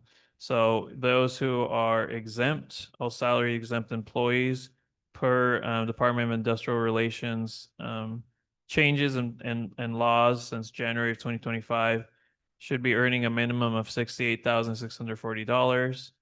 If you look at our old salary schedule, it actually starts around the $50,000 mark. So what staff is proposing to bring the salary schedule into compliance is removing the first 3 ranges, adding those ranges back and just bumping everything to start at 71,000. So it's just above, because I believe there will be another bump, adding it to just under 71,000. That way we are in compliance of those scales. So I know that is a lot of changes, a lot of the departments, a lot of different initiatives that we're trying to work towards as we grow the city and try to meet the needs of the community. There is impact to both the general fund, cross through the enterprise accounts, and also the gas tax with some of these part-time staffing. These were all changes, as I mentioned, that were already included in the budget that's been approved last month. These are changes that we were already anticipating having happen and work those in. Of course, this does not stop and continues flexibility for other COLA adjustments as the bargaining units and the POA continue negotiating with the city. So as such, what staff is recommending is the city council approves the attached resolutions authorizing multiple personnel changes, including the creation of new positions, job description updates, salary range adjustments, and classification realignments necessary to support operations into this fiscal year. And there is I need to update that resolution number. I believe this ends up being resolution 44, 2025 44. 45. 45, my apologies. That's 45. Any questions, comments from council? Like Anthony mentioned, we've been looking at these numbers in May, and it was tabled, but it is important to adjust the extent management salary. And I believe we are out of we're not meeting the requirements of the minimum of 68,640 in many positions. That's why you may see that staff, city staff, there are under S1 to S3 and S4 range, which are exempt employees. So in order to meet that mandate from the state law, labor law, those raises need to come into effect. Also, we can look at when we talk about transparency, I don't know who got the agenda. You can see all the tables, the charts, the salary steps, increases, and everything. Everything is there for transparency. But also, it is crucial that we maintain our working force here in the city. When you look at bringing somebody with the qualifications, being an IT director, we created our own. And he's the one that has begun changing and saving money from county contract, also with AT&T, even with Verizon. So this has been changing over time, been coming together, but as the city progresses and grows, the needs are more. With the new community center being open, we're gonna be in need of a recreation director. And that title is also gonna be a title that requires experience, probably some college degree or university, some kind of, I don't know all the requirements, but it is an essential title that will be in the city, because not only will be in charge of the new community center, but also will be in charge of the sport complex. The sport complex, we've been also doing a lot of work, leveling, going through a contractor who's been assisting the city with controlling squirrels, gophers, and also planting new seeds, fertilizing. All of that has been active. When we did the soccer clinic, community was there. We had probably about 400 individuals there, children, parents, neighbors, A lot of people were there, and we would like to continue that work with the softball fields. We have two softball fields that are also in need of repairs, and they need to be out in service for the community.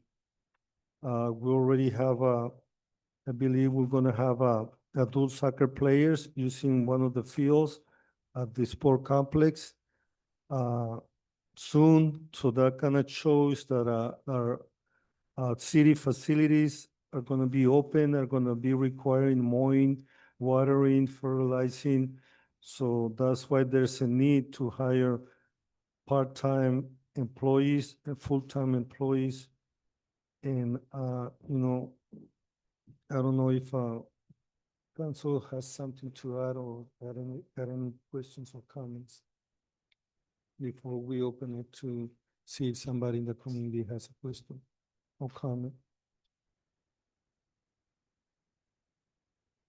Are we gonna open any of these jobs that are supposedly that we're gonna put back on for hire for any of the staff to apply for, like open house thing before it goes out to the community?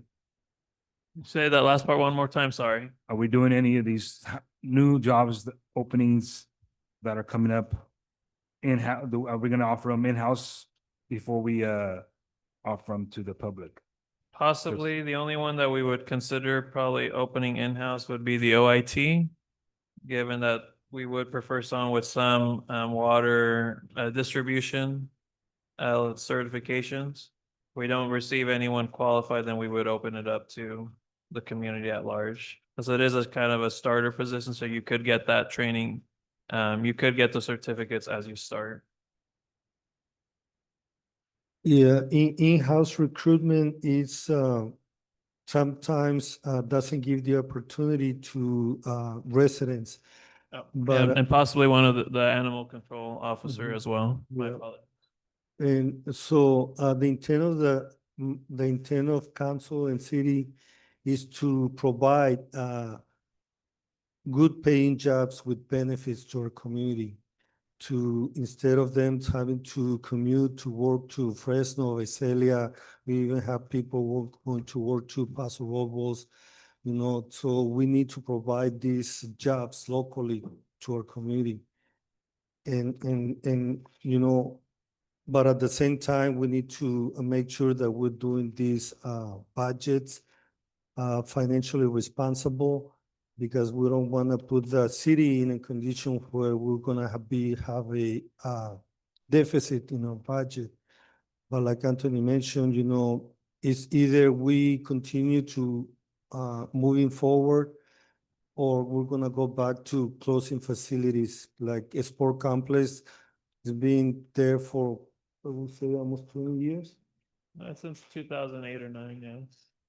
It's 18 17, years. 18 years, and most of the time it's been closed because lack of labor working on it, squirrels. It was very unsafe for the community to use it. But once that we got it in a good working condition, we wanted to keep it that way. And in order to do that, we need as you know, Public Works water treatment plant, they're really low on manpower.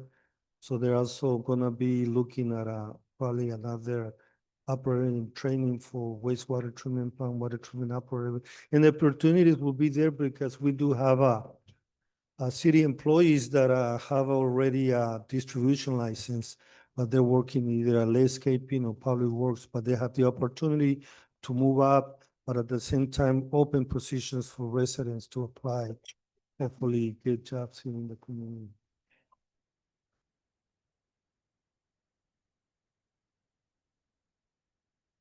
There we go. Also in the Parks Department too, we would open it for internal. But likely some of these temporary positions would be open up to the public at large. And also, there's a lot of context and a lot of information, but also this is separate from the city council appointed legal counsel and city manager to negotiate contracts with all five departments. What is it called? The bargaining units. Bargaining units. We have five. We don't have a union like other cities, but we have bargaining units that they negotiate with the legal counsel and city manager. Then they meet with council and the end council approves the negotiation period. So this is a separate item. We're still negotiating with units 1, 2, 3, 4, and 5, including the police department. So this is separate. We're also looking with intent on negotiating in good faith and hopefully sign a contract with all those five bargaining units. With negotiations are still going around, and we're looking hopefully to approve a 3-year contract once negotiations are finalized. So that's why we're looking at all the numbers, all the revenues, all the expenditures, and hopefully right now we still have a black budget, and hoping that will bring confidence and not only to city employees but the community.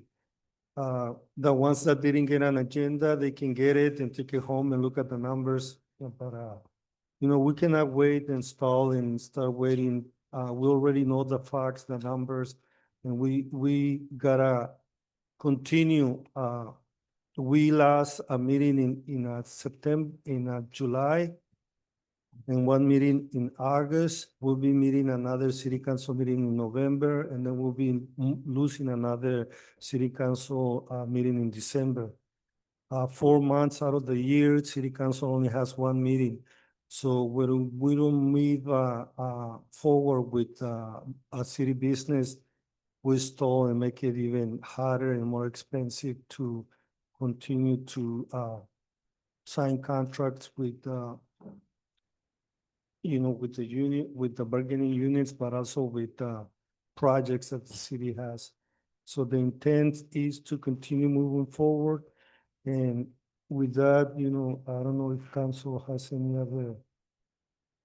If not, then we're gonna move over to see if there's a motion to consider approval resolution 2025-45. I so move. A motion by Councilmember Hernandez. Is there a second? Second. Are we gonna allow the comments from the public about? I already asked.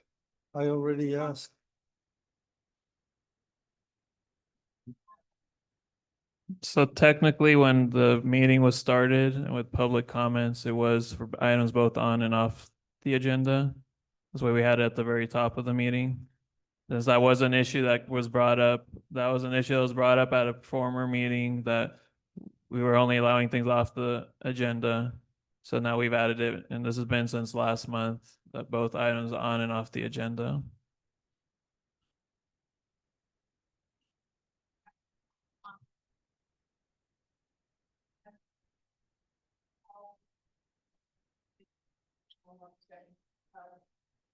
No, I did ask that after council had well, you still, if anybody has a question, please come to the podium.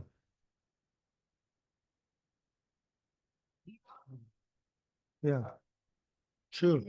Go. Let's go back into the item, please. Let's, we're gonna, Mayor, please proceed. Yes, we have, I got a question. None of us heard you address us for questions. It's hard. Can you enunciate a little clearer and speak into the microphone so we can all hear? Okay.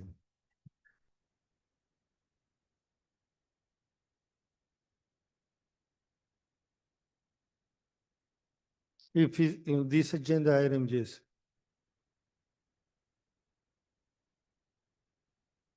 But also at the beginning of the meeting, like I mentioned, we already opened it for all these items on the agenda.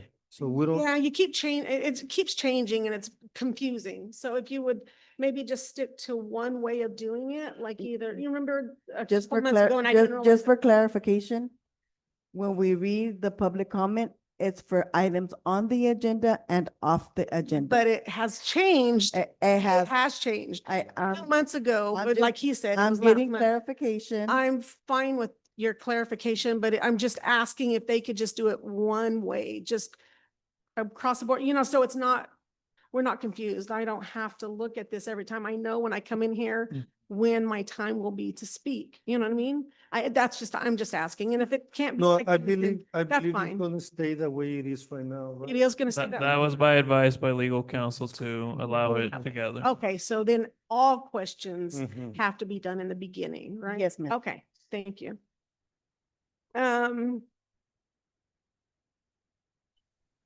I have a question.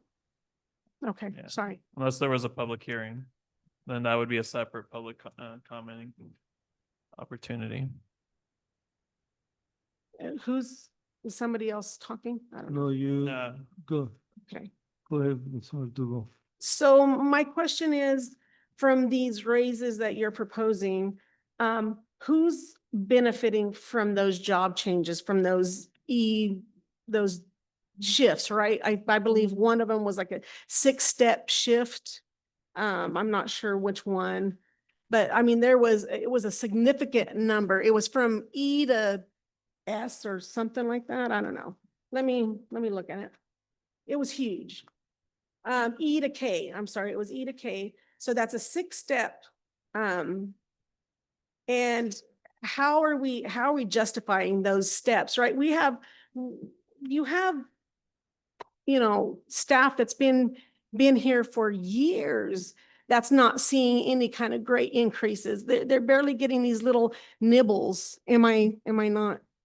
They're getting little tiny nibbles, these things like 2%, 3%, right? But now we're proposing, I just want to know who's benefiting from those.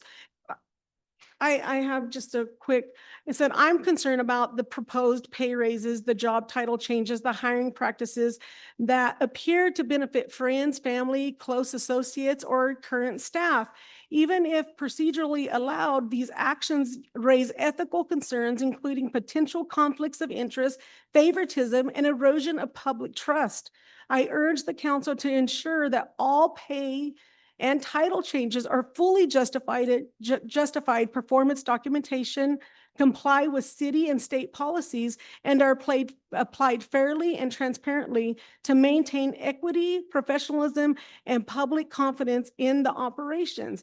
I don't know if each of you have looked at this and understand that this is all compiled into one. I mean, there's a lot into one motion, right? So say your council wants to fill vacancies, fill the full-time vacancies that have already that's been out of compliance for how long? I mean, you have landscapers that you need to hire, right? That public works is your backbone of your community. So some of these need to be filled right away, like right away. We need our city to still be maintained and be functioning. But what you're proposing for like your, I don't know, a deputy city clerk, your merit increase for your police chief, does he not have a bargaining unit? Is there a bargaining unit for the upper management and the staff? Will he go to bargaining and also get more money eventually? I don't know these questions, the answers to these 10 questions. seconds. I'm saying, please look at this and maybe table this and think about how you can separate all of this and make this more fair. Like you're 10 gonna seconds, say Sheila. yes to everything and you're gonna hurt some of your staff, right? You're gonna hurt staff. Thank you for your comment.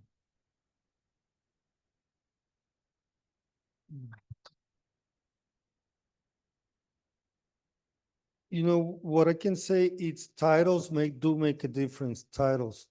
And you cannot compare water treatment operator with the ship plant operator in salary and titles. The same goes to public works, there's steps, also managements, there's steps. And for most of you believe that Anthony is getting a lot of money if he wasn't there in order to get a city manager from Colinga, from Hanford, from Clovis, from Fresno, they wouldn't come to Avenal for no less than over $200,000. And he wouldn't live in town. He wouldn't be committed. He wouldn't be working 14, 15 hours a day.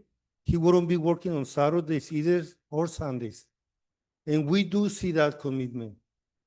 And we do see that difference. And think about when I was working in Colinga in 1995 to 2000, in 5 years, the city had 12 city managers. Hire and fire, hire and fire. They were making a 2-year contract and they were staying home, getting paid, and the city got into a deficit. So when you don't really look at a business operations, that's why you have people doing different jobs, and we all need each other. The city needs everybody, landscapers, public works, police officers. We need all of them. We need all of them, and that's why we've been working on it. We're trying to close the gap between higher positions and the lower positions. If we give 5% straight across, we're never gonna close that gap because the ones on the top gets 5%, but 5% is not the same amount of money to somebody who's making $20, $21 an hour. Mayor, one, they need to be speaking into the mic, and two, they shouldn't be outbursting from the public.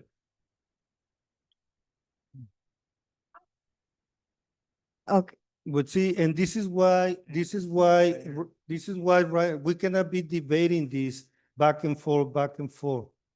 You know, we cannot be debating that. So all the information is here. We've been looking at it since May. okay. I'm sorry, we have a motion on the table. Councilman Hernandez motioned and the second was from Gomez. Do I do a roll call?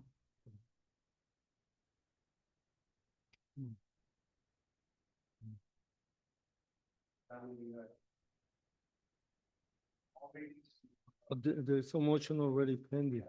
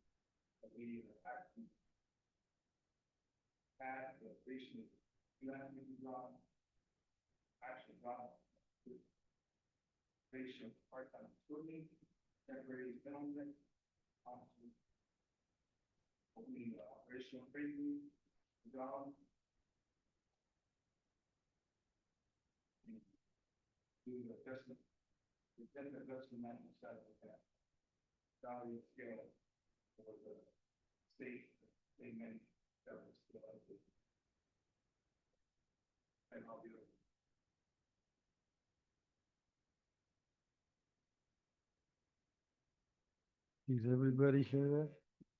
So this is, approve the, page 133, information 1 and 2, and, table 3 and 4. Right? Excuse me, Mayor, we had a prior motion pending, so procedurally, we have to take a vote on that one before we can consider the second one. And it didn't.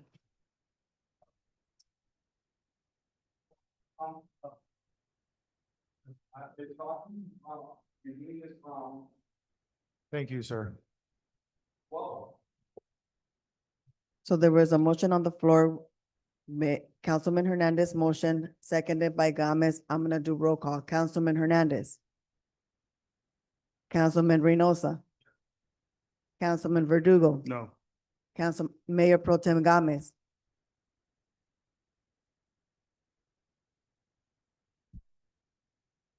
Mayor Pro Tem Gomez.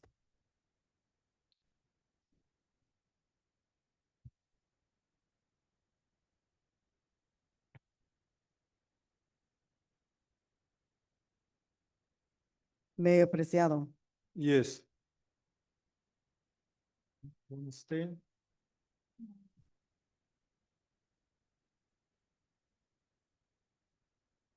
Yes, go ahead. 4-1, no, motion passes. Resolution 2025-45 passes with a 4-1 vote. So there's been a second motion. You can take a vote on that one. That one would obviously amend the first one. Okay, Yeah, we have the motion, so we would need a Okay. second, and then if there's a second, then there would be a vote. the second motion was by Councilman Verdugo. I'm gonna take a vote. Councilman Hernandez. Oh, I'm sorry. I need a second there's a motion on the table by Councilman Verdugo. Is there a second? Is to amend the proposals as presented. To only do the hiring positions, and that's it.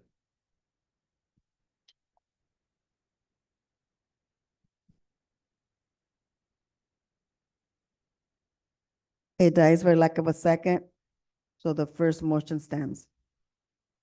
That means approval of resolution 2025-45. Now we move over to item number F, consider ordinance 2025-03, adding chapter 12 to title 4 of the Avenal Municipal Code, establishing the Avenal Fire Department and Fire Port. No? Oh, E. It's E. Yeah, the backflow, cross connection. Ready, Joe? Sorry to keep you waiting. Okay, so, okay, we do have E, is it is to consider amending section 6-420 of the Avenal Municipal Code cross connection. Control policy update and waive the first amendment reading. This is for cross connection. Yeah, good evening, council members, mayor. My name is Joe San Nicolas, Utilities Department.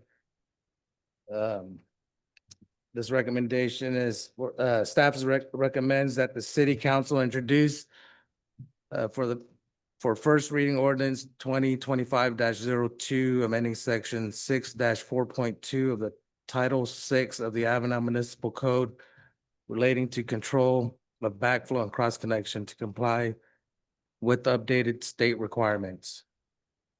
The city of Avenal adopted ordinance number 88-02 in 1988, establishing cross connection control regulations to protect the public water supply from contamination through backflow prevention. This ordinance has served the community for over 35 years, but now requires updating to comply with current state mandates. The California State Water Resource Control Board adopted the Cross Connection Control Policy Handbook on December 19th, 2023, effective July 1st, 2024. State Water Resource Control Board subsequently amended the Cross Connection Control Policy Handbook on June 17th, 2025, extending certain compliance deadlines and aligning language with other pre-existing regulations. Compliance with the CCCPH is mandatory for all California public water systems, including the city of Avenal. What is a backflow device? A backflow prevention device is a mechanical or air gap device that protects the public water supply from contamination by preventing water from flowing backward into the main supply.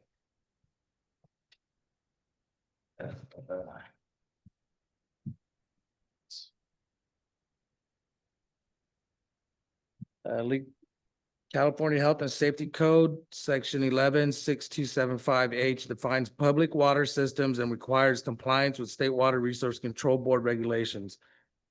The updated CCCPH establishes uniform statewide standards for cross-connection control programs that replace previous patchwork regulations. Key changes from current ordinance: one, updated statutory authority. References current CCCPH adoption dates December 19, 2023, and June 17, 2025 amendments.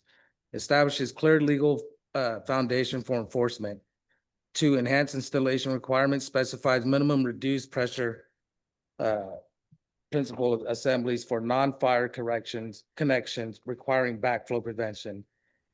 Details installation standards for air gap, reduced pressure, and double check devices. Requires 12-inch minimum above grade installation for RP devices. Fire protection system provisions establishes July 1st, 2035 deadline for fire sprinkler system double check valve installation, 10-year compliance period. Requires RP protection for high hazard fire systems using chemical additives. Provides exemptions for low hazard residential fire systems meeting specific criteria. Enhanced testing and maintenance, mandates 30-day response time for testing notifications, clarifies cost responsibilities for inspections and repairs, strengthens enforcement provisions for non-compliance. Fire hydrant use controls, requires portable RP devices for direct hydrant use, sewer flushing, et cetera. Protects distribution system from contamination during utility operations. Public health protection, cross-connection control prevents contaminated water from flowing back into the public water supply, protecting thousands of residents from potential health hazards, including chemical contamination, bacterial infection, and toxic substance exposure. Fiscal impact, customer costs, business and multifamily property owners bear costs for device installation, testing, and maintenance, consistent with current practice and state law. Compliance costs, failure to adopt updated regulations could result in state enforcement actions and potential water system sanctions.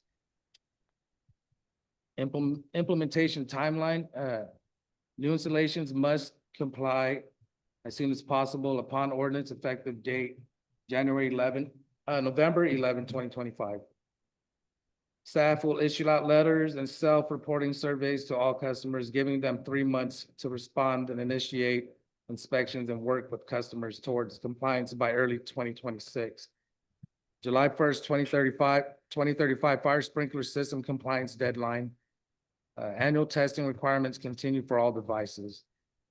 Environmental review, this ordinance update implements state mandated public health protection measures and is categorically exempt from CEQA review under section 15308, actions taken by regulatory agencies for protection of the environment, and section 15061B3. General rule that CEQA applies only to projects which have the potential for causing a significant effect on the environment. Conclusion, the proposed ordinance amendment is necessary to maintain compliance with state law and ensure continued protection of Avenal's public water supply. The 1988 ordinance has served its purpose, but requires modernization to meet current regulatory standards. The updated provisions provide enhanced protection while establishing reasonable compliance timelines, particularly the 10-year phase in period for existing fire protection systems. On the customer end, all business, multifamily, and properties with multiple meters are required to comply with this ordinance. Single-family residents will not be affected. City staff will ensure that all customers are duly notified and informed about the changes. Given a list of certified backflow devices, installers, cross-connection specialists, plumbers, and instructions on how to comply. With this may pose a financial burden for some customers. The installation of certified backflow devices is essential to prevent the risk of cross-contamination between private systems and the city's potable water supply, safeguarding the health and safety of all Avenal residents as required by state law. Staff recommends council adopt resolution 2025-46, introduce ordinance 2025-02, for first reading with second reading and adoption scheduled for the subsequent meeting following public notice.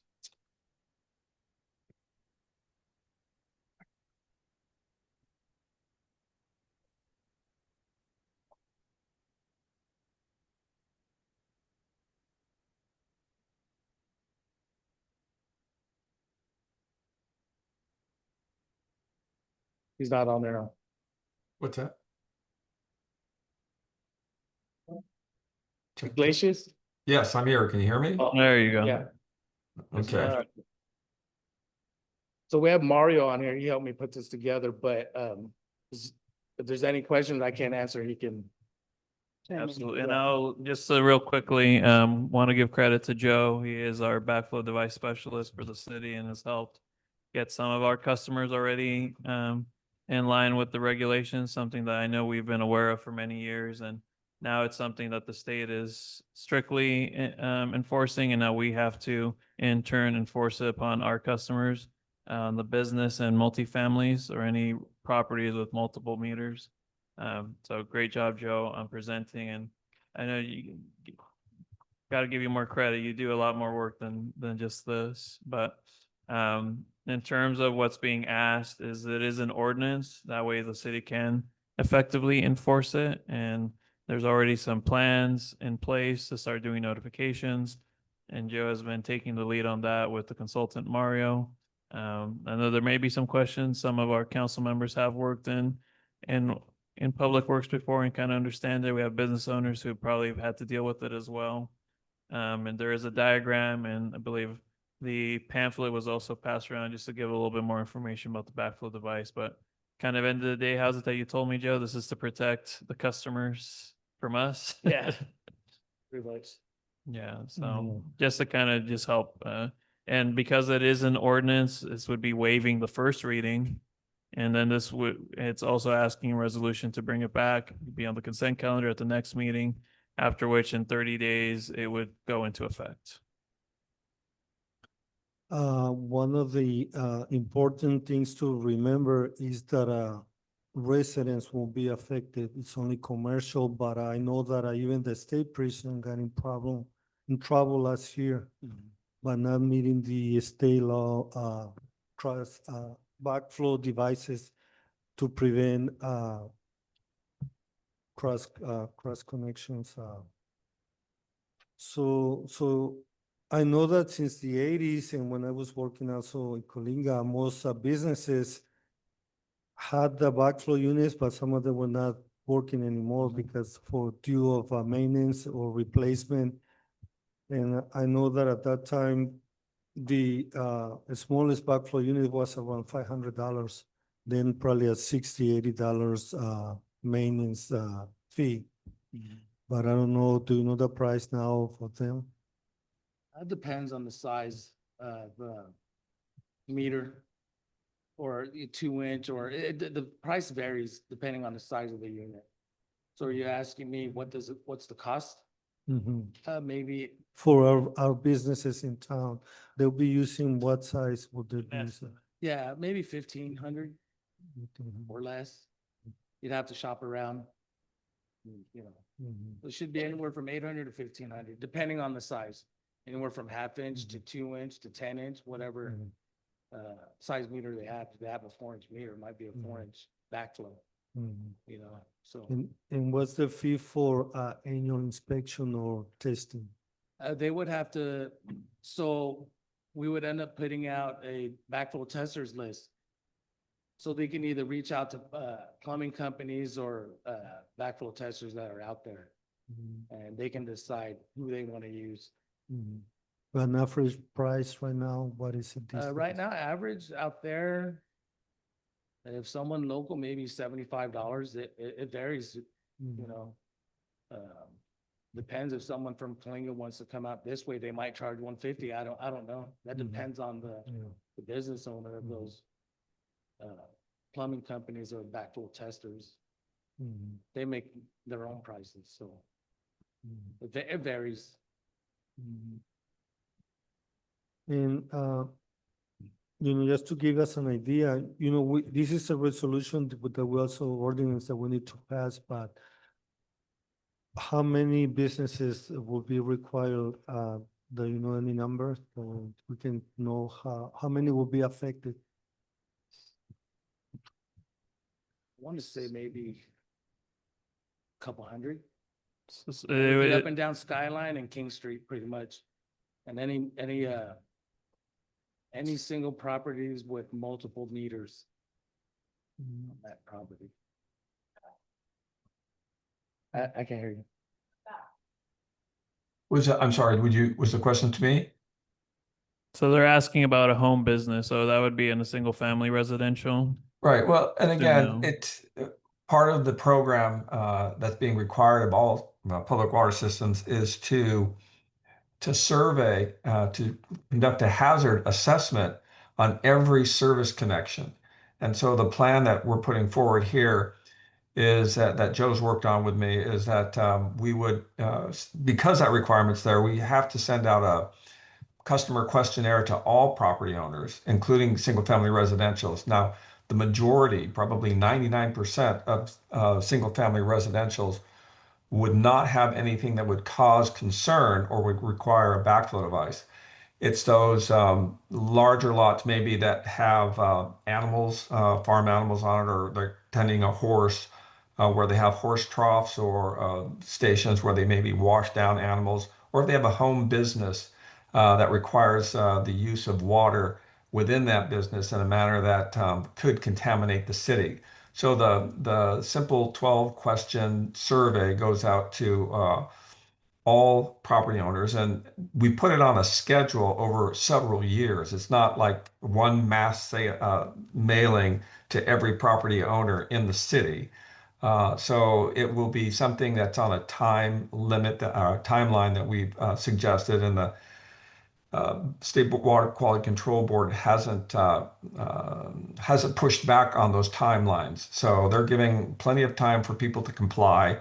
And so I hope that answers your question. So the answer is yes, all property owners will get some notice over a course of time. Businesses are priority because typically they're the ones that have activities within the premise that would warrant some type of protection, whereas residentials, again, very rare do they have any type of activities that would warrant some type of protection on the meter.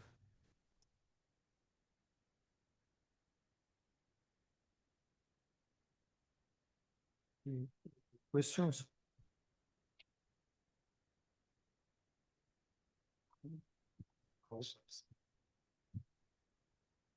Any other questions or we good? No, I think we're good. So there's no other questions. Is there a motion to consider ordinance 2502 amending section 6-2.20 of the Avenal Municipal Code and waive the first reading, and will be approving resolution 2025-46? So Second. we have Oh, I'm sorry, who motioned? Reynosa, Uno Verdugo, Verdugo. and a second by Mayor Pro Tem Gomez. Roll call, please. Councilman Hernandez. Councilman Reynosa. Yes. Councilman Verdugo. Yes. Mayor Pro Tem Gomez. Mayor Preciado. Yes, for the record, resolution pass waiving the first reading and will be brought back to council in 30 days for the second reading. And so we'll move over to last item on the agenda, item F, consider ordinance 2503, adding chapter 12 to title 4 of the Avenal Municipal Code, establishing the Avenal Fire Department and fire protection regulations. And with the first reading, this will be resolution 2025-47. And Yes. Mr. Lopez will take it for discussion.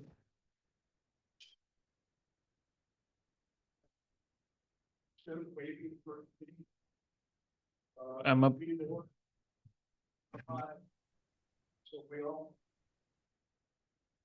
So I'm about to read the staff report. That's what Mayor's asking, that I read the staff report? Okay. Very good. So item number 10F is again, consider ordinance 2025-03, adding chapter 12 to title 4 of the Avenal Municipal Code, establishing the Avenal Fire Department and fire protection regulations and waiving the first reading, which would be resolution 2025-47. So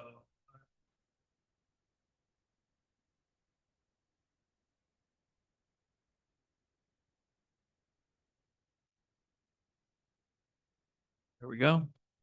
Recommendation is, it's fine. To adopt resolution 2025-47. This would waive the first reading and introduces ordinance 2025-03, establishing a municipal fire department under the Avenal Municipal Code. This would also authorize payments to Kings County for fire services for the first and second quarters of the fiscal year, and consistent with the agreement signed on August 4th.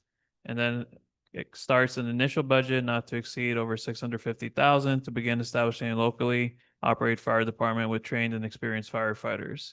And this was reviewed by the city attorney. So to give some context and background, about a month ago, the city council did approve and sign a new fire services agreement with the County of Kings, with an annual cost starting at $1.1 million, a significant increase from prior years. For many years, the city has been evaluating options to ensure long-term reliable fire protection for the city. One viable option of consideration is the creation of a locally operated fire department staffed by trained professionals. This idea has been discussed across multiple public forums and town halls since June, and which was known as option B, and the community feedback remains an important part of the process moving forward. With stronger financial footing to invest in itself, the city is now positioned to begin pursuing this option in a way that builds local capacity and creates long-term opportunity. The proposed ordinance does not immediately create a new fire department, but rather establishes the legal framework that will allow the city to continue preparing for this option. In the meantime, fire protection services will continue without interruption through the County of Kings until a locally operated department is determined to be fully operational and ready. Now, for information, and the ordinance formally creates a legal framework for the Avenal Fire Department to be codified into Chapter 12 of Title 4 of the Avenal Municipal Code. It defines the department's purpose, structure, leadership, and operating authority. This action does not activate the fire department. Rather, it authorizes the start of a structured planning phase, including equipment, operational model, and staff recruitment of trained and experienced professionals, all in collaboration with the city council and community. I'll remind staff that reminds the council that the Avenal Police Department was created in a similar manner. The ordinance establishing APD was adopted in March of 2010 with the department's first patrol shift, first watch, in November 2010. During that time, the city secured equipment, prepared facilities, and hired and trained staff. The process of the Avenal Fire Department will follow a similar path. This is a crucial first step in preparing for a future department that is local, trained, and ready to serve. Now, the initial budget is to be made available for the early phases of forming the department. Part of this funding is through a state public safety earmark that was provided by Senator Melissa Hurtado back in 2024. And then the rest of the funding comes from the fiscal year budget general fund surplus to help allocate for this action. Of course, any and all expenditures will be reported back to the council as the implementation progresses. There will be a CEQA exemption that will need to be filed. Now, to give a little bit of additional context, knowing how there's a lot of attention to this matter, the council's intent is to continue contracting with Kings County Fire and taking the first step at the same time on forming a local fire department. Again, this does not start the fire department on day one. It will still take some time. It will take a few months, but being able to at least begin the process of exploring, inquiring what equipment, what sort of radios, the dispatch, and all these other services that need to begin to be procured. I know one item of interest, of course, is where are we with the contract with Kings County? And knowing that this will take some time, the contract that was signed on August 4th was, for all intents and purposes, agreed on both sides. It was a contract that's sent by the county to the city, and it was approved. Later, at the following board of supervisors meeting, there was a change. They asked to have that changed to a 1 year with a 6-month notification clause.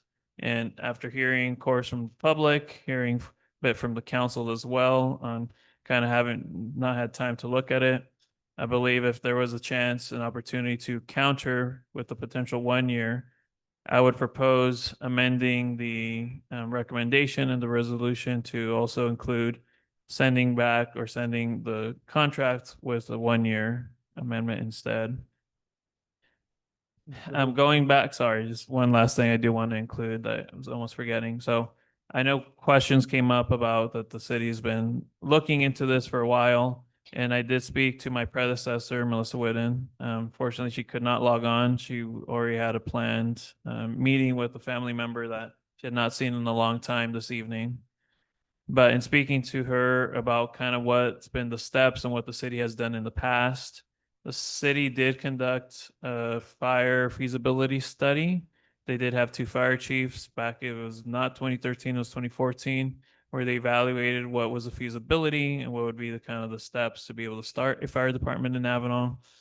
At that time, knowing that the fee increases from county fire were going up, still cheaper then, but in that study, what they concluded is that it would cost money, but with our property taxes at that time having gone down with the reevaluation of the oil fields and then lesser revenues coming in from the landfill, that action was deemed just not sustainable for the long term.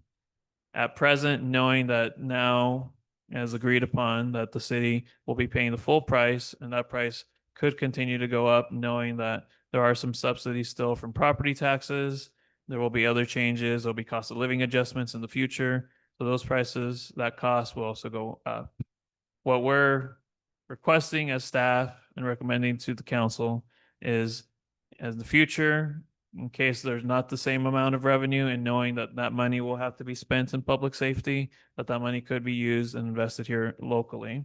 This would be that first step, knowing that we have that wiggle room, that buffer to begin exploring and starting the local fire department. But of course, still depending upon Kings County Fire to provide those services and working mutually together to work towards that goal. And as Melissa said, it's always been since incorporation 46 years ago, the intent was always to make this city a full service city, to be able to provide all its own services internally. That was 15 years ago with the Avenal Police Department. And that was still something for many years with the fire department. This is something that moves us towards that vision. And again, the recommendation is to pass the resolution, and I would also add or recommend to direct staff to continue the negotiations with Kings County Fire and to propose a 1-year term instead of the 18-month that was returned. Thank you. I would like you to also add, last year we did another city ordinance regarding cannabis dispensaries in the city. So the city council voted and approved it, and even though it was approved until this time, there is no dispensaries in Avenal, but the ordinance is there. So same thing with the fire department. We're not, the intent is not to terminate the contract with the Kings County Fire Department. The intent is to begin exploring creating our own department. Also looking at state regulations. A city is mandated to create a policy in an ordinance for a fire department. Even though they don't provide the service, and if they have a contract with the county can cease when they have a fire district, and that such city is part of the city, then the city is not obligated to have that policy in order, right? Can you elaborate a little bit more, Moses, on that? Yeah, yes, what the mayor's referring to is Government Code Section 38611. It's a very clear directive from the legislature that each city establish a fire department. There is an exemption in the following subsection if there's a fire district. In speaking with county staff about that issue, there was some confusion about whether or not Kings County Fire is a fire district. My understanding is that it's not. It's a division, it's a department of the county, so that exemption does not apply.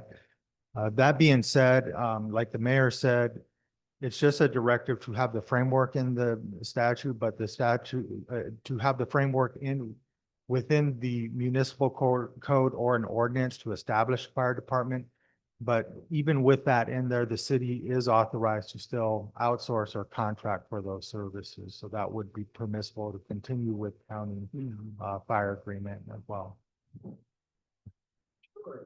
County does qualify as what you were talking about, and achieve. Have we opened public comment, Mayor?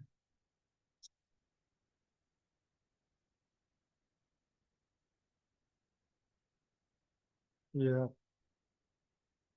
Yeah, there's still, like I mentioned before, there's not gonna be a day that the city will be without a professional fire service. But we also have the right to create our own department. And even, some, board of supervisors are in the approval. They just don't see us getting it done in a year or two. But that will be the case if we're buying brand new equipment. It does take 2 to 3 years getting fire apparatus brand new. You have to go on the waiting list, even you pay for them, you're still looking at least 2 years to get them. But when we look at options and exploring, and like I did in the very first day of negotiation with Chief Flores and Kyria Martinez and their finance directors, you know, when we try to negotiate and looking at the price, and also to be clear, we said it at that meeting that the city had the option to explore other options. And we couldn't just write a blank check or give them an IOU. And you know, there's a lot of misinformation about also when we began, the intent was a volunteer fire department. A lot of community members were against it, but there are 240 volunteer fire departments in the state of California. There are 10 in the Central Valley. Some of them early in the 1800s, family generations. Most fire chiefs in the nation come from volunteer fire departments. Nationwide, about 80% are volunteer fire departments. And it just takes more time to create a volunteer fire department. But the city of Lindsay has a volunteer fire department even before they became a city in the 1890s. They became a city and they continue with their volunteer fire department. Their population of about 25,000 people. The annual budget for the fire department is $740,000. The city of Huron, Fresno County, is not paying a penny out of their pocket. They're just using property taxes for fire services. The city of Parlier, 20 some population, the contract with Fresno County is only $840,000. The city of Fireball, with the volunteer fire departments in the 1800s, they also, before they became a city, they already had a volunteer fire department. They're exceeding, now they have a brand new building, brand new trucks, being successful with the state and federal grants. They've been doing it great. They've been doing it, and any city can do it. When a city gets committed, united, and move in the same direction, we can accomplish a lot of things. But we need to stay united. And priority number one is the safety of the community. We're not fighting to provide better services or competing with Kings County. We're looking at providing more services with more people. We will continue creating a fire academy, middle school, high school. We'll still continue to let community members. We already had over 20 volunteers. Once they get the formerly 240 hours, they can be part of the fire crew. We're looking, let me finish, please. Let me finish, please. Like I mentioned before, there's 240 volunteer fire department. It can be done, it has worked. There's a lot of things that we can do working together. Police department, public works, community, churches, neighbors, students, high school, middle school, school district. when we get together and start working on things that will do progress for the community, we're not against about the contract with Kings County. We see that we're paying a lot of overhead costs. That's what we're seeing. And it's not gonna be feasible for our community in the next 10 years, 20 years. The longer we wait, the more money we're gonna spend to create our own department. And that's why we became a city. That's why now every city that you see, it would take time to create their own police department. It would take time to create their own social services in town. You know, and it would take time, but we want to do it right. We don't know how long it's going to take. I mentioned it many, many times. The fire professional that we get hired will let us know we're ready in a year, we're ready in 2 years, we're ready in 3 years. And if that's the case, we'll continue with the legal professional fire contract with the county, or, you know, look at other options. We had 4 plans. We had a contract with Cal Fire. We had a contract with starting the volunteer fire department. We also had the option of a paid professional fire department. To continue. To continue to stay the same with Kings County. So those are options that we legally have the right, but at no time we're gonna put in danger the health and safety of our community. The way I vision and we vision this, right now we're looking at 3 8-hour shifts, and probably, and we're looking at hiring 13 professional firefighters, a mix of professional, a mix of cadets out of the academy, professional firefighters. We got up to $1.5 million and more, because that's what we pay to anyway. Well, this is not a debate. We'll give you time to speak. Please don't be interrupting. I'm a big dreamer, maybe you're not, but let's have respect for each other. Did you notify the fire department about the big diesel fuel tank that is in your property or your grandpa's property? Well, you know what I'm talking about. You know what I'm talking about. You know, well, okay. So Let's avoid back and forth, Mayor. Let's stay on topic. Yeah, when you guys come to the podium and speak, nobody interrupts. We will let you speak, and we don't have this side conversation. So that's why the intent is to have community input, but we're also looking at numbers and looking whatever will be the best decision for the city. Right now, we're still exploring, and we're willing to pay double to start moving forward. We're still willing to do that. But at this time, you know, that's the decision. We have to continue moving forward. And that's a right we have. Respectfully, we haven't opened public comment yet. Will you Mayor. please come to the podium? Well, you need to hurry up. It's pretty late. Mayor, we haven't opened comment yet. We haven't heard from council or anybody. What is the population of all these other cities you're talking about? Oh, the Monday, this new Monday. No, well, proclamation? What is all the population of all these other cities you've been bringing up, Fireball and all these other places? I bet they're triple, if not more Fireball than ours. is 7,500. The city of It was about 2,000. You can't consider the prison. That won't. population is not 2,000. We're talking. Because they put in the prison on our population. I'm not stupid. There ain't no way there's that many people that live in this town, period. I don't care what anybody says. Well, according to the census, And 9,500. You keep saying volunteer. Volunteer to me is free. You Well, volunteer, no, this it's free. is another But misinformation. you guys don't- Let's get off the subject. There is no all volunteer. There is no all volunteer fire department in the state or in the nation. They must have a paid fire chief and a paid battalion chief. And there is no all volunteer fire department. I'm wrong? Okay. And I apologize for being wrong.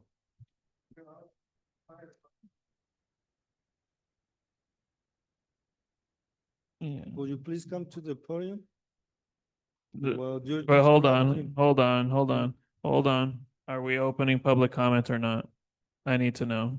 Yes, we need to be transparent and let the community speak. So that's my point. We have the facts and we want to be transparent and not hide anything. We're not hiding anything. So I feel they should be able to speak. Okay. And I just respectfully will ask you not to disrespect by hitting on the desk that we need to sign the ordinance, the contract.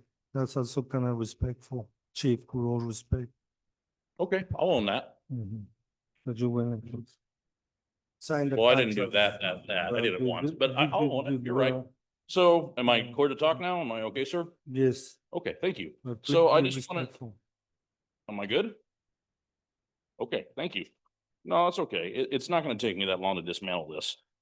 So at the end of the What- day, Pardon me, what was the last? I Can have you the repeat the opportunity, first phrase? excuse me, sir. Can you repeat the first phrase? Can you get the microphone closer? I Are you didn't there? hear Can what you hear me now? said. The first phrase, what was it? That you dismantled what? I can dismantle some of the arguments that are in here. The fact that you said 38-611 says that you are required to do a fire department. That is what it says, but if you currently look at what the existing agreement is, you have the ability legally to discharge that responsibility to me, which you do. So this, I'm required to do this is not true. And I just want you to represent that truthfully to your constituency. If you feel free to own that, I know what the section says. You're relying on a section that you're not currently going through. We're not a district. You're right. But you have the ability to discharge that contract through any agency you choose to do. Choosing to establish your own, it's inevitable tonight. Look, I realize that. If you want to do your own thing, so be it. I would ask that you do it in a responsible manner to actually protect and provide for your citizenry. Don't do it haphazardly. When you're talking about spending $500,000 on equipment, I identified that to you that one day. You're going to get junk. It's going to be too old to respond, etc. The problems that I have with your ordinance tonight simply are, it's very confusing. And I appreciate Tony stepping up and saying the intention is to continue the contractual obligation and move that forward. My problem is I don't have a contract. Regardless of what you guys sent over to the Board of Supervisors modified that and sent it back. Respectfully, I'm sorry, you have had adequate time. You've had 3 weeks to review it. It's ridiculous to sit there and tell us, myself included, when I asked about it, that in fact, you haven't had adequate time and you didn't have a chance to present it to your council. That's nonsense. We haven't had a council meeting. I'm not arguing that you haven't had a council meeting, but you don't have to have that to brief your staff. Under Come the on. Brown Act, I can't start showing to them. I know.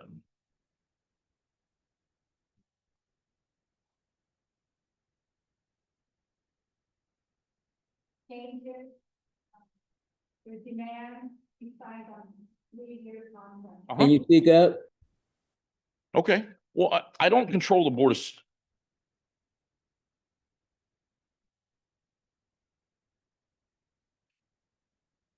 I don't control what.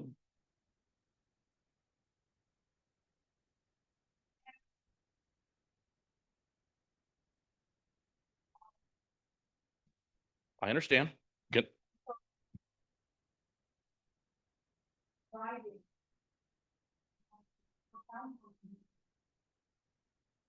Make the changes.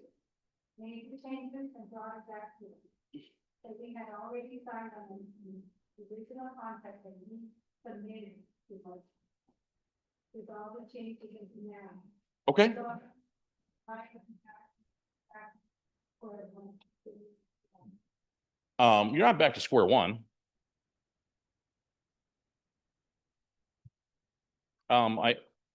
Okay.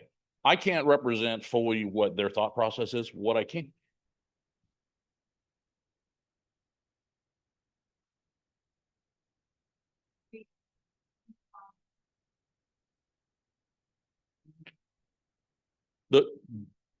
The Board of Supervisors made a modification to the agreement and sent it back for approval. It has not been considered at this time. I was hoping it was going to be agendized tonight.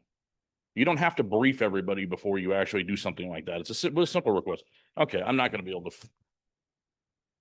Okay, well, that's unfortunately, that's your interpretation. We don't have a signed agreement between both parties. So, okay, that's fine. We're going to agree to disagree. That being said, based on what the mayor's comments were last time I was here, you are in violation of the CEQA order because he's talking about running a ring with a bulldozer around the town. That is clearly a disturbance of the environmental process. So you are in violation of CEQA if you in fact do proceed with this plan. Please don't file that exemption because that would be not good for the city. I think really what we're all looking for is just some clarification on the back end of it. I made the mention earlier and I was frustrated, and that's why I hit the podium. I'm frustrated with the fact that you're holding me hostage. These two guys over here that work in your station, you know, I'm running vacancies right now that I can't fill because you guys are running some roughshod attempt at trying to put together a fire department. And you're doing it haphazardly, and you're not giving me any latitude on the back end of it to manage it. I've got 9 other stations that I worry about besides the community at Avenal. You're very important to me. You are. You're a piece of the puzzle that helps me solve the overall problem. We send your resource out to meet a county mission. Guess what I do? I immediately move a county resource in. You're not going to have that coming up here if you do this the other way.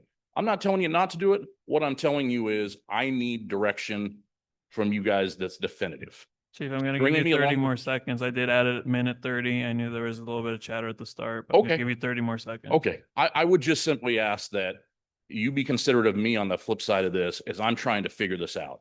It's very difficult as a manager to actually plan this. The same as you guys are going to have to retain and recruit and train people. I've got the same problem. Or I'm looking at potentially having to displace people and maybe even demote them. I can't hold promotional testing for positions I have open right now because you guys can't give your staff direction or provide me that input. Thank you.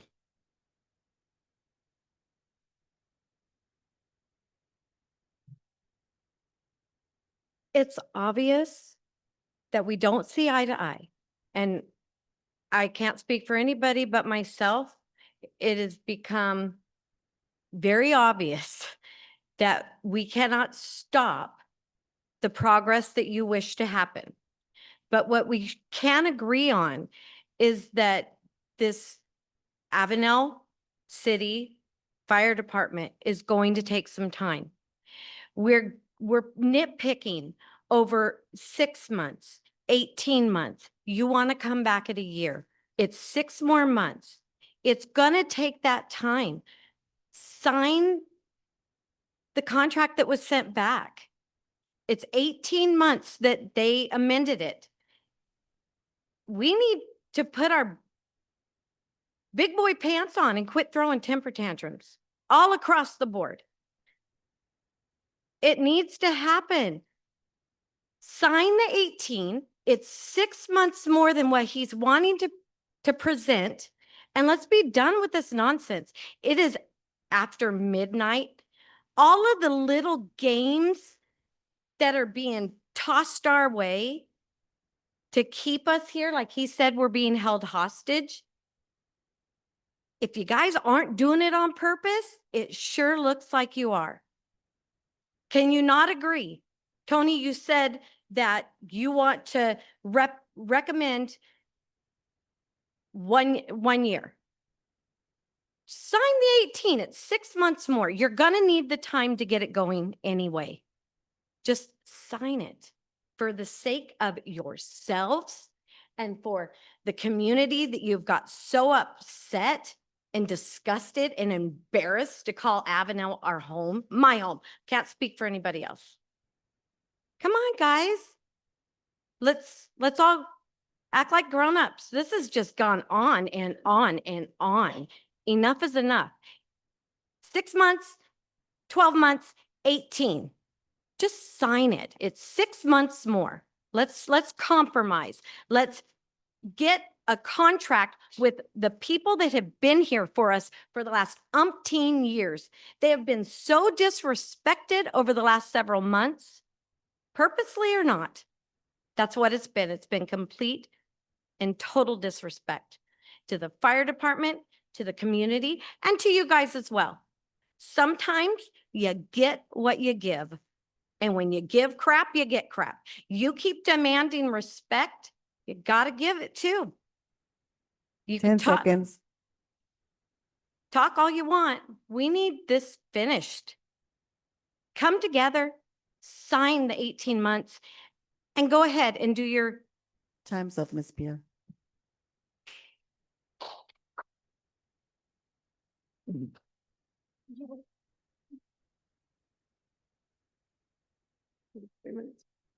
Okay, so just from tonight and reading over the resolution and everything that was in the paper, the packet, there's some concerns, right?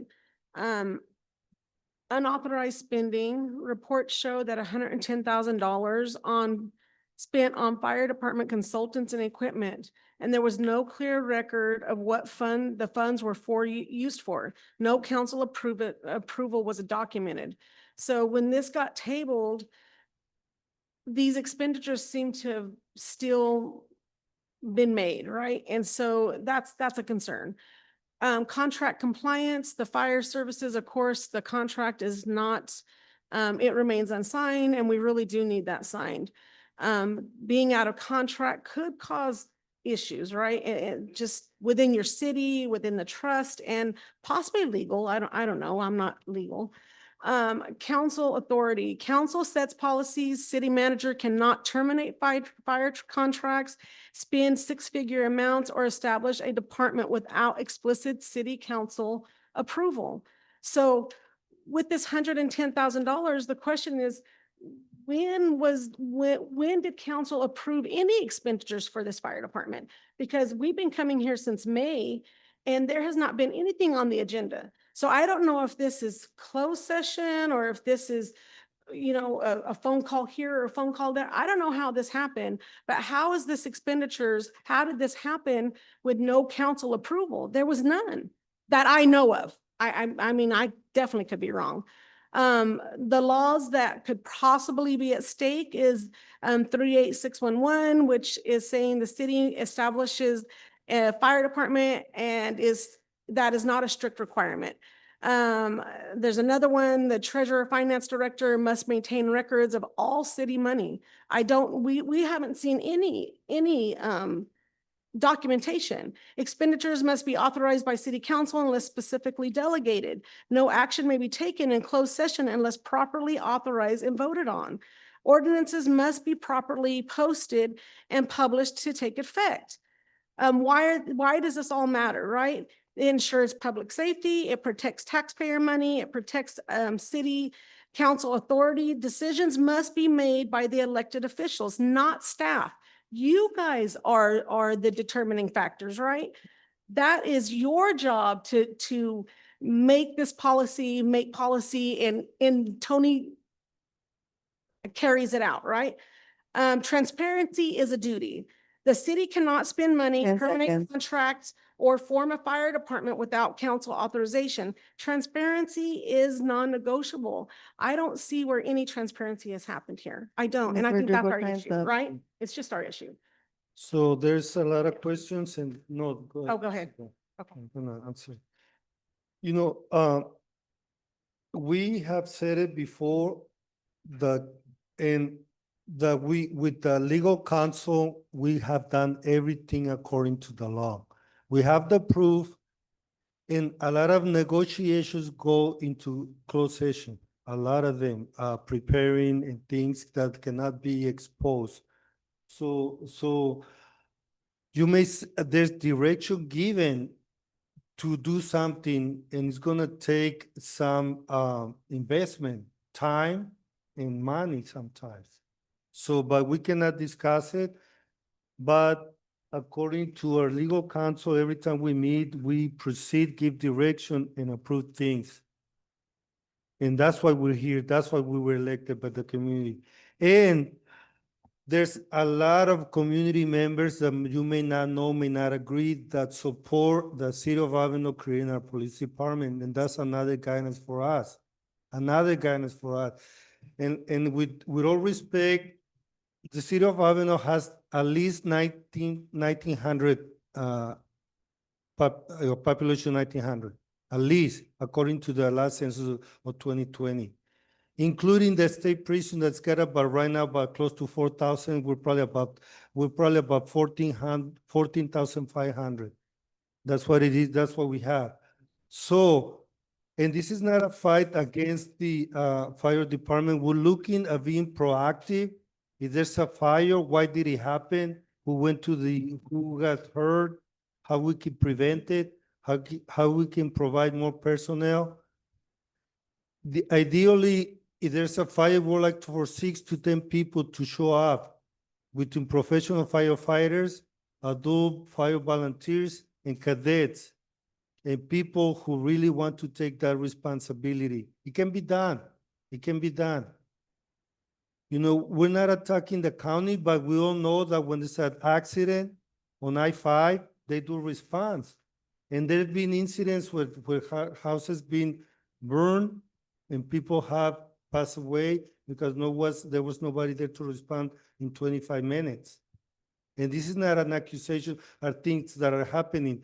Homes that caught on fire, Rosa Moreno mentioned that her house caught on fire. The fire department left and the house reignited. So, you know, there are things that are sad, and there's not things that already happened. We cannot prevent it, already happened. But this is not attacking nobody, but we just want to be more proactive, provide more services to the community. You may think we're dreaming, but we're looking at the best option that the city may have. We're looking at doing what it was done in the 80s when there were 4 fire professionals here. They were helping exercising the fire hydrants. They were doing with abatement at empty fields. They were helping with the smoke alarms at the seniors.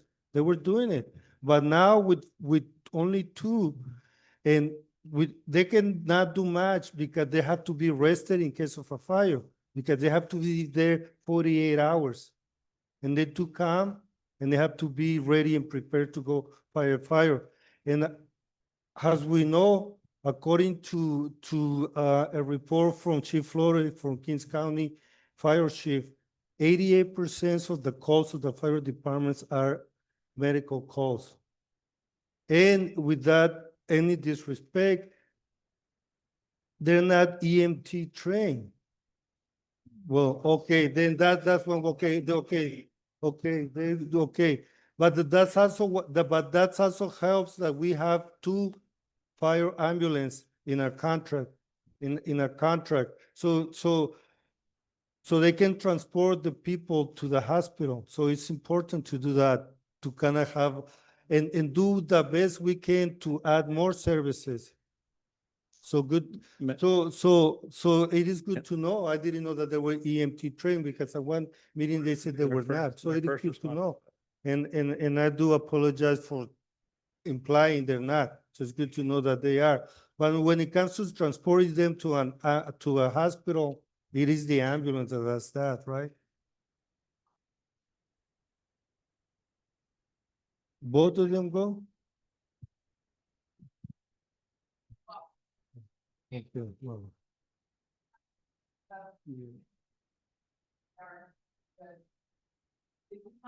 First.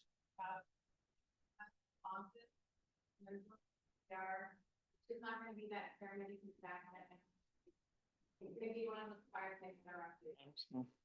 Mr. Castro was already so bad that they literally come flying down Fifth Street, pick up the firefighter who's already standing on skyline. I watched it with my own 2 eyes. He popped that down, they feed it off the PCR. Again, I don't think one time before, they are medically checked. I think the portfolio, I have the training that we have. I'm not saying. Let's go back to, But we definitely need guys here and not try to disrespect them as much as I have seen and heard. And the house fire you're talking about, they responded in 3 minutes and 11 seconds. It wasn't 25 minutes. Yes, they could go out on I-5 to call, accident, the accident they go on, they someone in a car, and they have to do an excavation, so they have to close I-5 down, and they gotta have it out there. The gateway, he wants to be there. So Well, it's- that information I gave was given here at the city council meeting and it's also recorded. So I'm not just saying that because it is recorded, it was told here at the council meeting by one of the community members. So we're gonna go back to the podium and also you should be stepping to the podium. So it having been 9/11, and good morning, everybody. It's good to see everybody still sticking around. Buenos dias, and our translators are gone too. Yes, our firefighters, all of them, the county ones are all heroes. I hope that we'll have Avenal Fire Department heroes as well, who will complement the work that the county has done for over all these many years, keeping us safe. Nobody's perfect, stuff happens. And so I think we shouldn't be nitpicking on it because it is a focus on building something here, not to disrespect what the county's done. And it has been a bit of a fight because I know that there's a lot of heartfelt emotions and connections with the fire department. I know Mr. Valle is very connected with them. He's changed the contract twice during this process. Mr. Verdugo had to table one because it went from 3 months that the county had sent to us to 6 months. And Mr. Valle came here and announced, I did this for you. I did this for everybody here for 6 months to give you guys more time. Give it another month and a half, and now we need a year. And if you watch that meeting, he said, I want to make it a year because the city has been doing this stuff. I watched it. I can record it. It's on minute 37 of the April 12th meeting. So I have my receipts. But then Mr. Neves added, let's do a what is it, a 6-month look at clause or something? Yeah. After the 6 months. After the year, give us 6 months of just notice.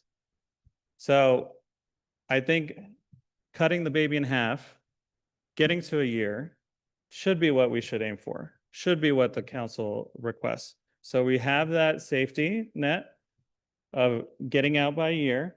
That'll give the city a year to set up their fire department, what everybody's talking about. But what is disparaging, I think, to the city is saying, you can't do it. You have nobody who can do this. The second that the city's trying to hire or get the funds and the ability to get people who will give us, we could hire a contracted the fire chief here to help us out. We can't do that until there's a fire ordinance to allow the city to make those payments. So please understand that that's what the city's trying to do, not to hurt feelings, but to live on in Mr. Cassada's way of making the city more independent. Thank you. Come to the podium, Mr. Cobain.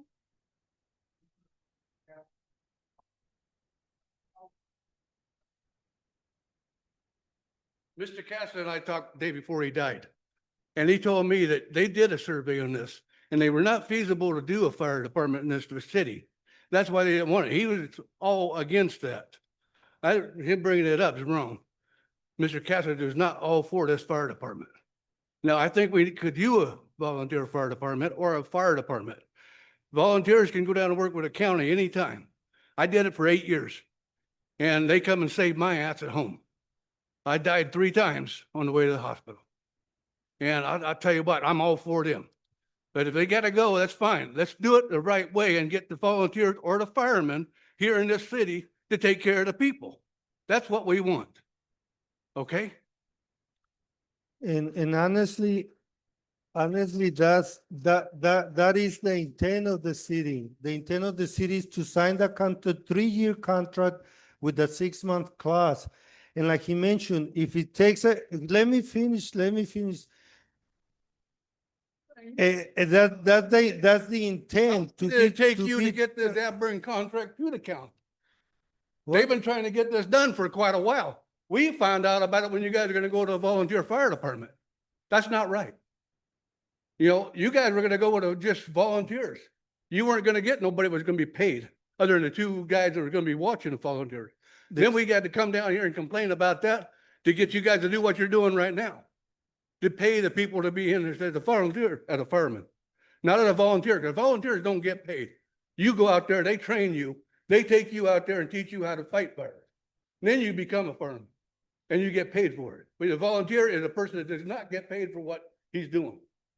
I know I was The city of Fire Board is a volunteer fire department. They got a paid battalion chief and a paid fire chief. That's The it. city That's of it. Faithful The also system's have to, volunteer. so it's But not all volunteer. it will not work here in this town because you ain't got enough people in this town to volunteer. Well, They want that's to get what- paid for it. That's why that option is at the table, and people could keep bringing all volunteer fire department. That's not the intent.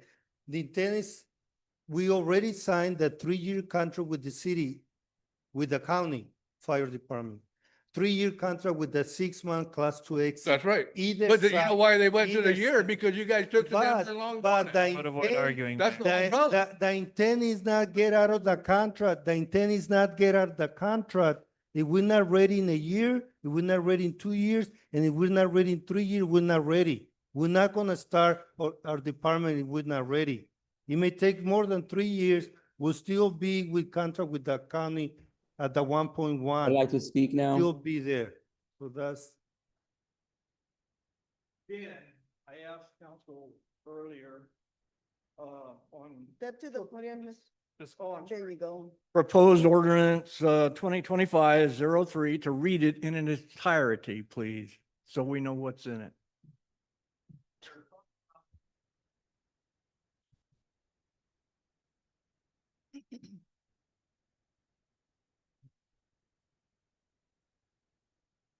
You can do it. It's there, it's there, it's there. They got a copy. Everybody got a copy, right? No, somebody didn't get a copy?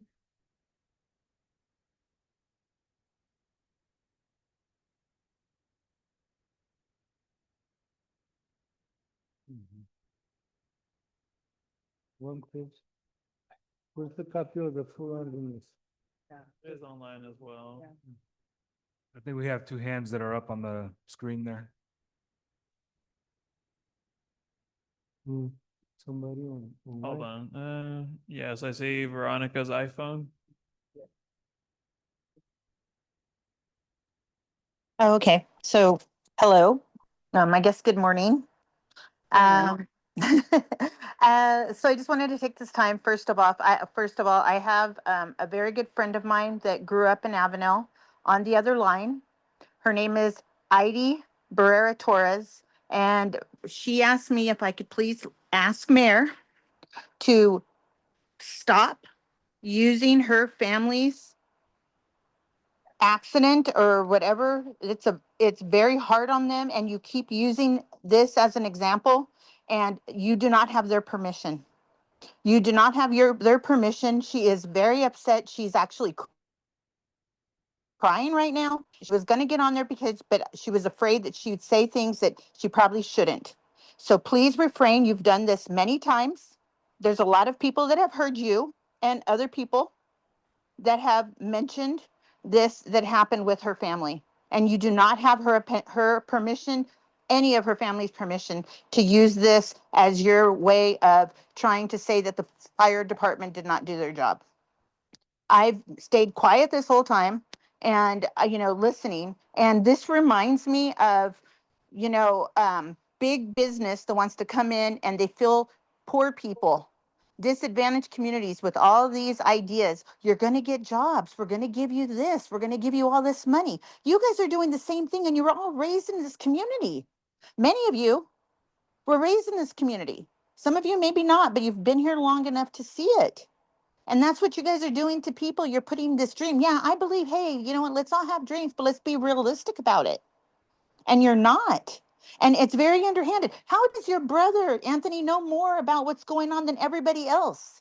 He's speaking on behalf of the city council, and it's crazy. You're saying that you guys are having, oh, we let the public know. No, you didn't. And then just the lack of respect to first responders. Jesus Christ, guys. You guys go to church every Sunday. We see you on Facebook doing all this stuff, but look at how you're treating people. Like there's literally absolutely no reason why. I get disrespected all the time by you guys. I mean, you guys didn't mention my the minutes. You guys did not put whatever I said in. You guys disregarded it. Then now you sit there about public comment. How do you want to say that people could talk within 3 minutes about everything they want to do in 3 minutes? You know it's not even realistic, and you guys are doing it on purpose.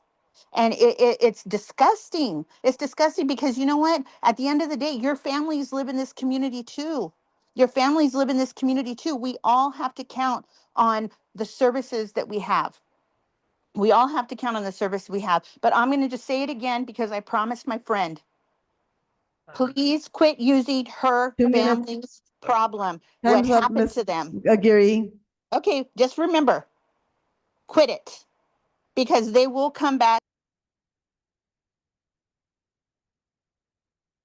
Well, I Next. didn't mention any no names. I just said what the information. You know what you are doing.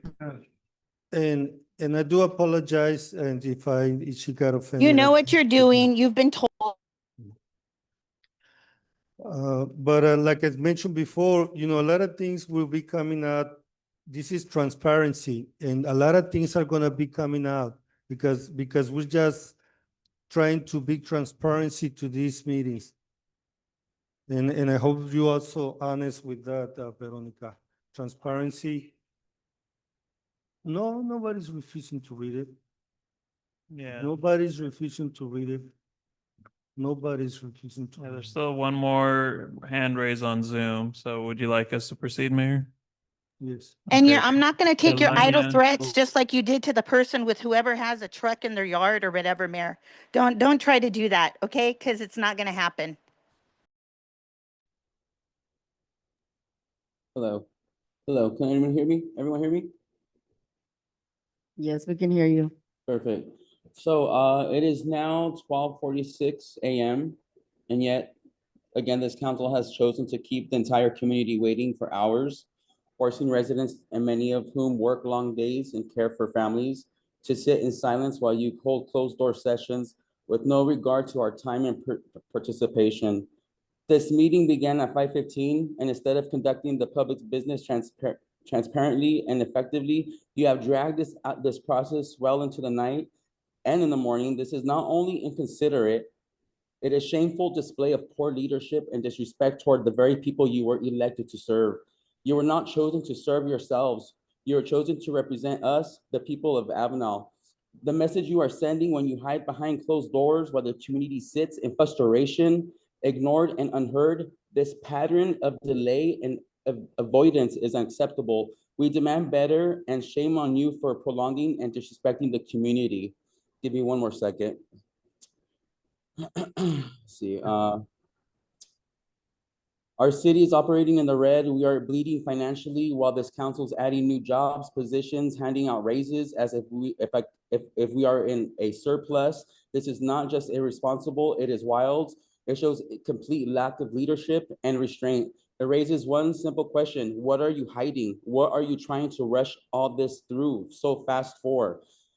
I would just demand an immediate financial audit, a freeze of all non-essential spending and hiring, and a public hall to another a public hall, not another closed door meetings ever again. I mean, this just needs to stop. You guys are out of control.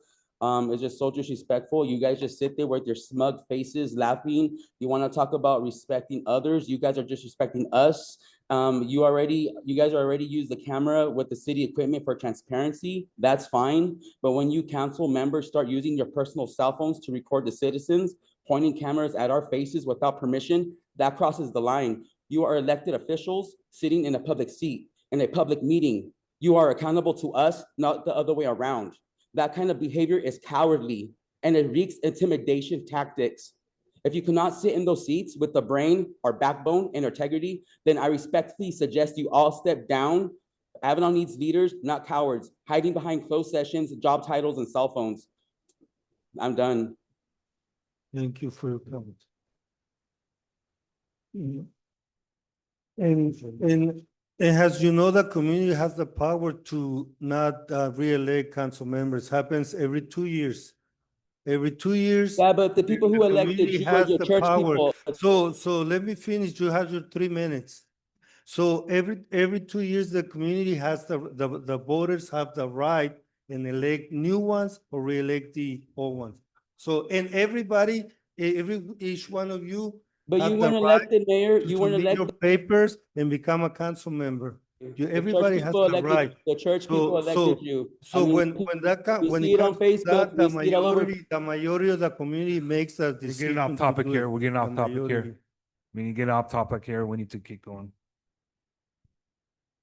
So we can get this going. I'm gonna make a motion to we table this until we get that county contract back from them, signed for that 1 year. And also, when this comes back, we need to also itemize the $650,973.83. Itemize, bring an itemized statement of what we're gonna spend that money on.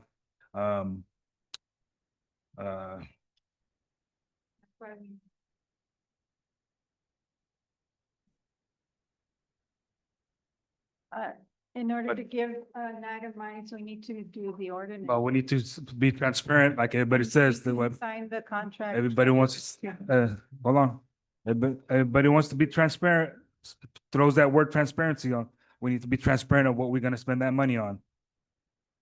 So in order to pass this right here, we need to let the public know what we're gonna spend that money on, not just a number and say we're gonna spend this money.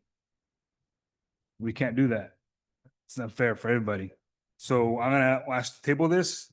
I'm gonna motion to table this until we got to the next meeting, till we get this contract back to the county tomorrow with the 1 year, so they could have it by tomorrow before the end of the day, and they could go through it on Monday for the Tuesday meeting. And I'm sure they would approve that 1 year. So I'm gonna make a motion to table this to the next meeting and to have the itemized statements for what we're gonna spend that 650,000 plus money. Well, we already know that the intent is to begin creating a fire department. We already know for what it is. Okay. It's to create the policy. To wait And 2 today- weeks and is not gonna hurt us. To wait 2 weeks is not gonna hurt us. Sorry, let's get back on point. There's a motion on the table. There's a motion on the table to table items. Is there a second?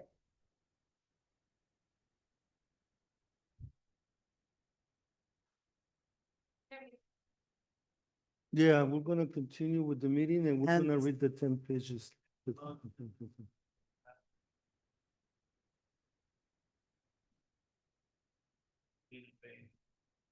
Yeah, we need to continue. And this is totally separate. The ordinance, we said it's an ordinance. Excuse me, Mr. Mayor, but due to lack of a second, the motion dies.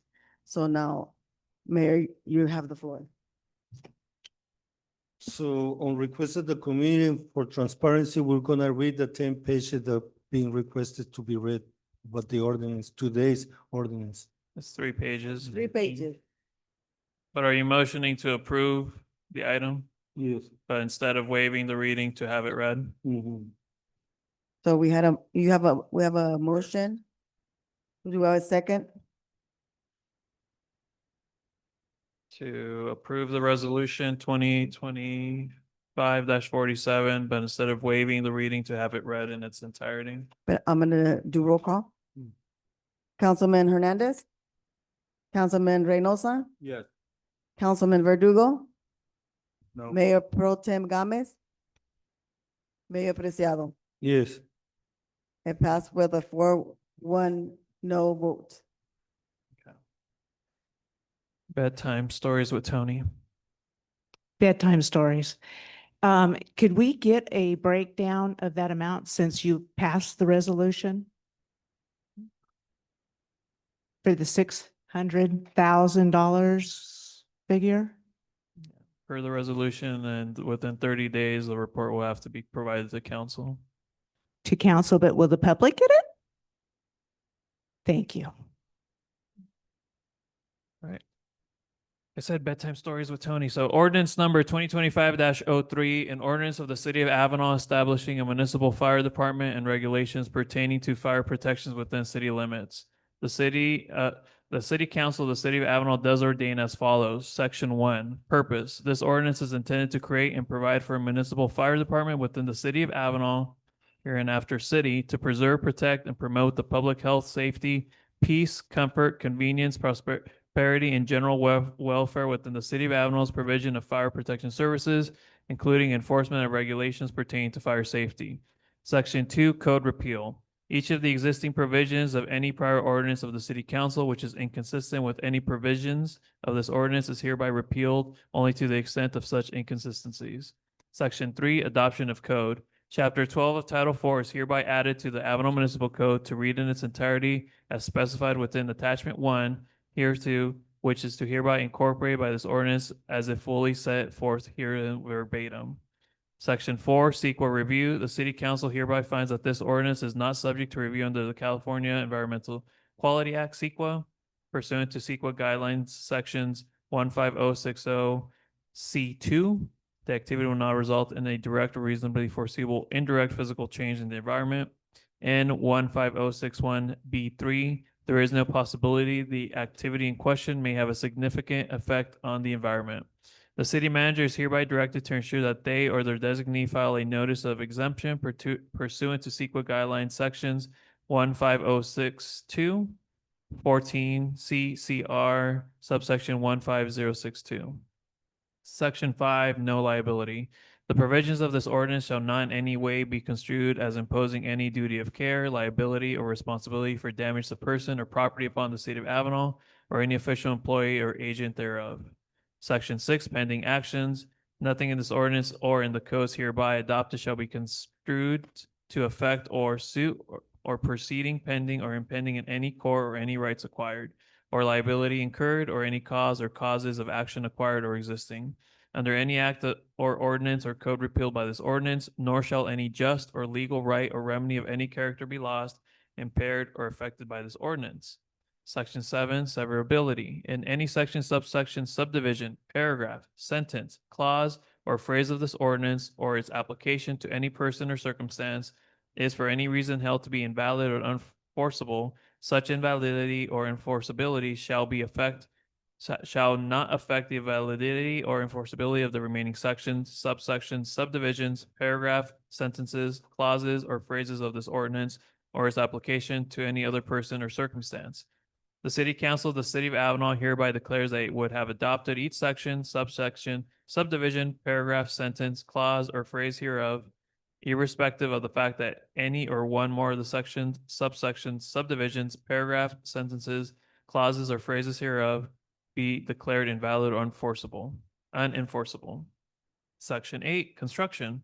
The city council intends this ordinance to supplement, not to duplicate or contradict applicable state and federal law, and this ordinance shall be construed in light of that intent. To the extent of the provisions of the Avenal Municipal Code as amended by this ordinance, as substantially as same as provisions of the Avenal Municipal Code existing prior to the effectiveness of this ordinance, then those amended provisions shall be construed as continuations of the earlier provisions and not as new enactments. Section 9, effective date. The foregoing ordinance shall take effect 30 days from the day of the passage hereof in the event that there is no newspaper or of general circulation published and circulated within the city. Then prior to the expiration of 15 days from the passage hereof of the certified copy of this full ordinance shall be posted in the office of the city clerk pursuant to Government Code Section 36933A, and in 2 additional public locations within the city of Avenal, state of California, together with the names of the council members voting for and against the same. Alternatively, the city clerk shall publish a summary of this ordinance prepared by the city attorney and shall post a certified copy of the full text of this ordinance in the office of the city clerk at least 5 days prior to the city council meeting at which this ordinance is adopted. Then within 15 days after adoption of this ordinance, The city clerk shall again publish a summary of the names of those city council members voting for and against this ordinance, and shall have a certified copy of the full text of the adopted ordinance posted within the office of the city clerk, along with the names of those city council members voting for and against this ordinance. The foregoing ordinance was passed and adopted by the City Council of the City of Avenal, State of California on September 12th, 2025, at a regular meeting of said council duly and regularly convened on said day by the following vote, which is not written, but would be Council Members Hernandez, Councilmember Reynosa, Council or Mayor Pro Tem Gomez, Mayor Preciado in favor, ayes, and Councilmember Verdugo knows. No abstentions or absence. Now the attachment, we're at the last 3 pages. Avenal Municipal Code Title 4 Public Safety, Chapter 12 Fire Departments. 4 subsections. First section 4-12.1 Fire Department established. The Avenal Fire Department is hereby established as a department of the City of Avenal pursuant to Government Code subsections 38611 and 36501E. The department shall be under the charge of a fire chief who shall be the head of the department and who must have previously trained and experience as a fireman. The other members of the department shall consist of those firemen or companies of firemen as the city council may authorize by resolution. The city council shall fix and pay the compensation of the chief and other firemen.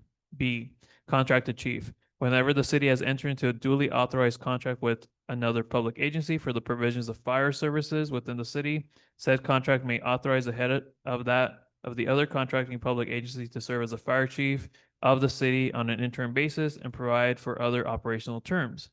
Notwithstanding any provisions in such contract or this chapter to the contrary, anyone acting as a fire chief or of the city or as on an interim basis shall not have any direct control over any personnel of the city, including any authority to appoint, dismiss, or control or direct any employee of the city who is employed within the department, but shall only have direct control over the personnel of the contracted public agency who are providing fire protection services to the city. C, the department shall primarily provide fire suppression and emergency medical services to the residents of the city, and upon recommendation of the fire chief, may provide hazardous materials response, technical rescue, and other emergency services as may be authorized by resolution of the city council.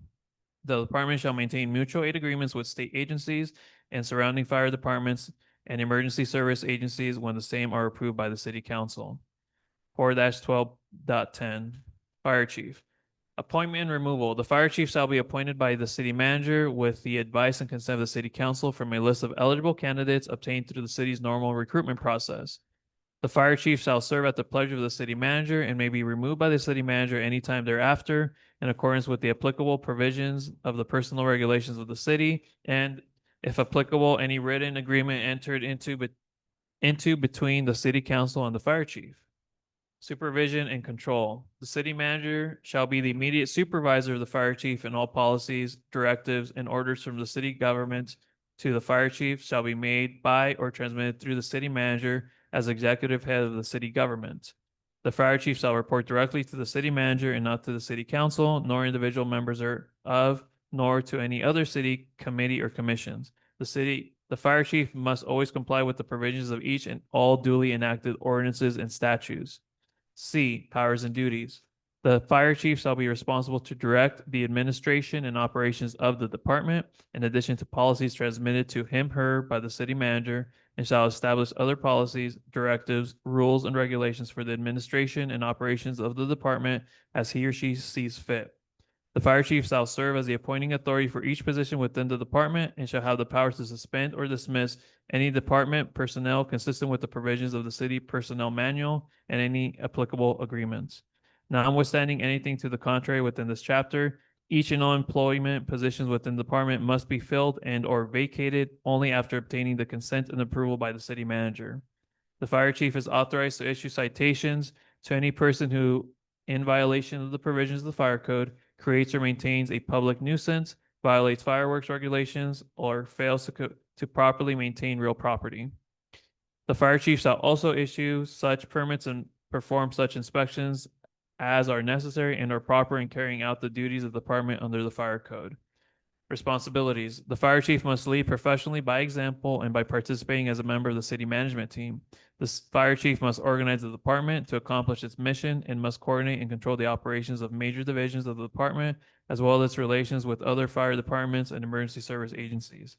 The fire chief shall be responsible for ensuring regular the inspection, maintenance, repair, replacement, and proper use of all department apparatuses, equipment, and facilities.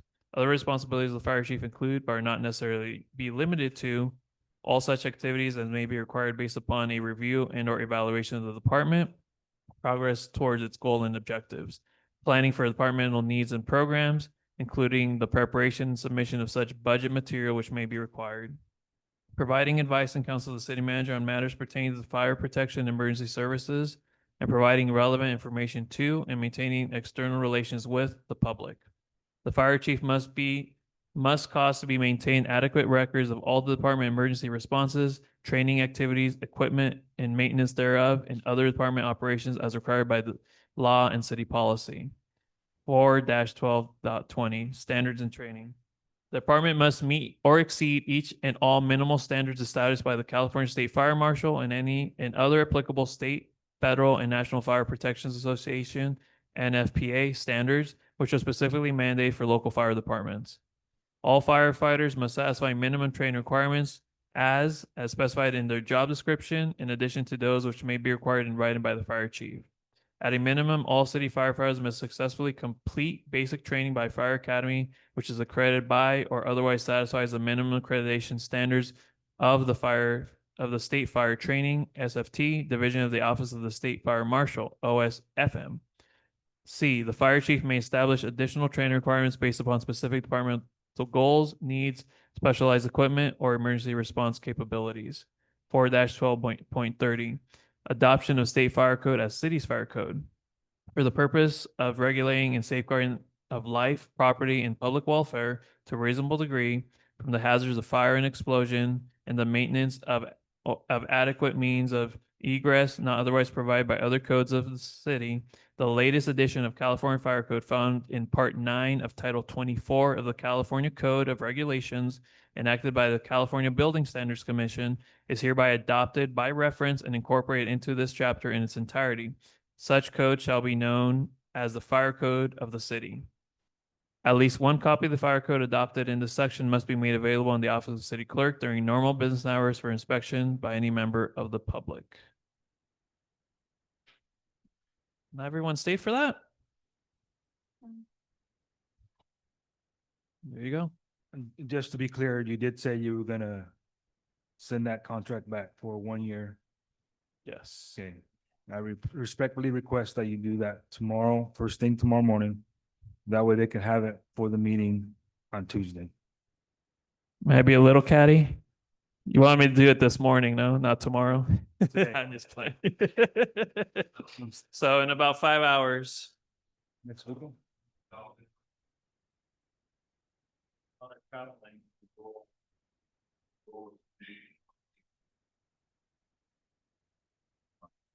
But still.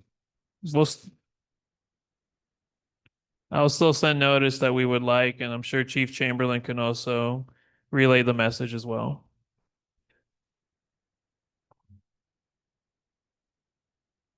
Thank you. Anyone fall asleep? No. My nasally voice.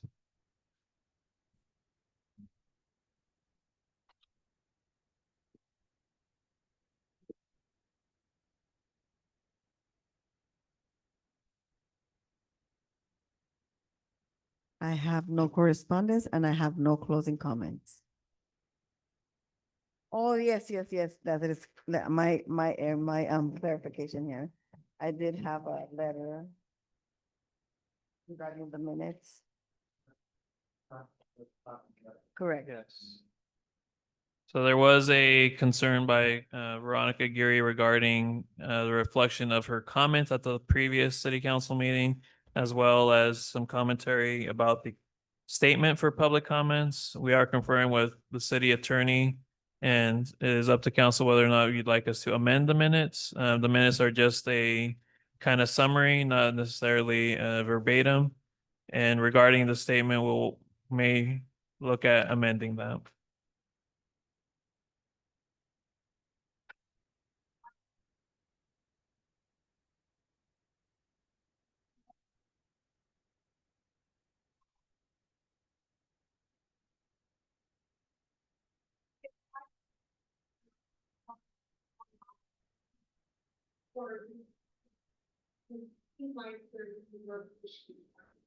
That we don't have any concerns.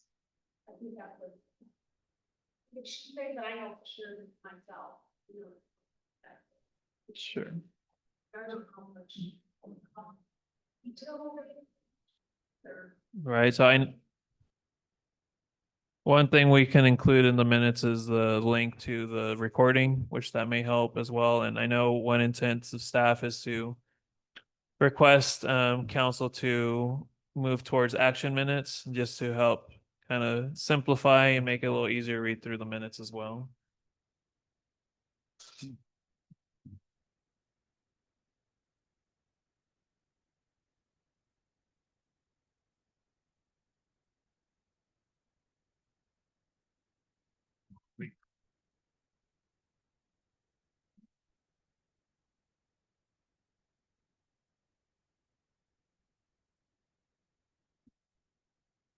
No correspondence or closing comments at this time. Thank you.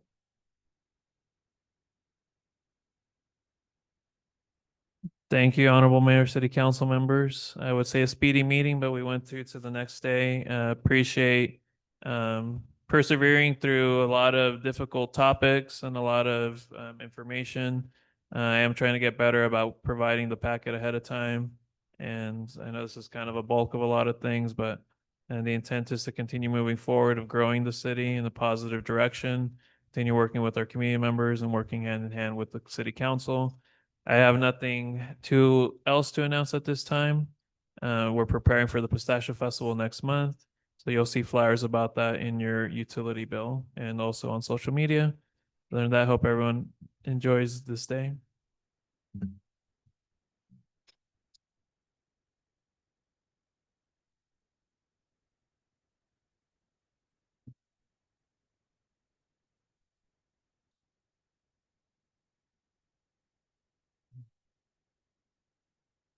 Yeah, we've been focusing on the audits.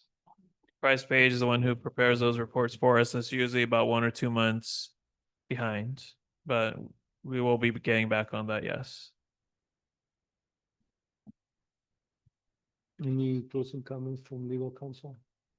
Not at this time. Thank you, Mayor. And we go to Councilmember Hernandez. Any closing comments? We go to Councilmember Reynosa. Any closing comments? No, this time. Councilmember Verdugo, closing comments? Yes, I was like to say, I attended that, the suicide walk here last Saturday, and it was, I'm glad to see so many people participate, and some new people that actually came out and, were well, informed the things that we're doing and we're trying to do, and, to help them out, and, we just encourage everybody to, help these people that need help, because I know they're out there. But it was a great turnout, and can't wait to do it again. Let's do this again next year. I think Hanford's having one this weekend, I think, or next weekend. So they're having a walk in Hanford, I believe, for suicide walk. Also, in our in our budget that we just passed here last meeting, there was an itemized item for us, for the council, for $150,000. I know it's been a while, and but I like to request that we used to give money to a community of aging program, and they're having a thing at Burris Park on the 19th, I believe, this next Friday. And I think we need to continue or start helping them out like we used to.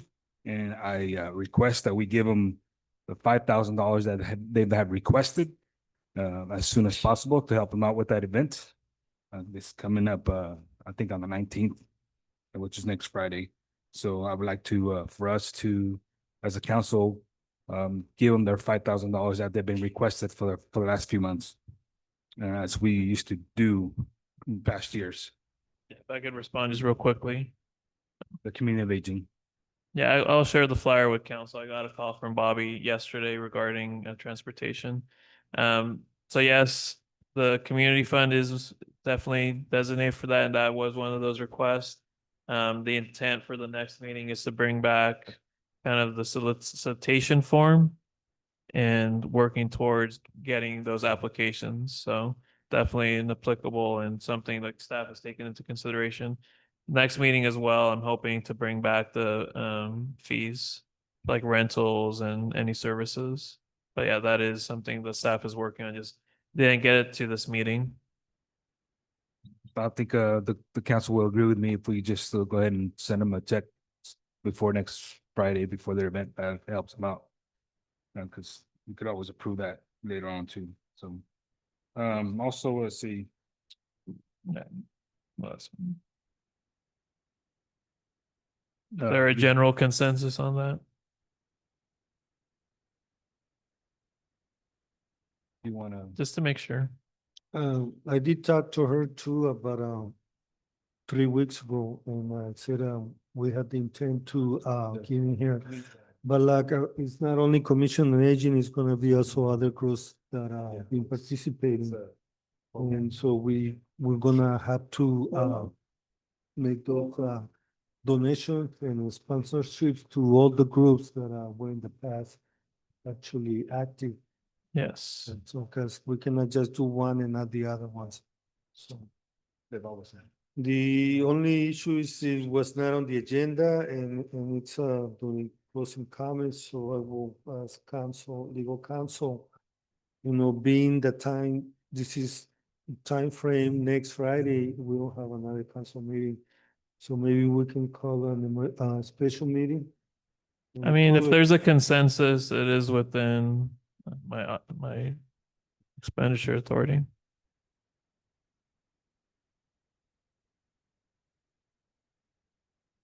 But like I mentioned before, we also need to pay special attention to all the other groups that were participating in the program.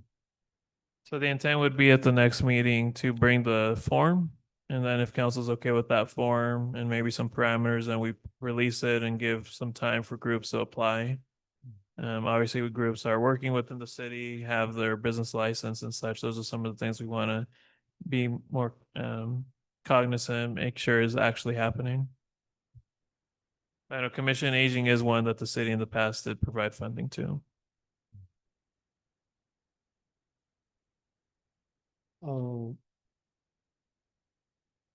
Any closing comments from? Hold on, I will. Then And like Tony mentioned earlier, something about getting the packets out to us as soon as you could. I'd like to motion that request that we start getting our packets on Friday, so we can have the initial 2 days to go over our stuff. So we can do some research and stuff. It gives us animal time, because we get our packets Monday night and gives us 2.5 days to go over it. And 2.5 days, I know you give some of this during the weekend, but it kind of helped out. But that's a lot to go in 2.5 days. So I request that we start getting our packets on Fridays. And that's all for me. What I can do, sometimes I may have the materials, but maybe not the full staff reports or the full order of the agenda, but I can provide the items if that's at least a start. Yeah. Well, to be transparent, we cannot give direction or action to the city manager if the item is not on the agenda. This is the time for closing comments, not to give direction.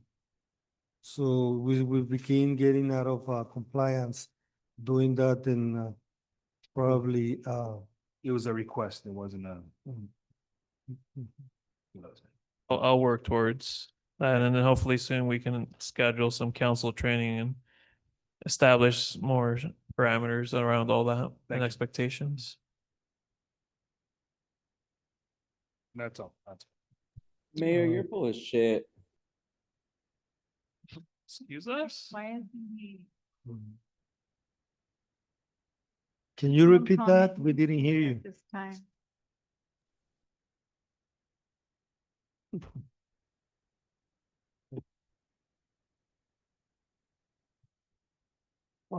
Closing comments from Mayor Pro Tem. Not at this time. So are we gonna continue with the closed session? Do we No. have any items left to discuss? No, that was all we were. We went through. That being said, meeting adjourned at what time is it? 1:18. 1:18. Thank you. AM.